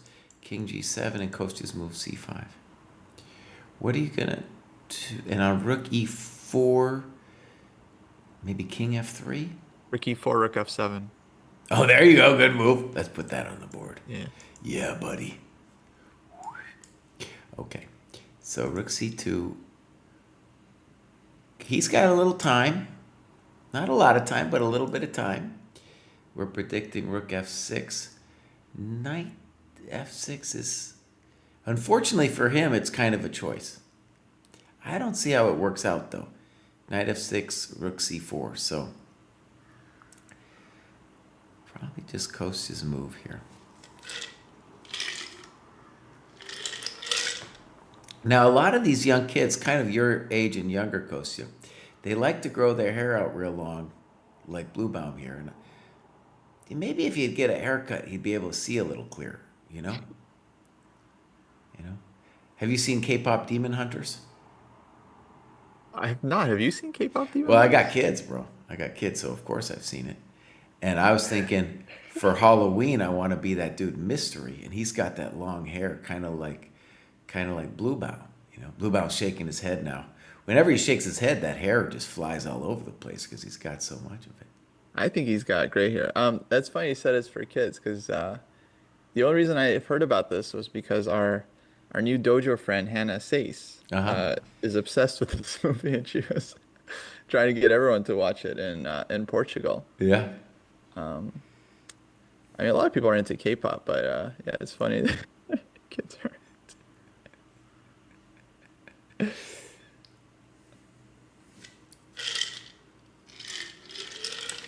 No, I think he's in big trouble here.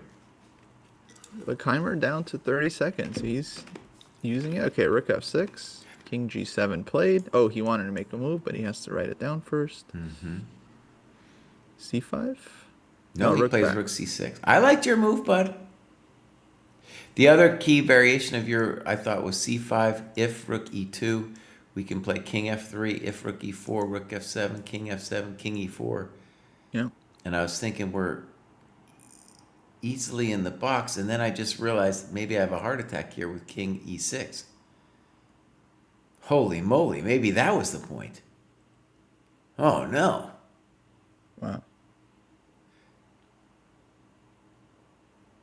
But it's not so clear, I think, right? King D3, King D5, C6. I'm with you on the lack of clarity. But it's also like you got to calculate this. Yeah. Who knows? Okay, so rook c6. Here we go. We're into it. b3. This is B3. why we did not like rook c6 because it allows a little, a very fatty pawn on b2. So now it's kind of like it. Instead of that your c5 move, he's gonna have to waste a tempo now. Yeah, I think he just wants that, but just that. I think there was just something he didn't like about C5. There was some. I think he should have played c5, but we're gonna check that tomorrow too. c5. So that's the last move of time trouble. And we are predicting b2 from our friend. Yeah, B2, rook B6, and then that's going to be the endgame to evaluate. Oh, Kostya, wait a second. What about rook c4 intending rook b4? Could he do that? Is that something Keimer missed? Oh, 30 buddy. seconds to find. Oh, buddy, that could be annoying. b2, he doesn't find it. Now, maybe it wasn't anything special, but it looked like a nice thing if you were afraid of this position. The question is, should black be afraid? Rook b6, here we go. All right, so dude went off to go to the potty. Bluebaum's been drinking a lot of coffee, jumping up and down. He probably had to pee real bad for the last couple of minutes. Yeah, B2 was a toilet move. I think maybe on rook C4. In the German chat, Matthias muss mal dringend. He's got to go real bad. Let's figure out your move, Kostya. I thought you were right, bud. Okay, so c5. Now, arguably, the position is kind of similar after b3, but it's definitely an improved version for white. Right? So, like, imagine b3, rook b6, b2, and now it's white's move, and now here it's black's move. Yeah. So let's I'm see not if sure we it can. makes a huge deal just because, like, black's knight is, like, bad, the king is bad. Right, so it might be like there's nothing much to say for black anyway. Though you Yeah, never but- know. You never know when you're trying to figure that out. Of course, you want the tempo if you can get it. My best guess it's like maybe king and pawn endgame. Like we saw him shaking his head like he was unsure about something. Maybe it was that king and pawn endgame. So first of all, maybe you could miss that move. Maybe the Kostya's rook f7. Though I still like king f3, and then we get the same variation. Yeah. So rook e2. This is forced, right? King f3. Rook e4. This is forced. Forced.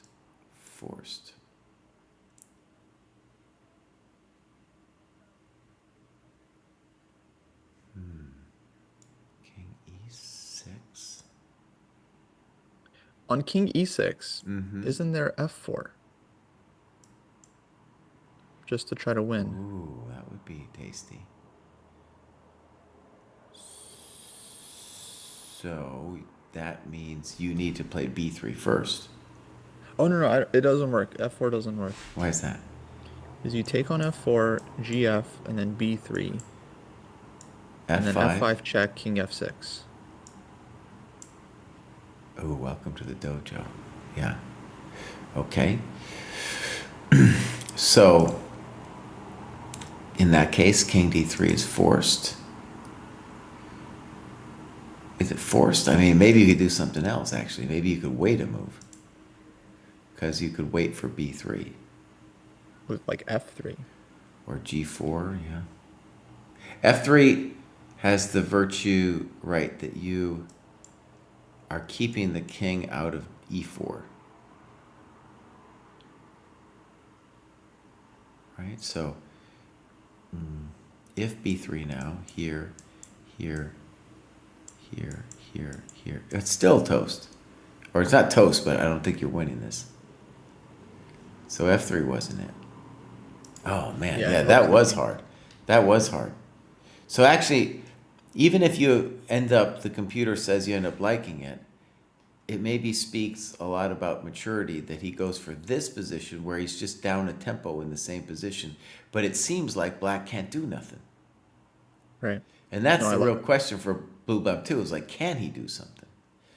And by the way, there's a very simple threat for white, which is king over, king over, king over, and we're going to scoop that pawn. It's a fat horse on e4. Someone said something about a fat horse. Can I just This is see beautiful. if he missed a chance here, Costa? Let me just try rook c4 for a second. What do you want to do? Yeah, so here I thought I'll go knight d2, Mama said rook behind the pawn. and then I also go behind. Ooh, nice move. And I thought that was good because I'm up a pawn. Well, it's more than a pawn. You're running. I can't stop you. Well, you have take. No, knight d6, you take my pawn. True. That's Yeah. a key. That's a key That's it. detail. Good thing you didn't miss that. Blue Baum. All right. So, whew. All right. The dust is settled. Dude's got a lot of hair to hold in his hand, and black needs something nice. And he's absolutely correct here to think forever, because if he finds nothing, then king f3, e3, d3 is the end of the game. Yeah, it basically over if he doesn't find an idea here.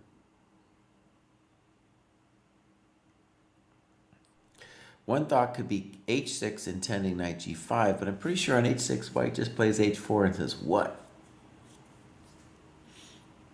Maybe chat found the answer on 39 c5 knight g5. On 39 c5 knight g5. Oh, Kostya, you missed that? Sure did. Okay. He's a genius, dude. He's not playing around. Okay, He get must this have found position. this. Yeah. Maybe it was the pawn. We should have but- found that too, but okay. Yeah. So nice. Wow, tricky. This is very unpleasant. Okay, so let's say some obvious things. Black would like to trade the knights. Even then, he might suffer a little bit in the end game. Might suffer a lot in the end game.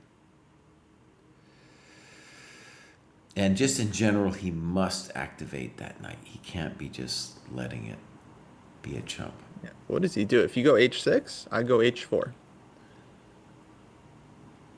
And I'll say your favorite what? You're gonna say what? I'll say your favorite what? Okay, yeah. What?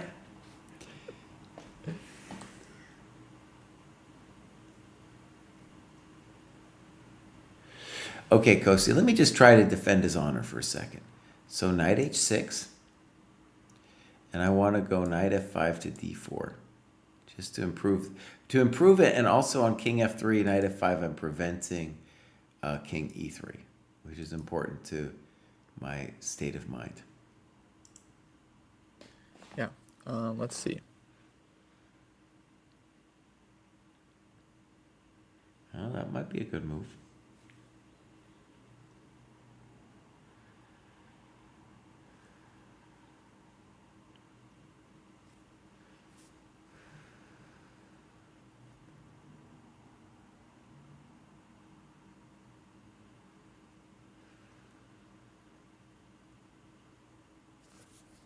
Let's say I go c6.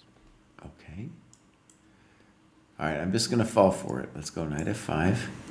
Rook b7 check.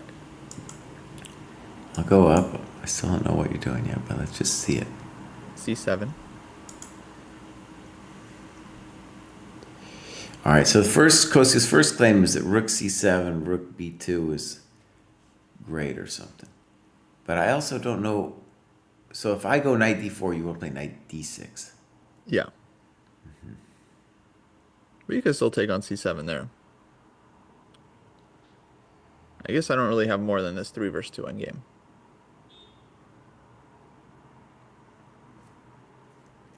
Also here, maybe knight e7.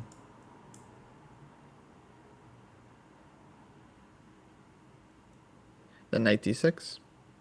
Yeah, what's your threat? Like king f6? Mm-hmm.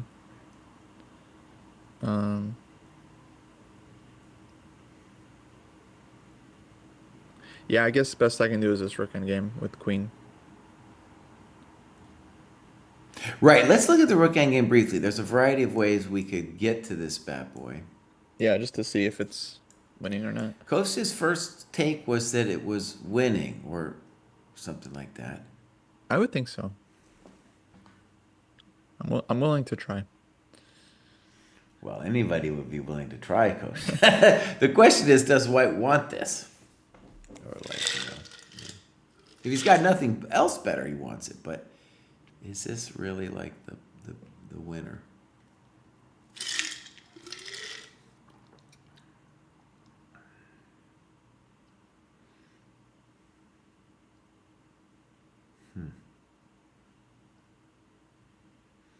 Interesting question.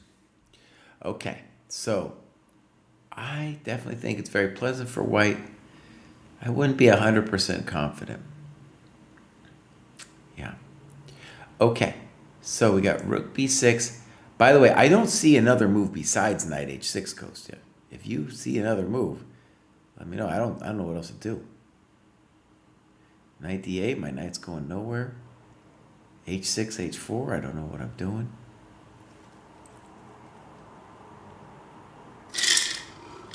Yeah. All right, Kostya, take me down here, buddy. Knight h6, do you still want c6? Well, I don't know. I think I would rather have knights on. So let me just go knight d6 right now. Oh, interesting. Okay. Oh, yeah, knight g4. I didn't see. Yeah, knight g4. I don't like knight g4. Okay, knight h6. Let me think. Knight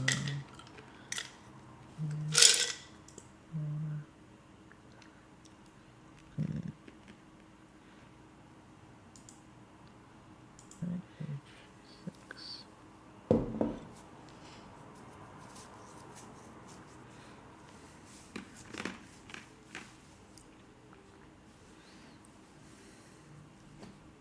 What if we just play c6, knight f5, c7?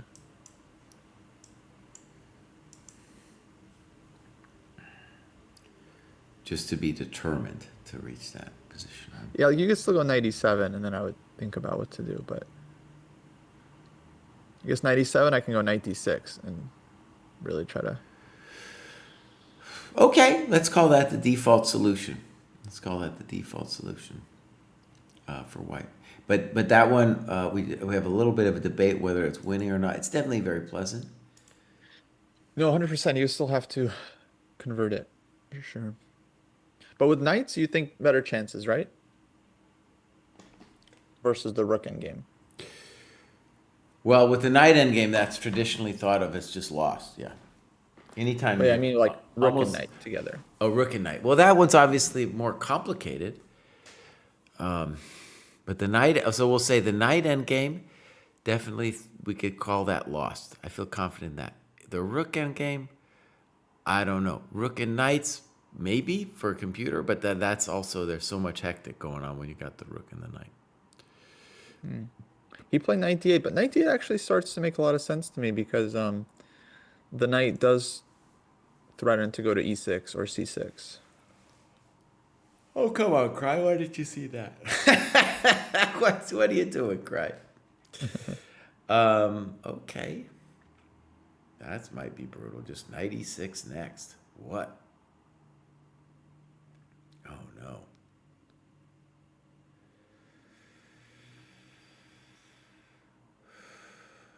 Okay. Good move.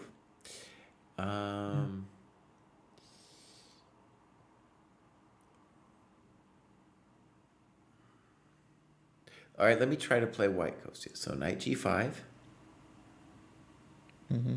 Let's say knight c6. Oh, that wasn't very nice.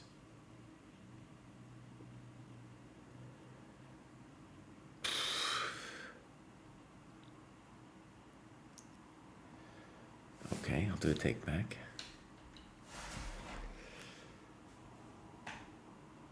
All right, I guess I'm going king f3. You can go c6 or e6, might not make a difference.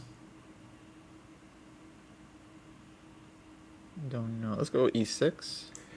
All right, king e3.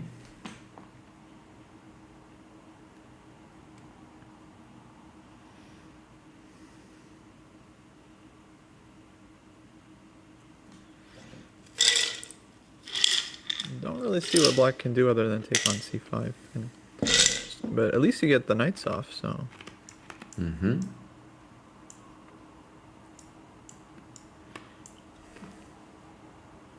What's up, Rachel? Okay, so here's what's happened in this game. We think Vincent was much better early on. Then he kind of blew it, but then he found a nice idea in time trouble, and now he's back to having decent chances with an extra pawn. Yeah, we have a little bit of a dojo disagreement on just how to evaluate this kind of position that might be forced coming up, where Kostya feels it should be fundamentally lost, and he might be right. I've just been burned so many times in rook endgames that I'm just like, I don't know. I don't think it's totally lost. I would just think it's decent chances. Okay, fair enough. It's definitely decent chances. Yeah. So knight d8 is our position, and I guess the best thing I can, and for whatever reason, maybe it's just because I'm a punk, maybe it's because I've been doing this for hours, but I was somehow missing knight d8 entirely. Yeah. And interestingly, well, okay, no, it's not interesting. Well, the other one with knight f5, there's the idea to try to hold the position together with knight d4. And I want to just mention that here because knight d8, king f3, let's put on e6 here. If you came to the conclusion that knight c5 is absolutely miserable, maybe you'd think of knight d4. However, I don't think that's good because of f4. Oh, Vincent found a really nice move, I think. Knight d6. And he played it pretty fast, too, so he must be confident.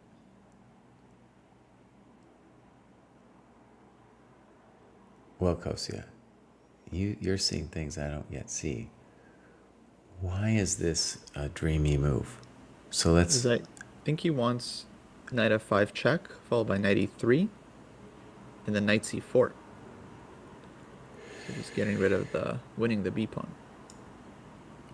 Okay, let's go for it. Knight e6, knight f5, king f6, Sure. knight e3, rook c5, rook b2. Yeah, at least, yeah, you got this with knights. And you got this with knights. I mean, black's pawn is on b2. It's very hard to imagine white can win it without giving up the c pawn. Okay. Oh, man. But really what I'm more obsessed with is that Keimer played knight d6 really fast. Like, he would have thought about it if he had options or, you know. But he must feel quite confident about this. And Blue Bomb now is kind of like he's tanking again, like he didn't see something. Looking very unhappy, actually. Hair looks good, but... Your generation loves that hair, dude. Yeah. This guy's got like this natural texture. Like, I guess on a better day, Rachel, you can ask him if he puts product in it. I'd be curious. Like, 'cause I don't think he does. Like, chess player is not really the type. Well, yeah, Rachel's generation of dudes, yeah, they're like they love that thing, man. They're just floppy hairs, dude. Yeah, but I think Blue Bomb's a little older than Rachel's age. I'm gonna No, he's older. He's older. No, Rachel's generation, they got, the broccoli cut, The broccoli cut, exactly. which everyone loves. He's 28 years old, but he's an old man. He's an old man at 28. Oh, and he went to Bielefeld, where I was for a little bit. Oh, that's Amazing. cool. Well, yeah, I was at 3 different places in Germany, and Bielefeld, dude, Bielefeld University, man, holy moly, Bielefeld's a lot like Baltimore in some ways, a little rough around the edges. Oh, And some German, I was out Heidelberg and Jena, and there's like kind of, especially Heidelberg with like beautiful old buildings and stuff, and Bielefeld is just this massive one building with glass windows, and they've been corroded with time. Yeah. I know you did the PhD in Germany, but what were the other two schools? So I did first what was, I guess, the equivalent of a master's in Jena, which was East Germany. It used to be East Germany, and then I followed a professor to a Heidelberg, and then I followed him again to Bielefeld. Yeah. Okay, here we go. 96.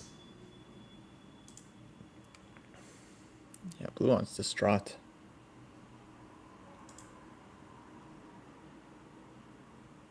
It looks griefy. It looks griefy.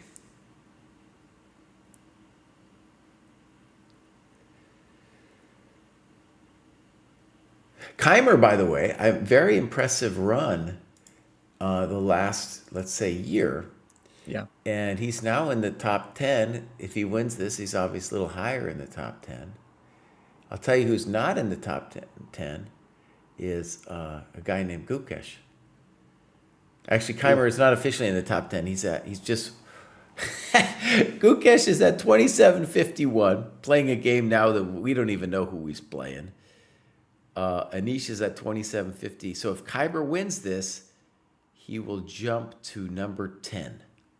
He'll jump to number 10. I did love Anish's interview yesterday where he's like, Gukesh's having a bad tournament. I also have bad tournaments. Why can't I be world champion?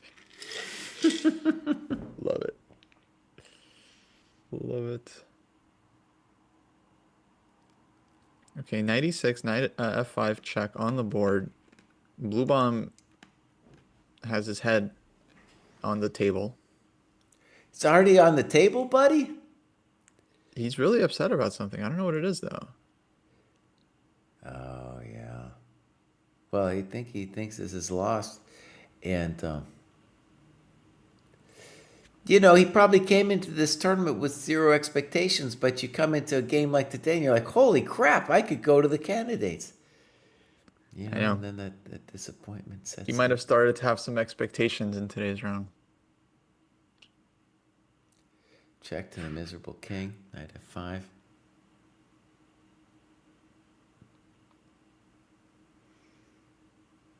Yeah, it's truly a little bit unpleasant for a peasant here.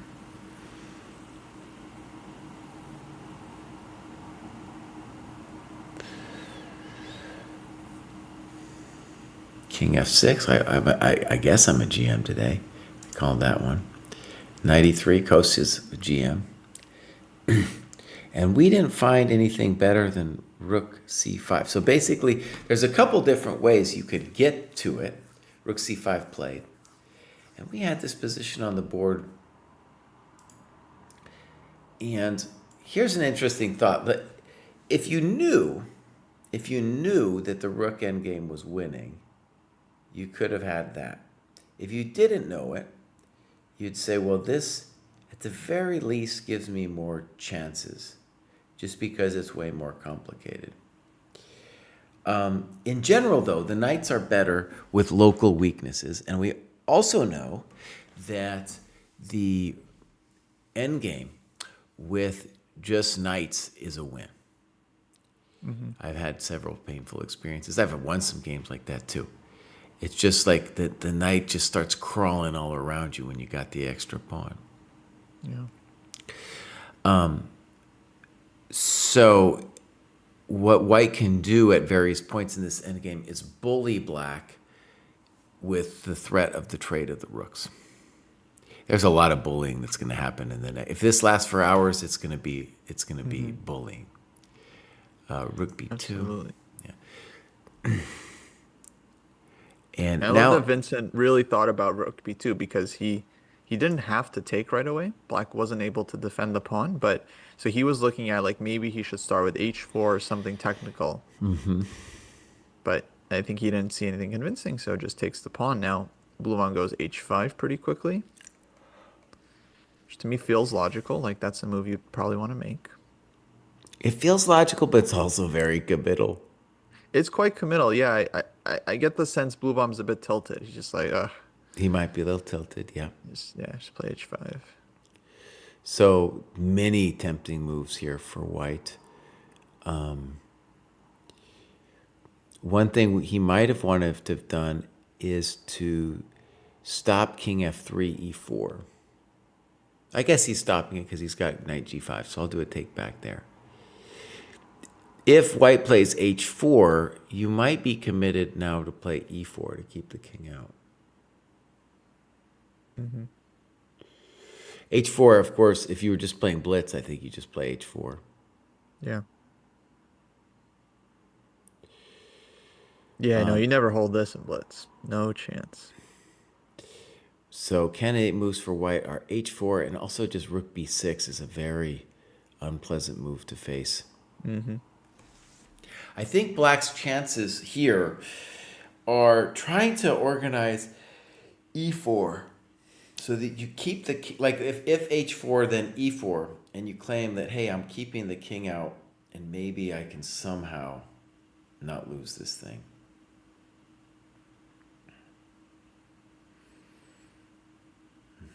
Also similarly maybe on rook b6 e4. The knight is pretty on e3, but it's dominated by the rook on c5, so it's not like we're doing something instantly.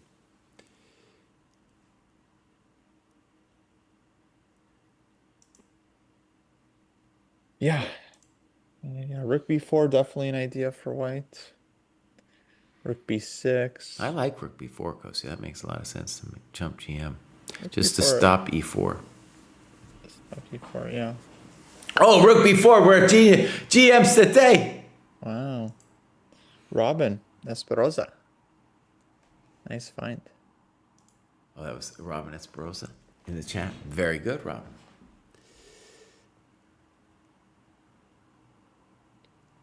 Convincing. Okay, let's take a moment to just look at this other stuff. I promised to look at, oh, not that one. Go back. I promised to look at Niemann. Oh, dude, Niemann beat Prague. What a win, dude. What a win. Huge win for Hans. Huge. All right, let's just do a little baby recap here. So, boom, boom, boom. Okay. So, up to here, Hans is playing fast and now takes a good think and plays the Firouzjan knight a3.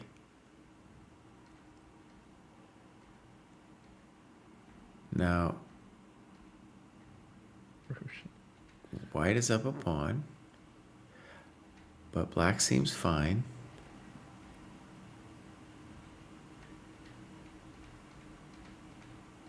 It's funny, when I looked at this position earlier, I didn't realize that white was up a pawn. There, the pawn's gone. Now, Kosti, just looking at this, black should be fine, right? I didn't think it's so serious. Oh, yeah, this whole thing went down. And this whole thing went down. He's still up a pawn. Queen e1, bishop e5. Well, now he's just up a pawn again. He keeps sacking the pawn. Holy moly. Wow. Wow. Looks like very nice technical game. Rook f4 resigns.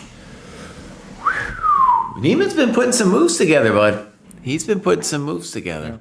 Botvinnik-esque. that last game.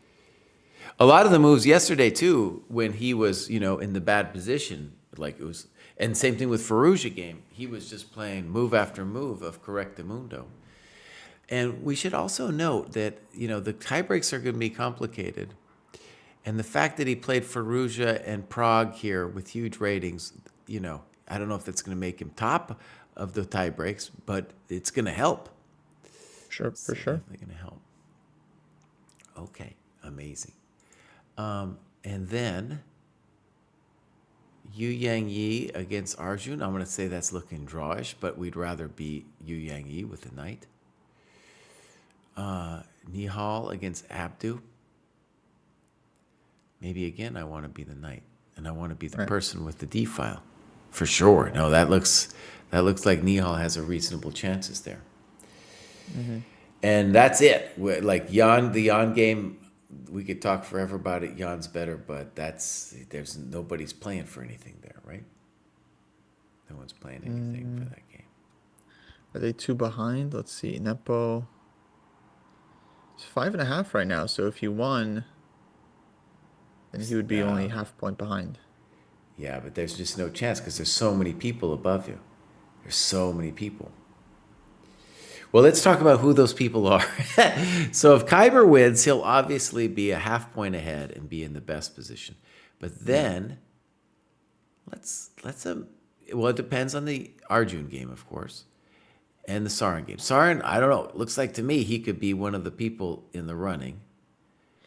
And has Sarin already played Moke? Let me just quickly look. No, he hasn't played Mr. Moke.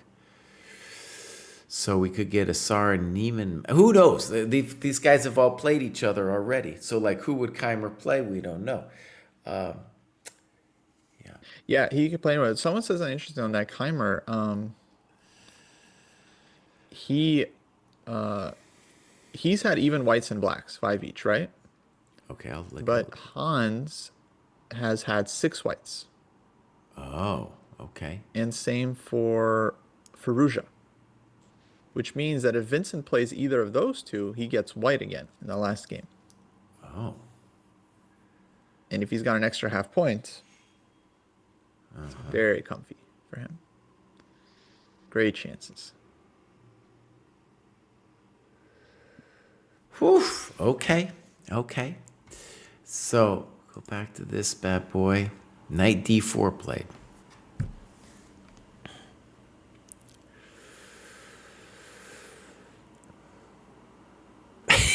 Yeah, I don't know, Kostya. Part of me is like, you know what? Maybe I would want to trade knights here just to make my life a little simpler. Because these knights, it's going to make things complicated.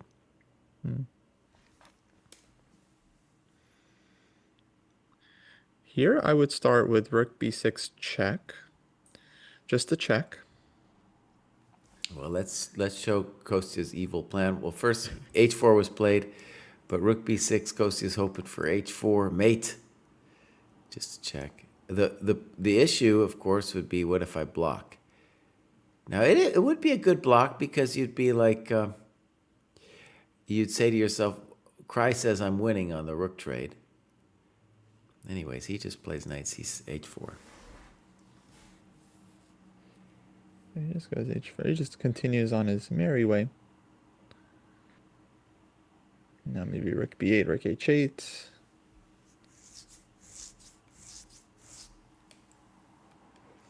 Right, if we imagine the rook going to h8. Or the rook could even get to g5. Yeah, well, that's what we're saying. Because if rook h8, king g6, rook g8, then you go rook g5 and you're winning. The other nice thing about a rook b8 move is any kind of e4, we have rook e8. Yeah. Yeah. Oh, it's very unpleasant. And yeah, again, I think Vincent's speed tells me that he's pretty confident about how to do this. Otherwise, he would spend a lot of time. Does he want to commit to h4? Does he not? Does he have other ideas? One nice thing, too, about h4 instead of rook b6 is if knight c6, now you have to worry about e4 again. Now, maybe there's king f3, I don't know. But you'd have to worry a little bit about it. You'd also have to worry about black throwing in h4 maybe. And now it just keeps it super simple. Yeah. Black can't do much, king e6. And there's probably more than one good move, but to me, rook b8 looks very hard to me. Like, what are you supposed to do? King e6 played.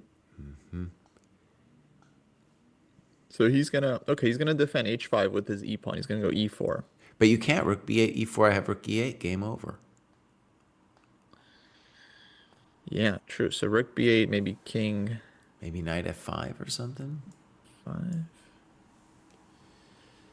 No, knight f5, I have take take, rook g8. take rook g8, goodbye, yeah. It looked like rook b8 might be the end.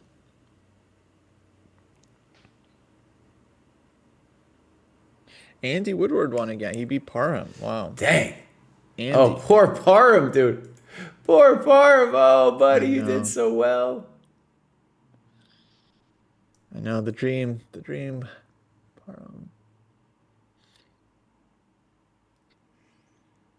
Oh, it's very comfortable for white here.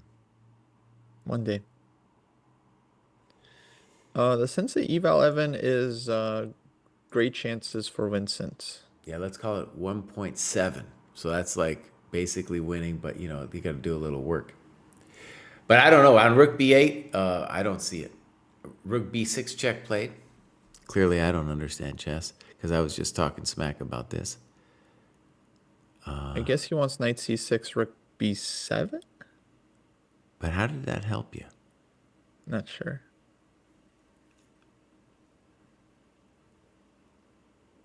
And then the problem is then he could play e4. Hey, Vincent, you just had to play rook b8, bud.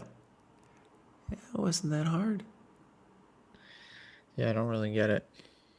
Played it fast too, so he's like still confident.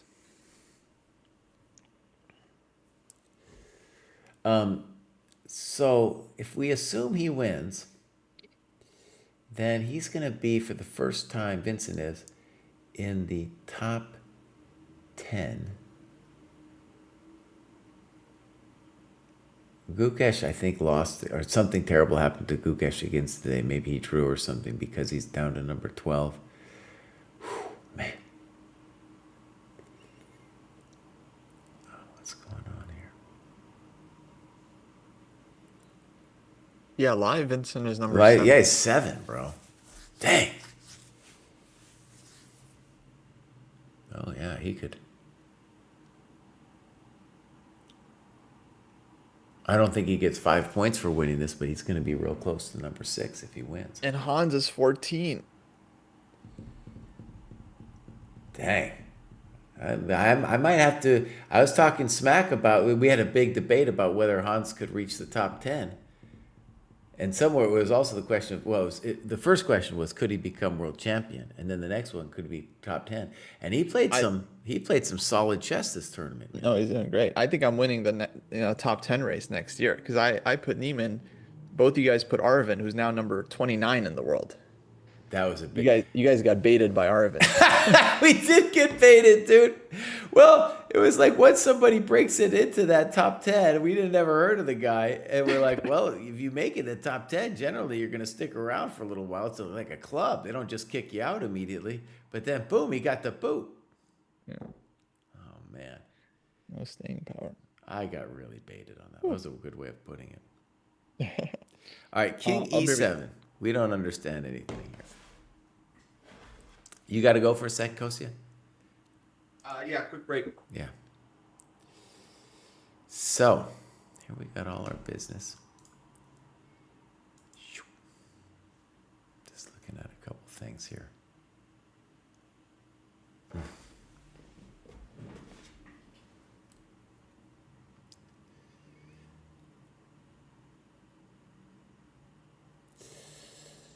going to chastise some people here.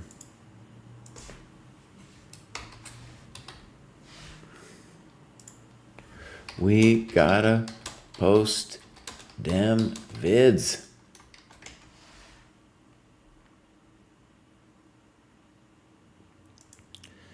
So, all right. Chastising the crew. All right. So,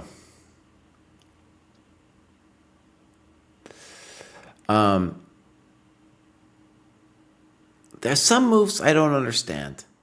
I didn't understand why rook b8 was played with this blue bound thing. This Yu Yang Yi game, definitely white's better, but it's not necessarily easy to win. Sarin, I don't know, that looks winning. That looks winning. It's maybe a long road, but it looks winning. And then the Yan game, I'm not interested. I'm sure it's an interesting game. Not interested in looking at it. So I'm going to go back to this and try to understand. First, I need to understand what was wrong with this move. I'm having real trouble.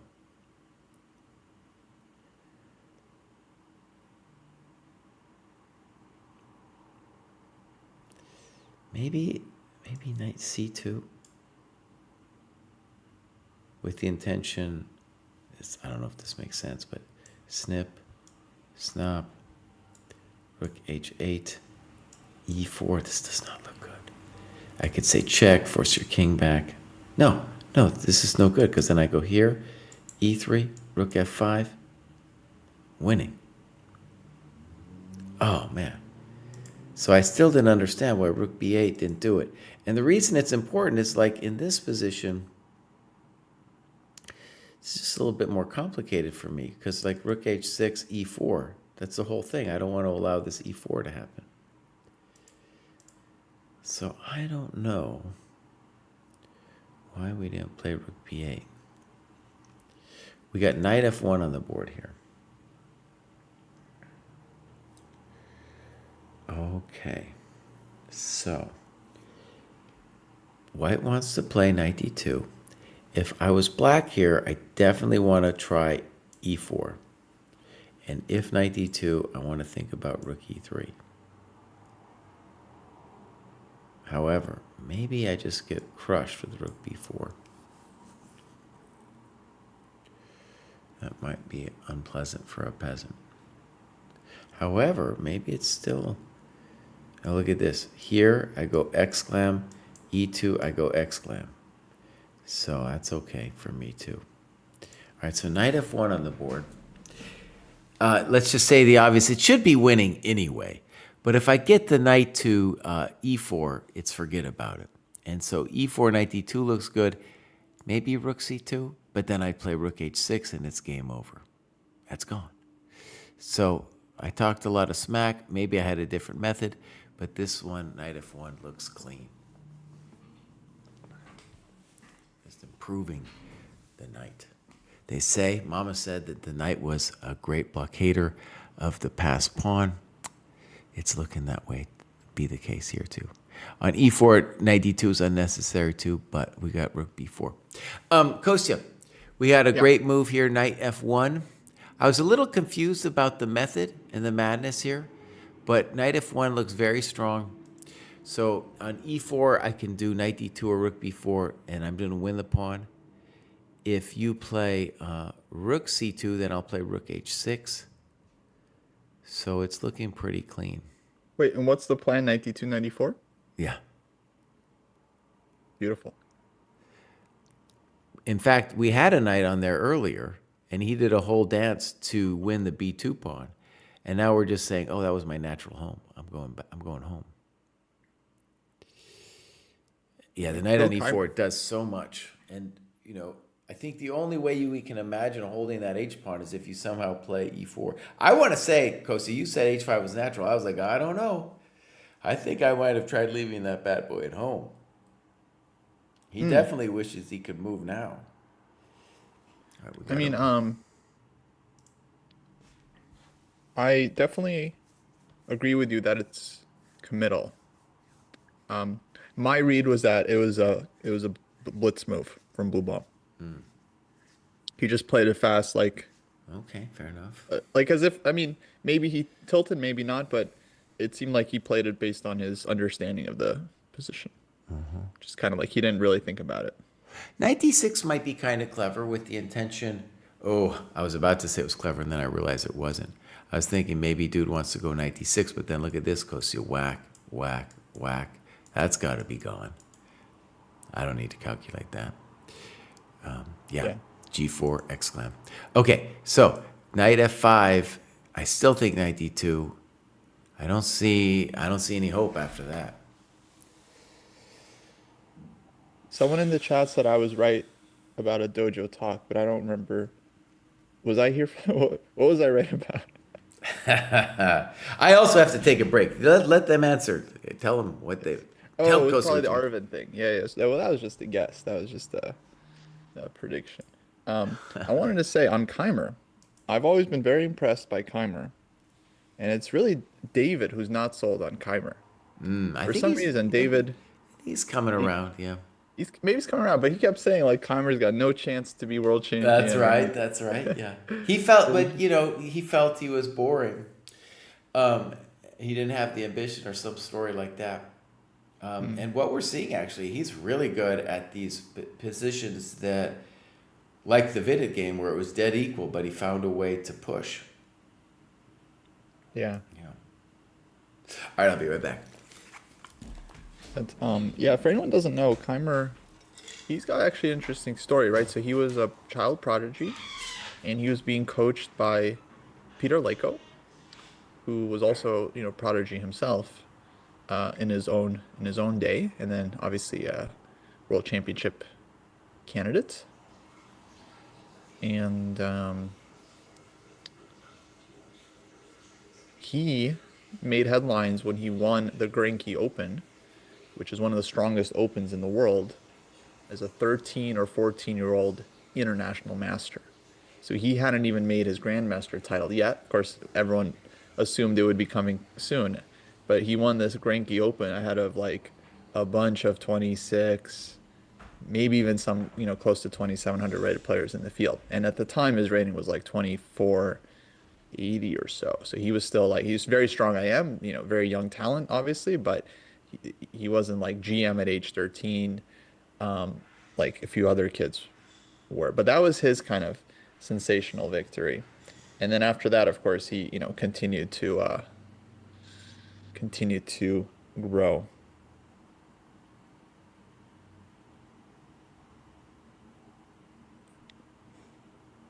Doesn't David just have a preference for more tactical chess? I don't think so, necessarily. I mean, that's like David's style, but from talking with David, I mean, he really appreciates a well-played endgame for sure. Maybe even more so than he appreciates the tactical stuff because the tactical stuff is more akin to his own style. So I don't think it's a style thing that David doesn't like about Keimer. I think it's more maybe just like I think he just doesn't sense that like killer spirit that Arjun and Gukesh and Prague. But I don't really see the same thing David sees. For me, I see Vincent as having huge fighting spirit. It's just he's just much more technical than these other players. Uh, Kind of like Karpov in a way, Karpovian. But I don't know if I'm representing David's position in the most accurate way. All I know is he doesn't think Keimer has any world championship chances.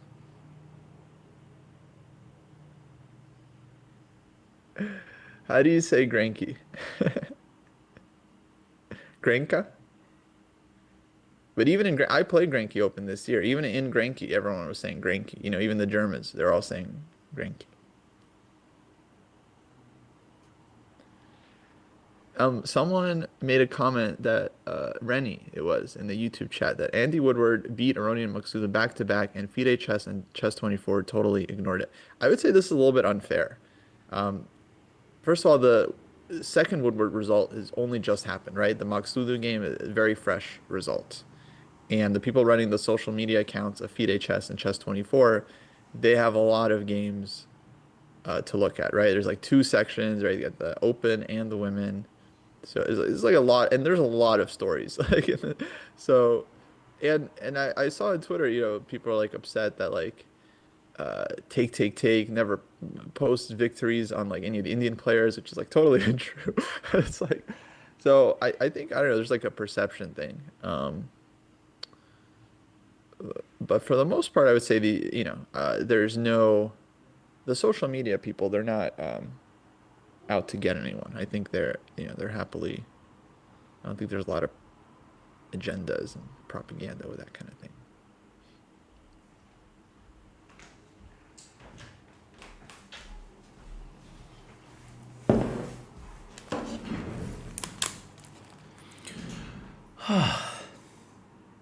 Kosya, Yeah. I wanted to make an announcement for chat. Maybe you probably already know this, but tomorrow, dude, the round starts 1 hour earlier. Right.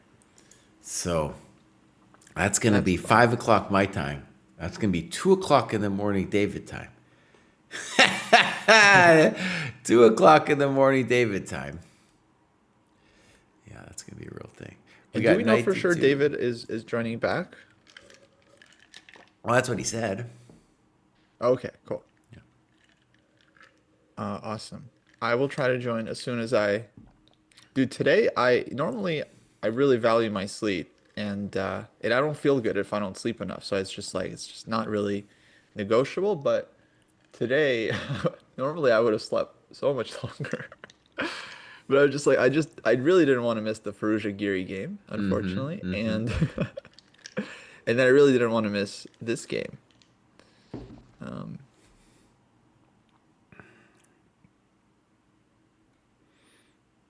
Yeah, this looks crispy. A simple threat for white, by the way, would be rook f6, kick the knight, and go rook h6. Very important not to blunder rook h6. That's what my mind wanted to do a half a second when I got here, Kostya. And I was like, oh no, that's how I blundered against these Indian kids. so Jesse, question for you, 2800 to fellow 2800. Do you think that your blitz skills improved during your quest? No, no, I just got better. I dialed in my openings. I Well, okay, when we say blitz skills, to me when I think about blitz skills, I think especially where I'm lacking, I wasn't able to improve. So where I was never really able to do it is anytime I was 10 seconds versus 10 seconds, I was just losing. I was just losing every single time. And that didn't change. That didn't change. I think and like the whole trickery, so the moving fast and the trickery of that last 10 seconds, which is not, it's, arguably not chess, it's its own special realm. I just couldn't do it. But maybe I compensated by, in the earlier part of the game, moving faster. So moving faster to avoiding that 10 seconds versus 10 seconds thing. And a lot of times, even a lot of those positions, even 30 seconds versus 30 seconds, I'm kind of hopeless against a true master of the art. Because, they're setting these dumb little traps. They move super fast. So that part about the game I didn't get better at. So I feel, Kostya, I did it with skill, buddy. I did it with skill. I didn't do it with no dirty So stuff. my question was actually just like if any part of your game improved, because I think if you just play a bunch of blitz, your rating will naturally go up and down, just due to the nature of how Right, streaky right, it is. So I was asking like if any part of your game felt better. So it sounds like some things did, just not like the bullet stuff. right. That's interesting. Yeah, when I was watching you play, I feel like you're mostly like you're usually ahead on the clock out of the opening and like into the so you're going into it like 2 minutes versus 1 minute or something like that. Like usually, from what I could see, had an advantage. So you would say that you specifically just try to play quickly early on, so you just avoid the time trouble. To try to avoid it. Yeah, you never can totally avoid it, but you can try to avoid it. Yeah, I think I got a little bit better in that phase of the game. The main improvement for me, for sure, was just learning to not spend time on non-critical moments. Because I didn't realize I had a habit of this, but I would often spend like 10 seconds here, 10 seconds on the next move, 10 seconds on the next move, and all of those should have been like 1 or 2 second moves. Yeah. So it's not like I was, well, okay, occasionally I would spend like 45 seconds on something, that's also bad, but that's where I realized I was burning the most time, is just spending like several extra seconds on call them like simple like positional moves. Where it clicked for me, actually, just in terms of understanding, and once I understood it, it was like, oh, I get it. Is one of the great things I loved about that quest was I got to play several games against Raphael Vaganian and a couple games against Nigel Short. And Vaganian, I mean, he was like, I don't know, probably number 3 in the world at some point. Also was known as a good Blitz player back in the day, but Blitz was different back in the day. You played with with one of those, he was probably playing with one of those Russian plunger clocks, and the whole video game-ish skill that you get in the last 10 seconds, the dude clearly never learned. So we had a lot of battles where I would win on time. And it was like, oh, I never win on time. And I was like, oh, why is that happening? Because he's like you, buddy. He has no clue how to do this. And then, like, before I even played Nigel Short, he posted on Twitter about how his generation didn't learn to do Blitz. And then I played him, and he still has a rating of like 2,900 or something. But when it comes down to the final moments, I was beating him playing a little faster. And I was like, oh my God, I never went on time. But this is why it's happening. And it's not because I learned, it's just because they were even worse at doing the 10 seconds versus 10 seconds. And what the reason it was a breakthrough was like a lot of people were telling me, like, oh, you need to train with like somebody who will teach you how to pre-move and do the dirty tricks. And A, that's not that interesting to me. But B, if they couldn't learn it, I can't learn it either. So it was just like a very welcome thing where I was like, right, I can't learn this. There's other things maybe I can learn, but I'm not going to learn to do the pre-move game. And that was freeing. That was freeing because then it was like, right, I just have to play better chess than these fools. Yeah, I mean, I definitely don't think like the primo stuff is totally necessary. And I would say for me, it improved a bit, but not as much as other stuff, I would say. But I wouldn't say that you can't do it. I bet you could at least improve, like, because I didn't get good at that stuff, but I at least like started thinking along those lines and like pre-moving more trickily in in time scrambles, or just pre-moving more in general. So I just wasn't pre-moving a lot in general, unless it's like queen versus king situation or something. But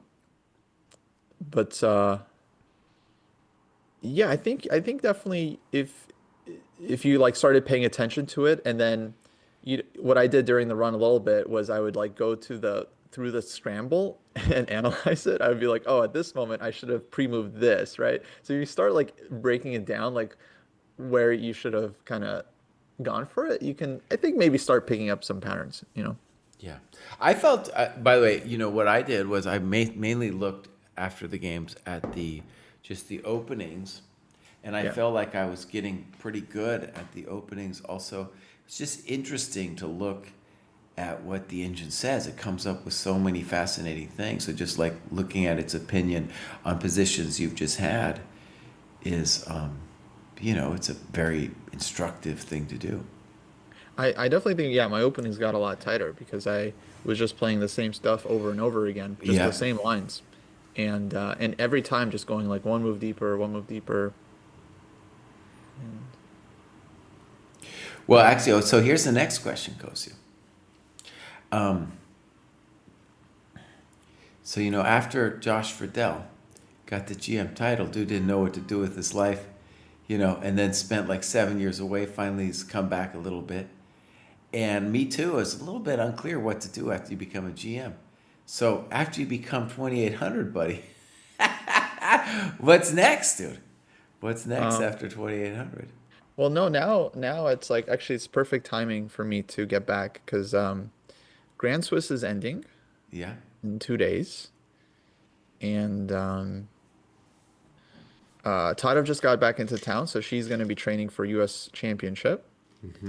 So it's a great time for me and I got like 2.5 months before my next tournament, most likely. Okay. So I think I'm going going back to classical now. Good, yeah.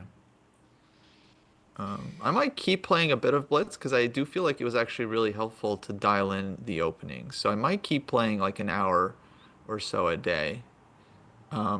So people have asked me if I play off stream. I basically never play Blitz off stream because I don't. It's not actually that fun for me to play Blitz. Like I mainly play because it's like I like that it can help me with the openings. I like that it can make me sharper. And then to me, it's more fun than, let's say, like classical chess, just from a purely fun perspective. But I don't actually like if I want to do something fun, I'd rather, not be doing chess. So I'm actually pretty good about not playing off stream.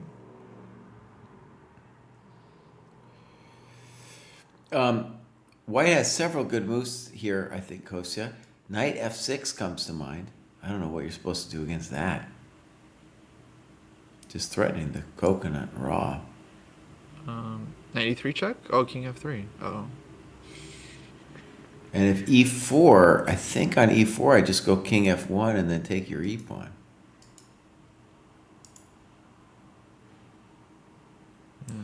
You could go passive with knight f6, knight g7, but no one wanted to see that. Right. Yeah, and then knight d5 check. It's very unpleasant. Now, I'm sure there's other moves besides knight f6, but that looks horrendous. Falk says king f3, knight d4 is how you lose in blitz. But actually, you would have to, it takes more than that. Because you'd have to go king f3. Oh, yeah, you would lose like that in blitz. See, I would too. It's like, yeah, play rook e1 first. No, you don't.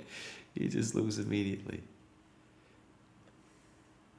Bluebaum, that might have worked at the grammar school level, buddy. It's not going to work here. You're playing Keimer. All the best players in classical are blitz monsters, but are all the blitz monsters the best players in classical? That's the real question. Because of course all the top guys are good at blitz, but they're good at everything in chess. Question is like getting really good at blitz going to help you that much with the classical?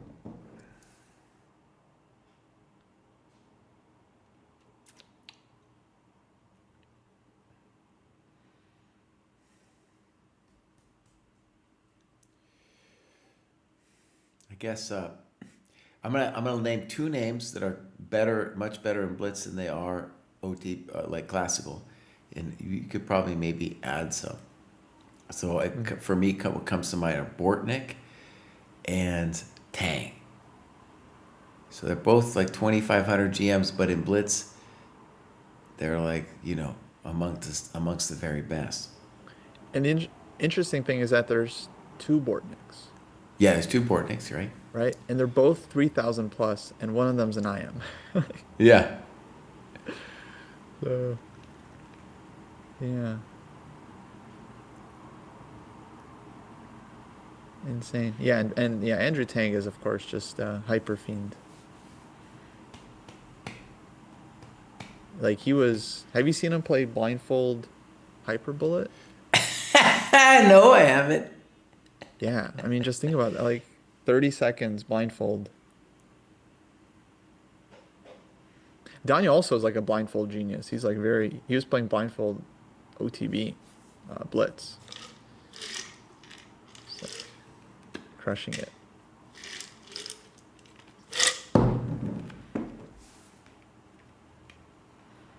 Actually, one of the Title Tuesdays not that long ago, Daniel decided to play blindfold. Oh my God.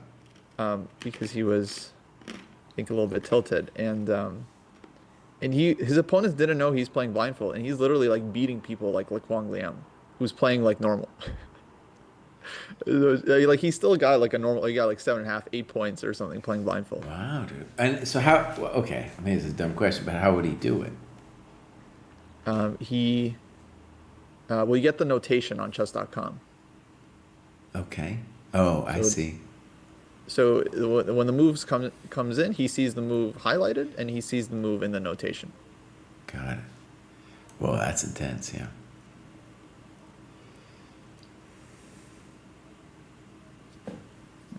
Yeah. there's something to that.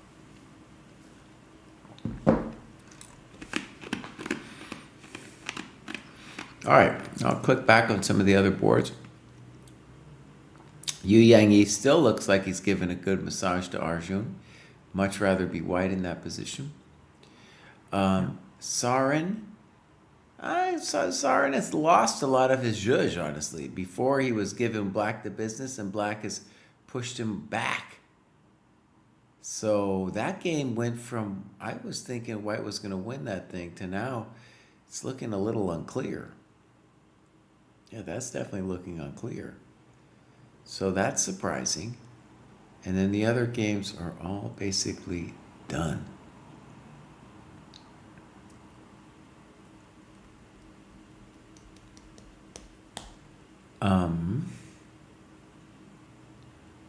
Thanks, Charles. Yeah, if I was like a mathematical genius, I'd be sitting here calculating tie breaks and stuff. But I'm not. I'm not that person.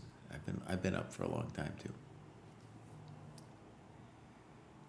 Poor Nick is 2,600 due to the farming down in Charlotte. Let me just say, Charlotte is not a place you want to do some farming. I don't know.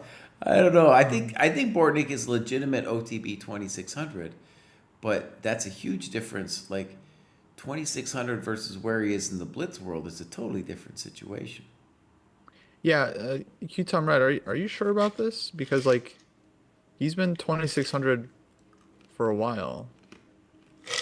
I would guess even longer than he's been in Charlotte. He's been 20 like, and I'm looking at his FIDE rating graph. Like since 2023, he's like played very little and gained he hasn't gained points since 2023.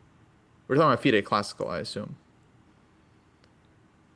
Oh, okay. You're just okay. I'm sorry. Guys, the internet.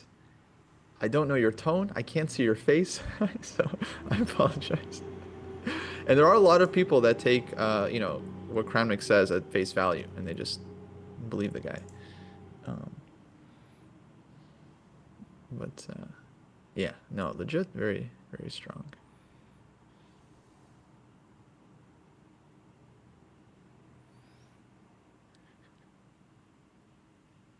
Well, Coach, I'm passing out, dude. I'm passing out. This old man is passing out. You want? I assume you want to take it over. Actually, I'm not sure. I think I'm also kind of done. I do think Vincent is gonna convert it. Right. So let's end this with our predictions, and I'll go over here. I'm gonna hit results. I think they're not. Yeah, they're listing some of the results here. So, right, we got Niemann, Anish, Firouzja, and Bluebaum we're thinking is going to get toast. So his chances are over. We're going to say Keimer joins them. And it's a little bit unclear who else is going to join them then after that. Oh, Keimer jumps ahead, right? Oh, son of a holy moly. Of course he jumps ahead. What am I saying? So yeah, Keimer jumps ahead. So we have 1 7.5 and then 3 to 4 sevens. And so what you see in that 3 to 4 sevens is those sevens could win and still not qualify because of the tiebreak issue. And as you can see, I'm pretty sure this lists it by tiebreaks. So Niemann having worse tiebreaks than Giri, and Giri worse than Firouzja. Yeah, I'm interesting to see what the pairing is tomorrow. So assuming Keimer wins, I don't think he's played any of Firouzja, Giri, or Niemann. But I do think Firouzja, there might be this rule, right, where you can't play up more than once. I think Firouzja is probably played up. There might be some weird thing like that too going on. That's why the pairings are very hard. It's like really a computer has to do the pairings. It's not very and there's stuff with the with the colors. But yeah, it could end up being like Vincent White against Niemann, for example. Or Giri. See, Kalen says Alireza has played the other two. Fair enough. But then apparently there's this rule where you can't get paired up more than once. So since Vincent has more points than Firouzja, technically Firouzja would be paired up against Vincent. And if that already happened in the tournament, then apparently he's not allowed to do that. So the pairings could be really wonky. Also, another thing that could be interesting tomorrow, depending on how things go, is Keimer needs to know before the round starts, if I draw, am I assured a spot? Because his tie breaks aren't great. And if they aren't great, then maybe he could actually, two people could tie with him who have better tie breaks. In which case he has to be like, I'm all in, I gotta win it. Or, even more exciting, the games are progressing and he doesn't know, and he has to keep an eye on it. Well, see, I feel like this is possible because like Firouzja has already played Giri, for example. So let's say, because they have to pair Vincent with someone. Let's say they pair Vincent with Hans. Then Firouzja and Giri have already played. So then Firouzja would play someone on 6.5, Giri would play someone on 6.5, right? And theoretically, they could both win to get to 8 points, which means that Vincent with a draw wouldn't 100% be getting in. But you got to believe in Vincent's chances. If he wins here and makes a draw, that he's like, I feel like you still got to take it. Oh man! So the other two games we got that Arjun and Nordebek Senior, those guys could be in the 7 group as well. And given and also Nihal. Oh my God! So that 7 group is going to be pretty big. Someone in chat said Keimer secures with a draw, and I don't think so. I'm looking at Keimer's tie breaks, and he's only played one over 2,700. And the tie breaks are done by Elo. So, no, I think his tie breaks are nasty. Yeah. By the way, before we go, we got to go. I'm just going to control F. Gukesh because I don't have the arms business to actually find him because he's so far down there. Oh, I got to hit show all to find him, bro. Oh, I got to hit show all to find Gukesh. Oh, dude. All right, so he did win today. He drew yesterday. That's why his rating cracked again. And so he finishes, well, not finishes, he'll have one more tomorrow, but he's at an even score with 5 out of 10. He drew a strong 2,600 yesterday, but you can't be doing that if you're the champ. And then he drew Divya. We might have to say... He was in trouble yesterday, too. Oh, my God. Yeah, he might have to do some kind of Dojo talks on the collapse. He did come back, beat Sarkisian, a great player, today. But he's at number 57 right now. Oh, man. Number 57 for the world champ. Oh, man. Okay. All right, Kostya, I'm out of here. Who do you want me to raid, bud? Maybe Chess 24? Okay, fine. Chess 24. Boom. There we go. All right, folks. We will be back with proofs, I think, tomorrow, and it's going to be earlier. Set your clocks 1 hour earlier. This is the Chess Dojo. Use code Samarkand to get 20% off your first month. Bye. Wow, we were on it. I did the command. You said it. We were on it.